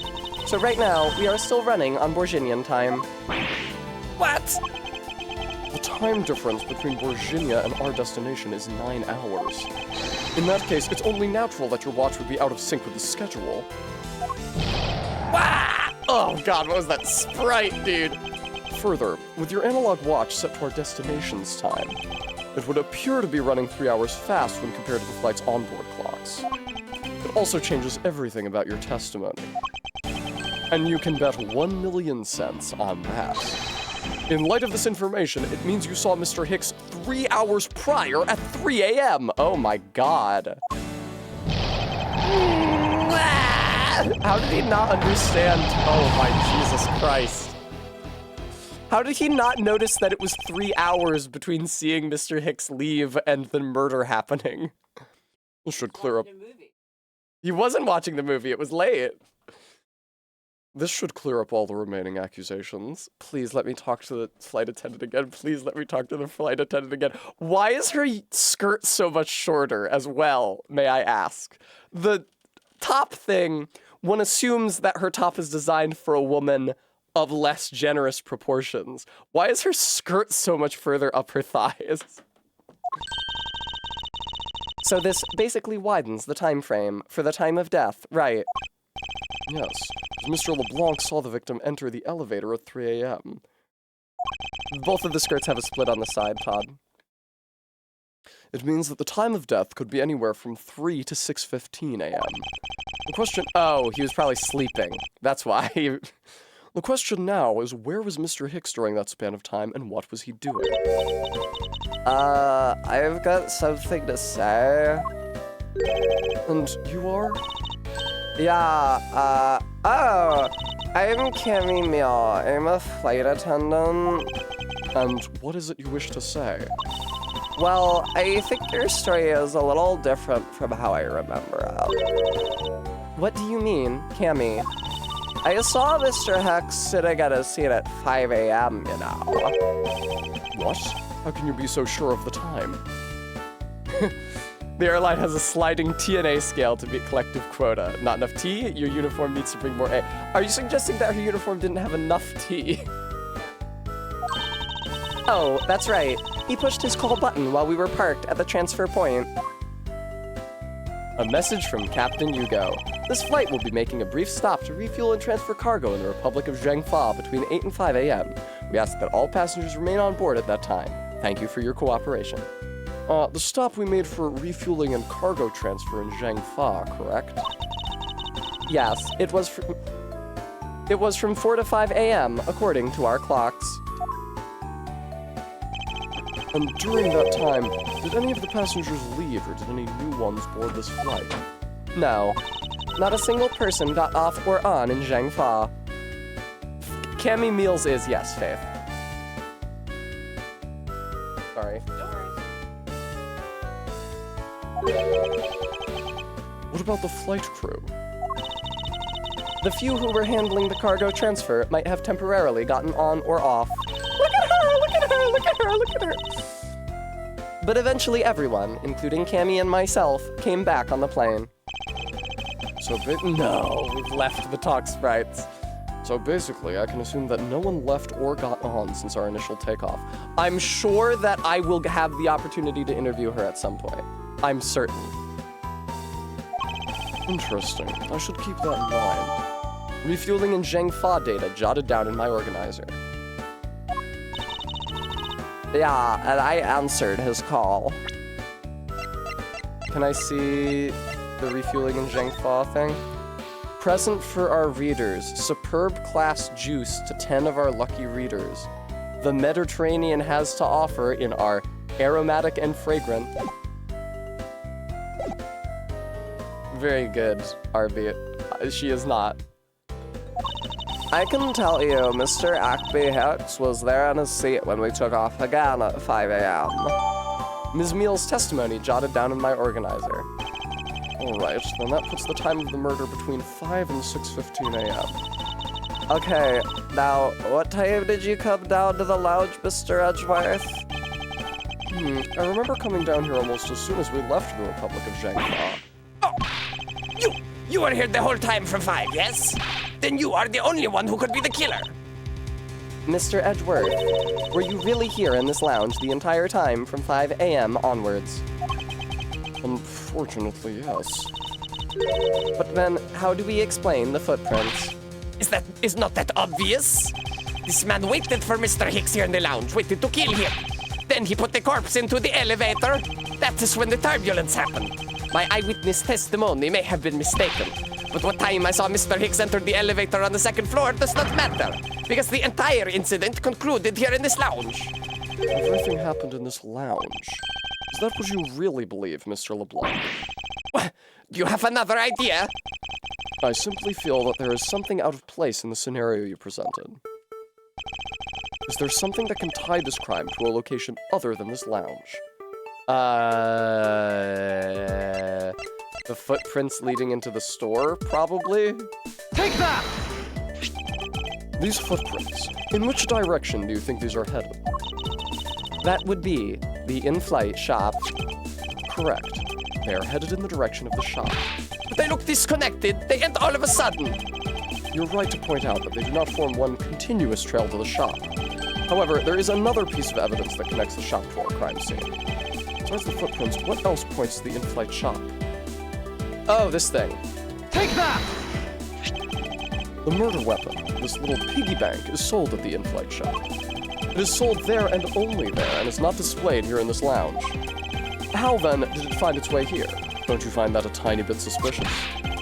Such a trivial point. It only means you prepared at taking it from the shop first before coming here. It doesn't prove you're innocent at all. Ugh. Is there no way to win with this man? We said hold it. Hold it, if I may. What is it? You see, well, it's just as Mr. Edgeworth says. Oh, and why do you know this so well? Well, she works on the fucking plane, jackass. Well, it's just that piggy bank was there in the shop. I saw it with my own eyes. And when was this? It was maybe around 5:40 a.m. Isn't that just before we hit that patch of turbulence? That's right. You were in the shop just before the turbulence? Yes, I was. Come to think of it. Mr. Nero, when I found the body, I believe you came out of that door. Yes, I did. And what is beyond that door? That's the flight attendant's room. Then you were on the 1st floor. Yes. I had to do something at the shop and in the flight attendant's room. So I went to the shop first, then to the flight attendant's room. Are you saying you passed by me at some point? Yes, you seemed really into the issue of Sky magazine you were reading at the time. I don't suppose you noticed me walking by. I vaguely recall someone walking by, but I didn't take notice of who it was. Anyway, the piggy bank was definitely there at the shop when I went there. Why did you go to the shop in the first place? I went there for a work-related matter. Work, you say?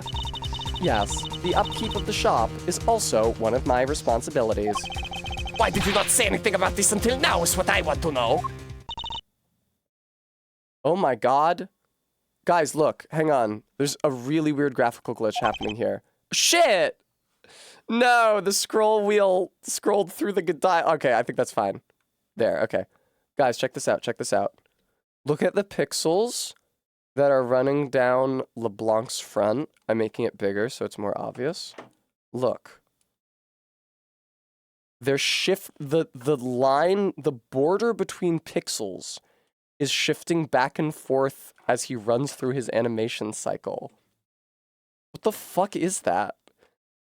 Did they also, I noticed this before, but you'll note that the pixel border, the border of these sprites is at a higher resolution than the internal pixel resolution. Here, see what I mean? This is at a higher resolution than these. They scaled these pixels up weird. It's very important to me Okay, I missed a lot of dialogue, sorry. It's very important to me that pixels conform to a grid. Anyway.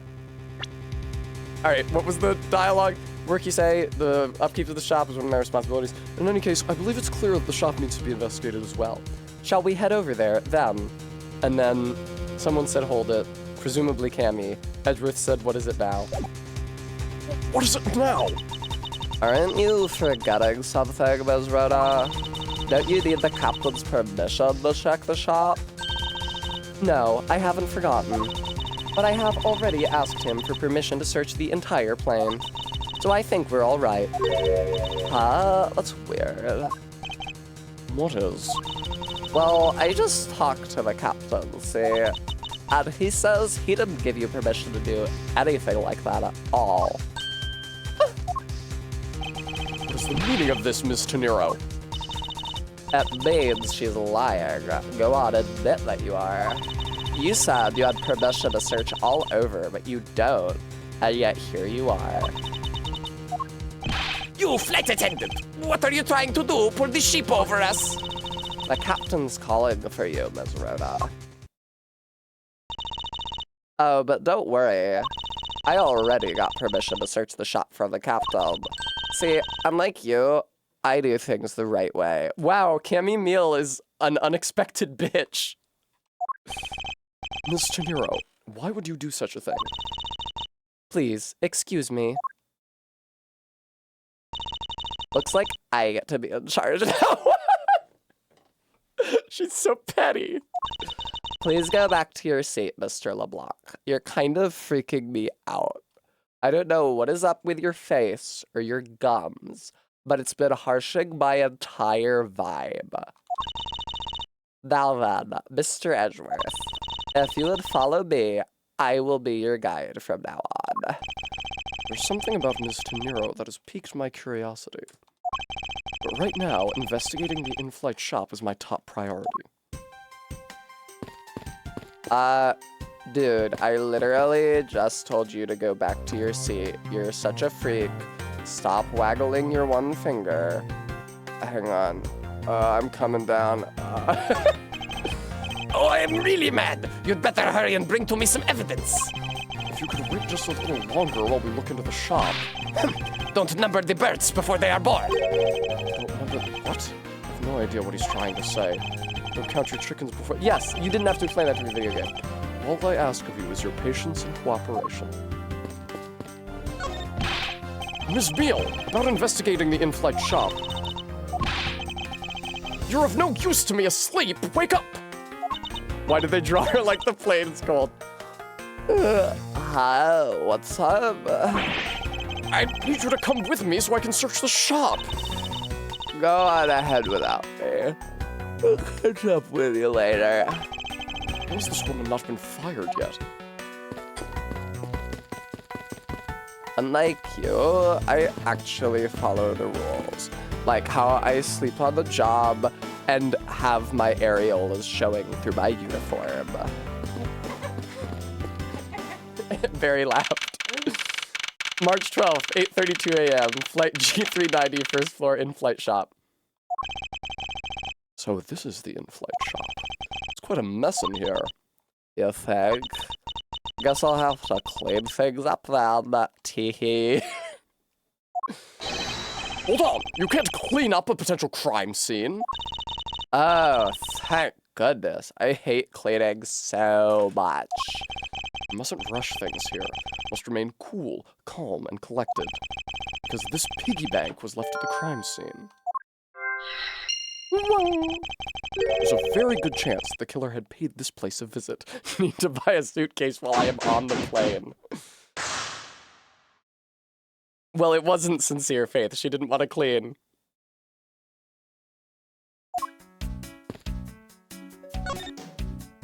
Yay! I don't know much about this shop, but you can still ask me about whatever. Notice anything?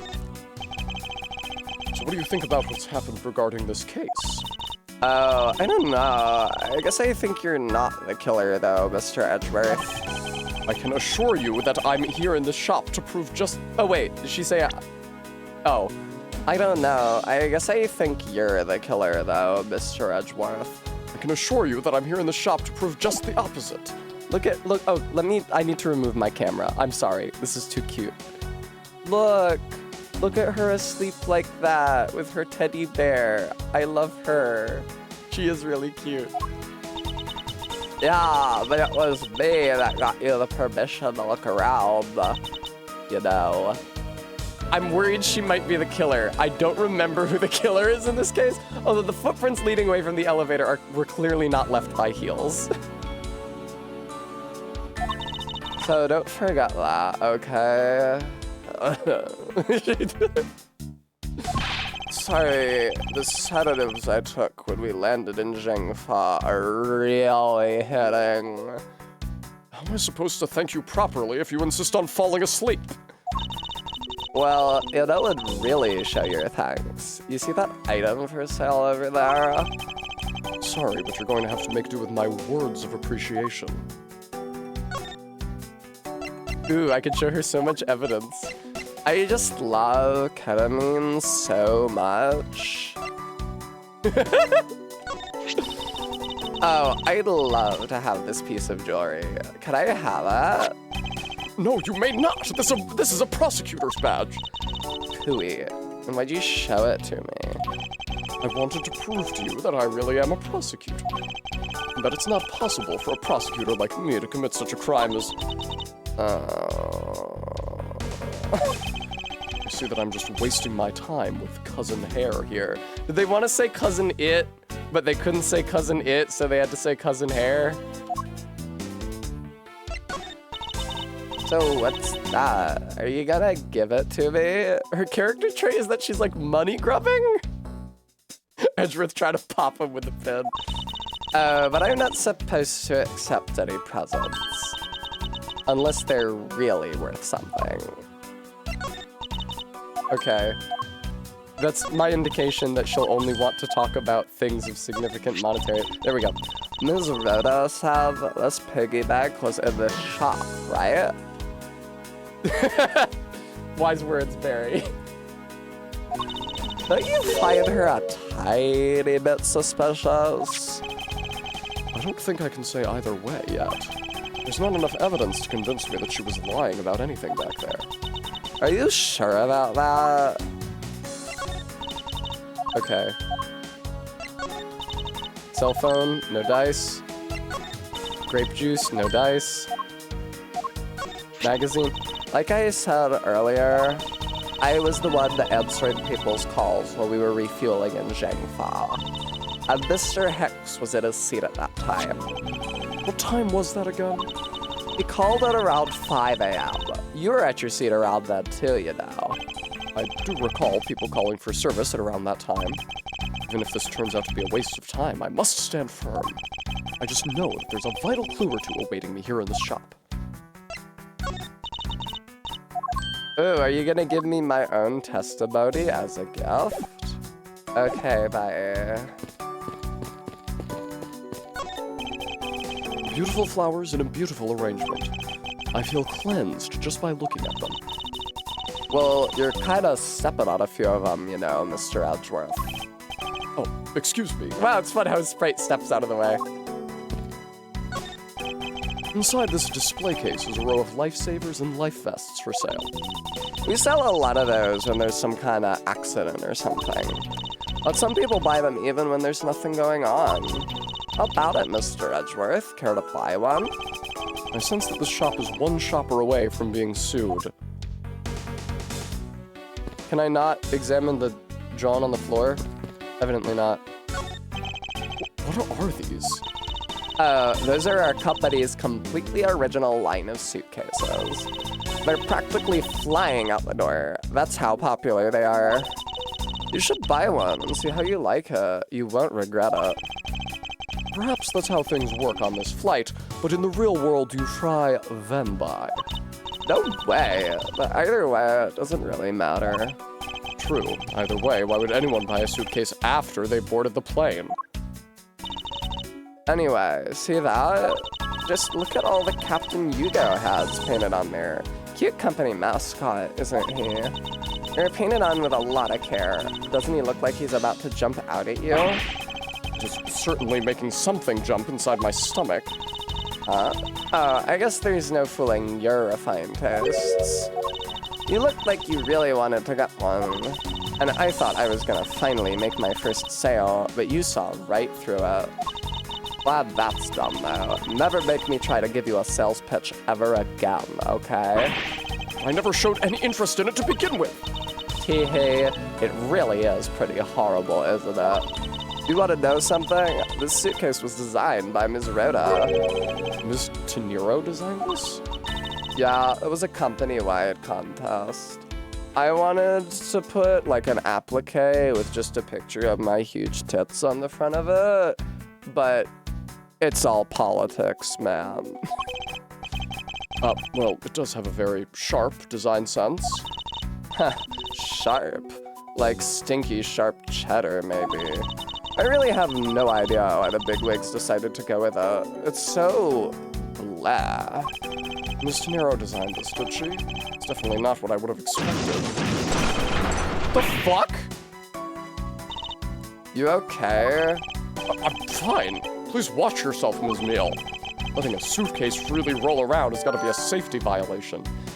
Planes shaking caused it to roll. In-flight suitcase displays can be hazardous. Here, I'll put it back. Look at how she swings her stuffy as she walks. No dice, R-beat. I was thinking the same thing, though. There's a wide selection of souvenirs for sale in these display cases. You know what I'd suggest? Sorry, but I have no intention of buying souvenirs on this trip. Okay, then how about you buy something for me then, as a present? I can't think of a single reason why I'd want to buy you anything. I can think of two. But I've had my eye on that pendant for such a long time. Try paying some attention to me when I ask you something, and then we'll talk. That's true, Edgeworth has got to have his needs met. The glass from this display case's door is shattered all over the floor, and it looks like there's nothing on display inside either. Wait, actually, I think there is something. What's this? A mini captain's hat? A tiny captain's hat. I swear I've seen one of these before. Connect the evidence. It's true, Brevi. I will say, Cammy Meal's tits are among the most egregious in the entire series. I believe they are bigger than Mia's, and more prominent than Mia's when she's possessing Pearl's body. They're really fucking out. Captain Yugo, Tiny Captain's hat, combine them. Todd, I should do a tier list of all the tits in the series. That's not a bad idea. The hat probably used to be on the piggy bank's head. Let's give it a go and see. I believe this piggy bank was forcibly removed from this display case. Does this mean that the killer broke the glass to get at it? Captain Yugo piggy bank data updated in my organizer. Found at the crime scene. Culprit must have shattered the display case glass to get it. Really? Don't tell me you don't know what... Don't tell me you don't know what things go where in this shop. Well, I don't. Ms. Rhoda's in charge of this place. So come on, how should I know anything? I sense that further inspection of this display case is needed.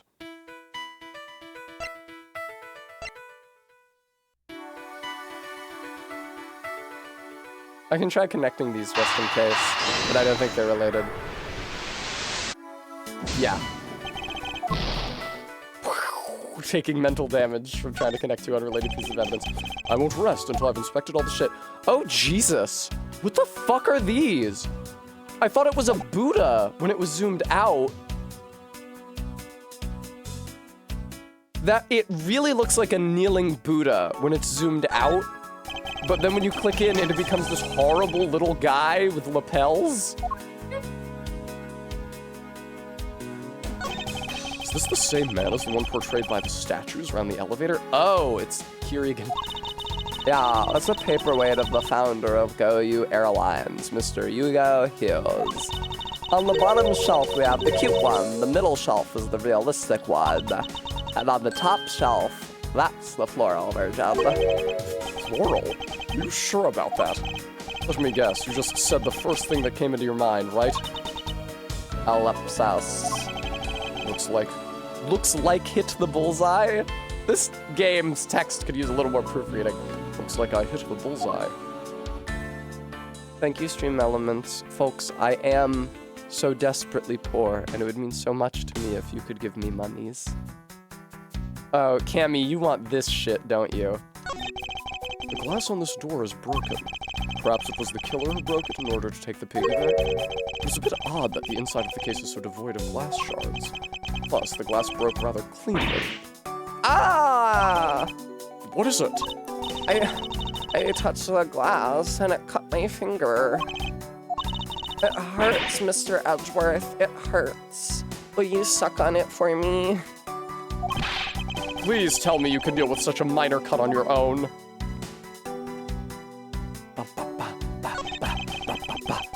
For security, there's a lock on this display case. Ms. Meal, if I may ask you about this lock. The one who's in charge of the shop is Ms. Rhoda, so she's got the keys to all of the display cases. I see. Oh, I bet you want to buy something. You want me to go get the key from her? No, that's all right. Love the idea of a beautiful bimbo hitting on a guy that she can't tell is obviously gay. That is a good bit, Bram. What? Faith? But Bremy!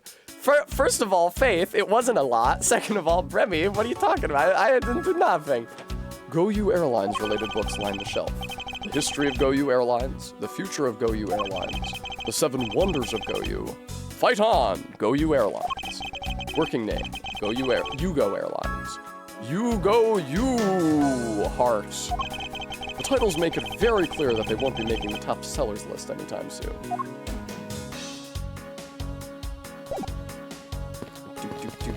Oh, look! Stuffed toys, just like the one Ms. Meal is holding, are on display here. They're relatively cheap, which explains why they're displayed so haphazardly. Look, stuffies. I would want one of the stuffies if I was on the plane. How about it, Mr. Edgeworth? You know you want one, too. They're great for when you're stressed. I envision stuffed animal abuse when she says that.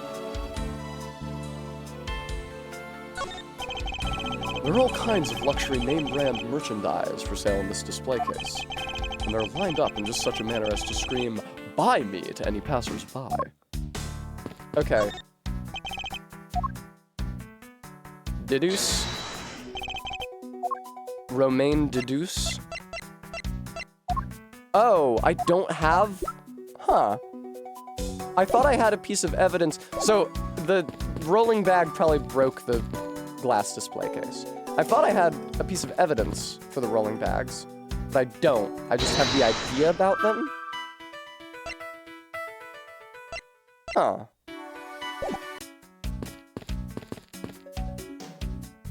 Oh, hang on. There we go. Oh, no, never mind. Oh, wait. Was it... Okay. I think there's still something here I haven't seen. What is it?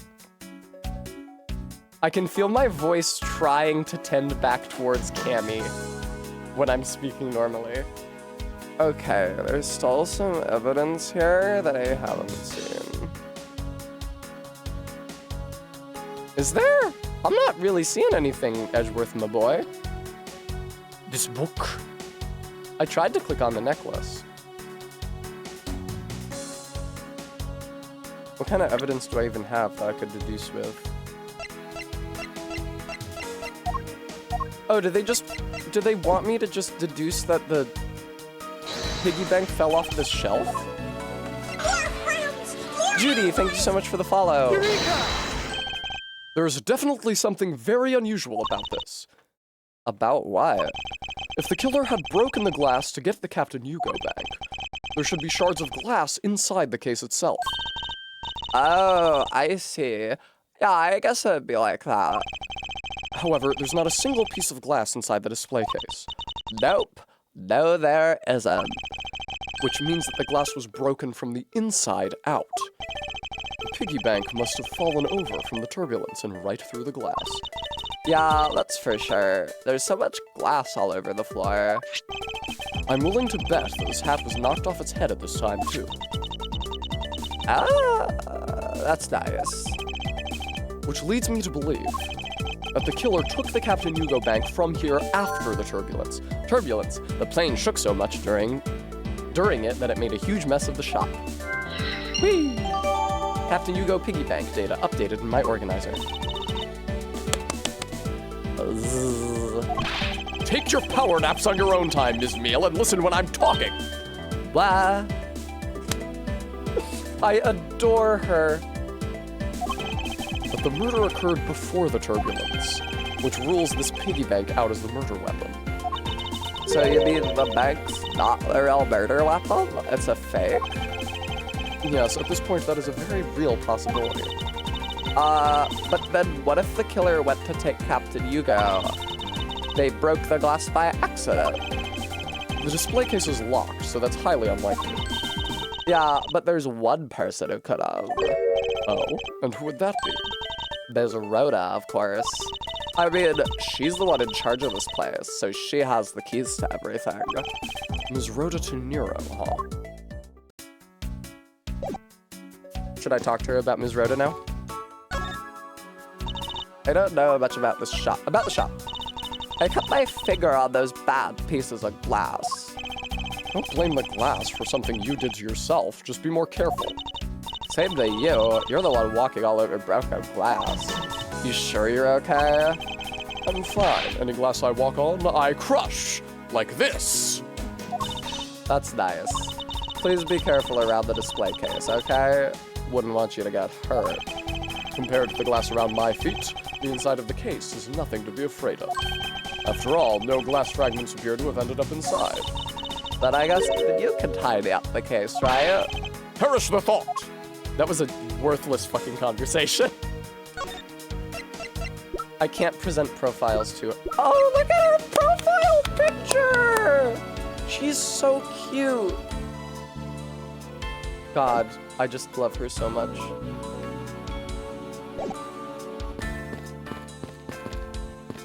Because of her freewheeling personality, and for no other reasons. Actually, because no room can hold her. Bear and I have a bit. So there's a character in Baki whose nickname is Mr. Unchained.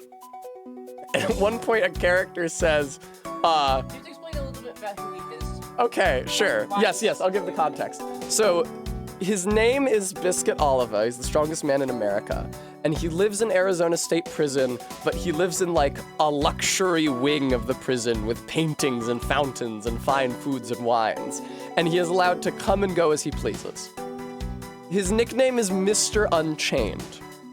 When he's fighting Baki, one of the other prisoners is talking about him and says, "Oh, I always knew his nickname was Mr. Unchained.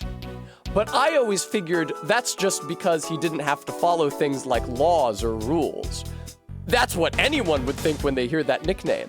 But actually, it's because no cell can hold him. It's like, yeah, no fucking shit, man! You're right, and so, well, no, so then after the episode, Barry and I would ad-lib to each other that, oh, they just call him Mr. Unchained because I thought it was because of his freewheeling spirit, like you'd expect. But actually...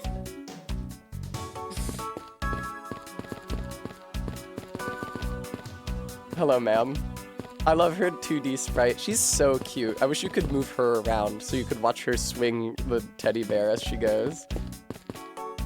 It's because he doesn't own any jewelry. Actually, I think he might wear a gold chain, ironically. Bram, baby, do you remember offhand whether Biscuit Oliva wears a gold chain? I don't. He has to? Biscuit Oliver a real man? If he, no question yes. he would wear a gold If he was a real man, he would absolutely wear a gold chain. But honestly, admittedly, when I Google image search the name Biscuit Oliva, most of the results are him naked. But in those few where he is not naked, he is not wearing a gold chain. It feels like he should be, though, for sure. World's strongest man after Yeah. obsessed with like fine, like the fine living. Yes. I feel like the odds of he having a real gold chain. Yes. He would wear a real gold chain in real life. Hey! Yes, there's definitely something wrong here. What's with this? Oh, sorry. Yes, there is definitely something wrong here. What's with the sudden yelling? Tell me, Ms. Meal, don't you think there's something strange about these suitcases? Oh, well, sure. It totally is strange. Like the color and the such. That's not what I'm talking about. Now pay attention. Ah, you're scaring me, Mr. Edgeworth. Sorry. These suitcases are lined up a bit too prim and proper. Yeah, they look a bit uptight, don't they? But I guess they take after their creator. Hee hee. Again, that's not what I meant, Ms. Meal. Don't you find it unusual that these cases are the only things undisturbed by the turbulence? Never mind. I'd sooner find an answer by inspecting the suitcases myself. Upon closer inspection, they really are quite hideous. Tee hee. I wonder how Ms. Rhoda would have reacted if she'd heard what you just said. What's wrong? She makes a good point. It'd be wise of me to watch what I say out loud. I don't know, Faith. What's this? I've spotted something that's not quite right. What is so unusual about this suitcase? This one has chocks, but this one doesn't. Take that! There's something very peculiar about these wheels. As in? As in, there are no stoppers in place on these. Without stoppers, one would think that the turbulence would have sent it flying. And? Goodbye, Q-Test, goodbye, bye. Bye, goodbye, baby. Goodbye, Have a good Goodbye, night. goodbye. I'll do Goodbye, the viewer. I'll do the dishes Bye. while you're gone. Okay, goodbye, goodbye. Love you, goodbye. Ow. Goodbye, viewer. Ow, stop. Bye. Arby, she's not going to work. She's going to a bar recreationally. I'm sorry, baby. And so it is very likely that the suitcase was placed here after we hit that turbulence. Let's take a closer look at it, shall we? Yay! Oh! I thought he was a sloth, but look! He's a loris! Look! He's a fucking loris! This was apparently designed by Ms. De Niro herself. The design has a certain je ne sais quoi about it. Yes, perhaps that is the best way to put it. You know, honestly, the design is growing on me. You wouldn't mix it up with anybody else's luggage, would you? Would appear to be unlocked. Let's take a look at what's inside. A piece of cloth. And it's soaked with blood. I recognize that palette. I'd know it anywhere. What's LeBlanc's first name? Zinc LeBlanc's palette. It's blood. It appears that this suitcase is very strongly tied to our murder after all. Investigation complete. Beep. So explain this to me. What does the suitcase have to do with the murder? I believe it's pretty safe to say that the killer used this suitcase in some manner. Such as to move something, perhaps? But aren't you just talking about the cloth found? Don't worry about it, Faith. Well, Faith, we'll find out how secure they are next time the plane hits some turbulence, won't we? That alone is too small. A larger item would be needed to move what I'm thinking of. The thing I believe the killer used the suitcase to transport is...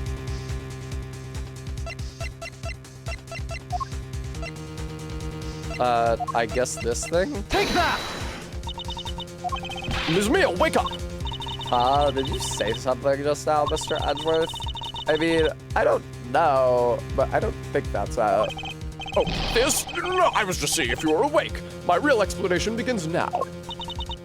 Is she really asleep? Oh, the body? Take that! Something that would fit inside a suitcase that is also covered in blood. I didn't think the suitcase was big enough for that. I didn't get a good sense of the scale. Sounds like a dead body, doesn't it? Goyu suitcase. This was used to transport the body. It was designed by Ms. Rhoda Tenero. Bloody cloth data jotted down in my organizer. Its beautiful pattern has been soiled by blood. In light of this, I'd say that Mr. Hicks was moved into the elevator from someplace else, which means that the murder was committed in an entirely different location. Yeah, I genuinely do not remember who the killer is in this case. I definitely remember Ace Attorney Investigations the least well out of all of the Ace Attorney games. And the only reason I remember, like, it's really only the last case that I remember clearly. I don't remember anything about the fucking third case.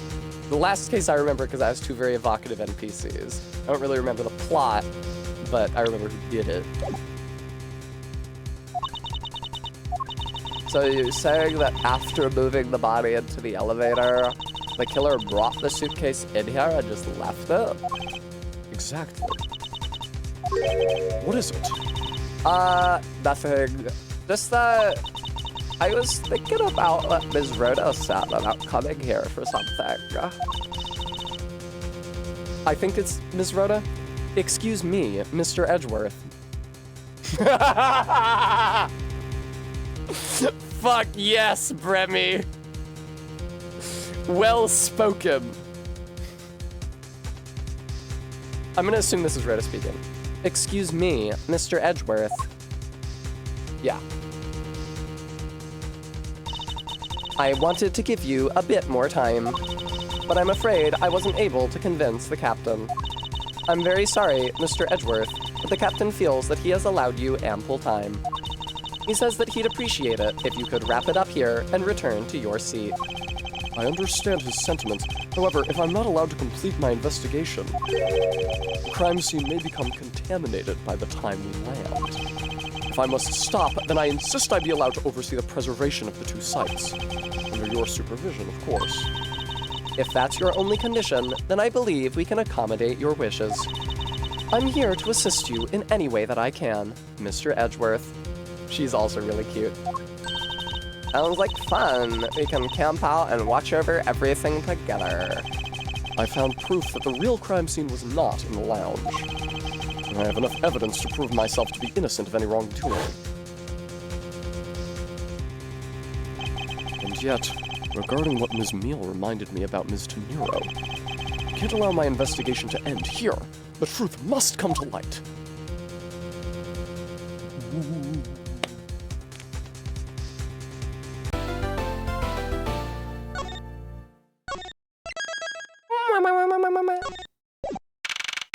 Oh shit. Oh no. Look at the fucking guy eating on the bench. It's that fucking awful dude from the first game. I will deal with this later. Viewer. What the fuck? Oh shit. It's been playing Lana Del Rey for out. My fucking iTunes is playing Lana Del Rey tracks for hours on end. Okay, there we go. Viewer, thank you so much for tuning in to watch me stream this. I'm gonna find somebody to raid into.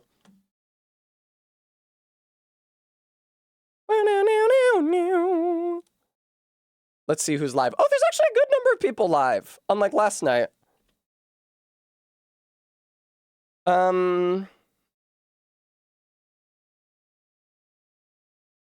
Viewer, thank you so much for tuning in to watch me stream Ace Attorney Investigations. I had a really good time, and I appreciate you guys sticking around when I was streaming so late, although I am aware that there may have been other factors besides my scintillating personality motivating you to do so. Thank you, ZJ Mac, for the $25. I would especially like to thank those of you who were able to donate today, including ZJ Mac, but also Money and Kyogi and Maddox Kent. Every little bit really does help, so I'm super grateful to you guys. I will unfortunately not be streaming tomorrow, as I'm going to New York this week for the unveiling of the Nightmare Cart, formerly Bloodborne Cart arcade cabinet. That's not happening until Thursday, but I'd like to drive in tomorrow morning so I have some time to hang around the city. Maybe I'll post glamorous selfies, limited up in the City of Dreams. But until then, hope you guys enjoy the rated stream and the rest of your week, and take care. Bye-bye for now. Mwah!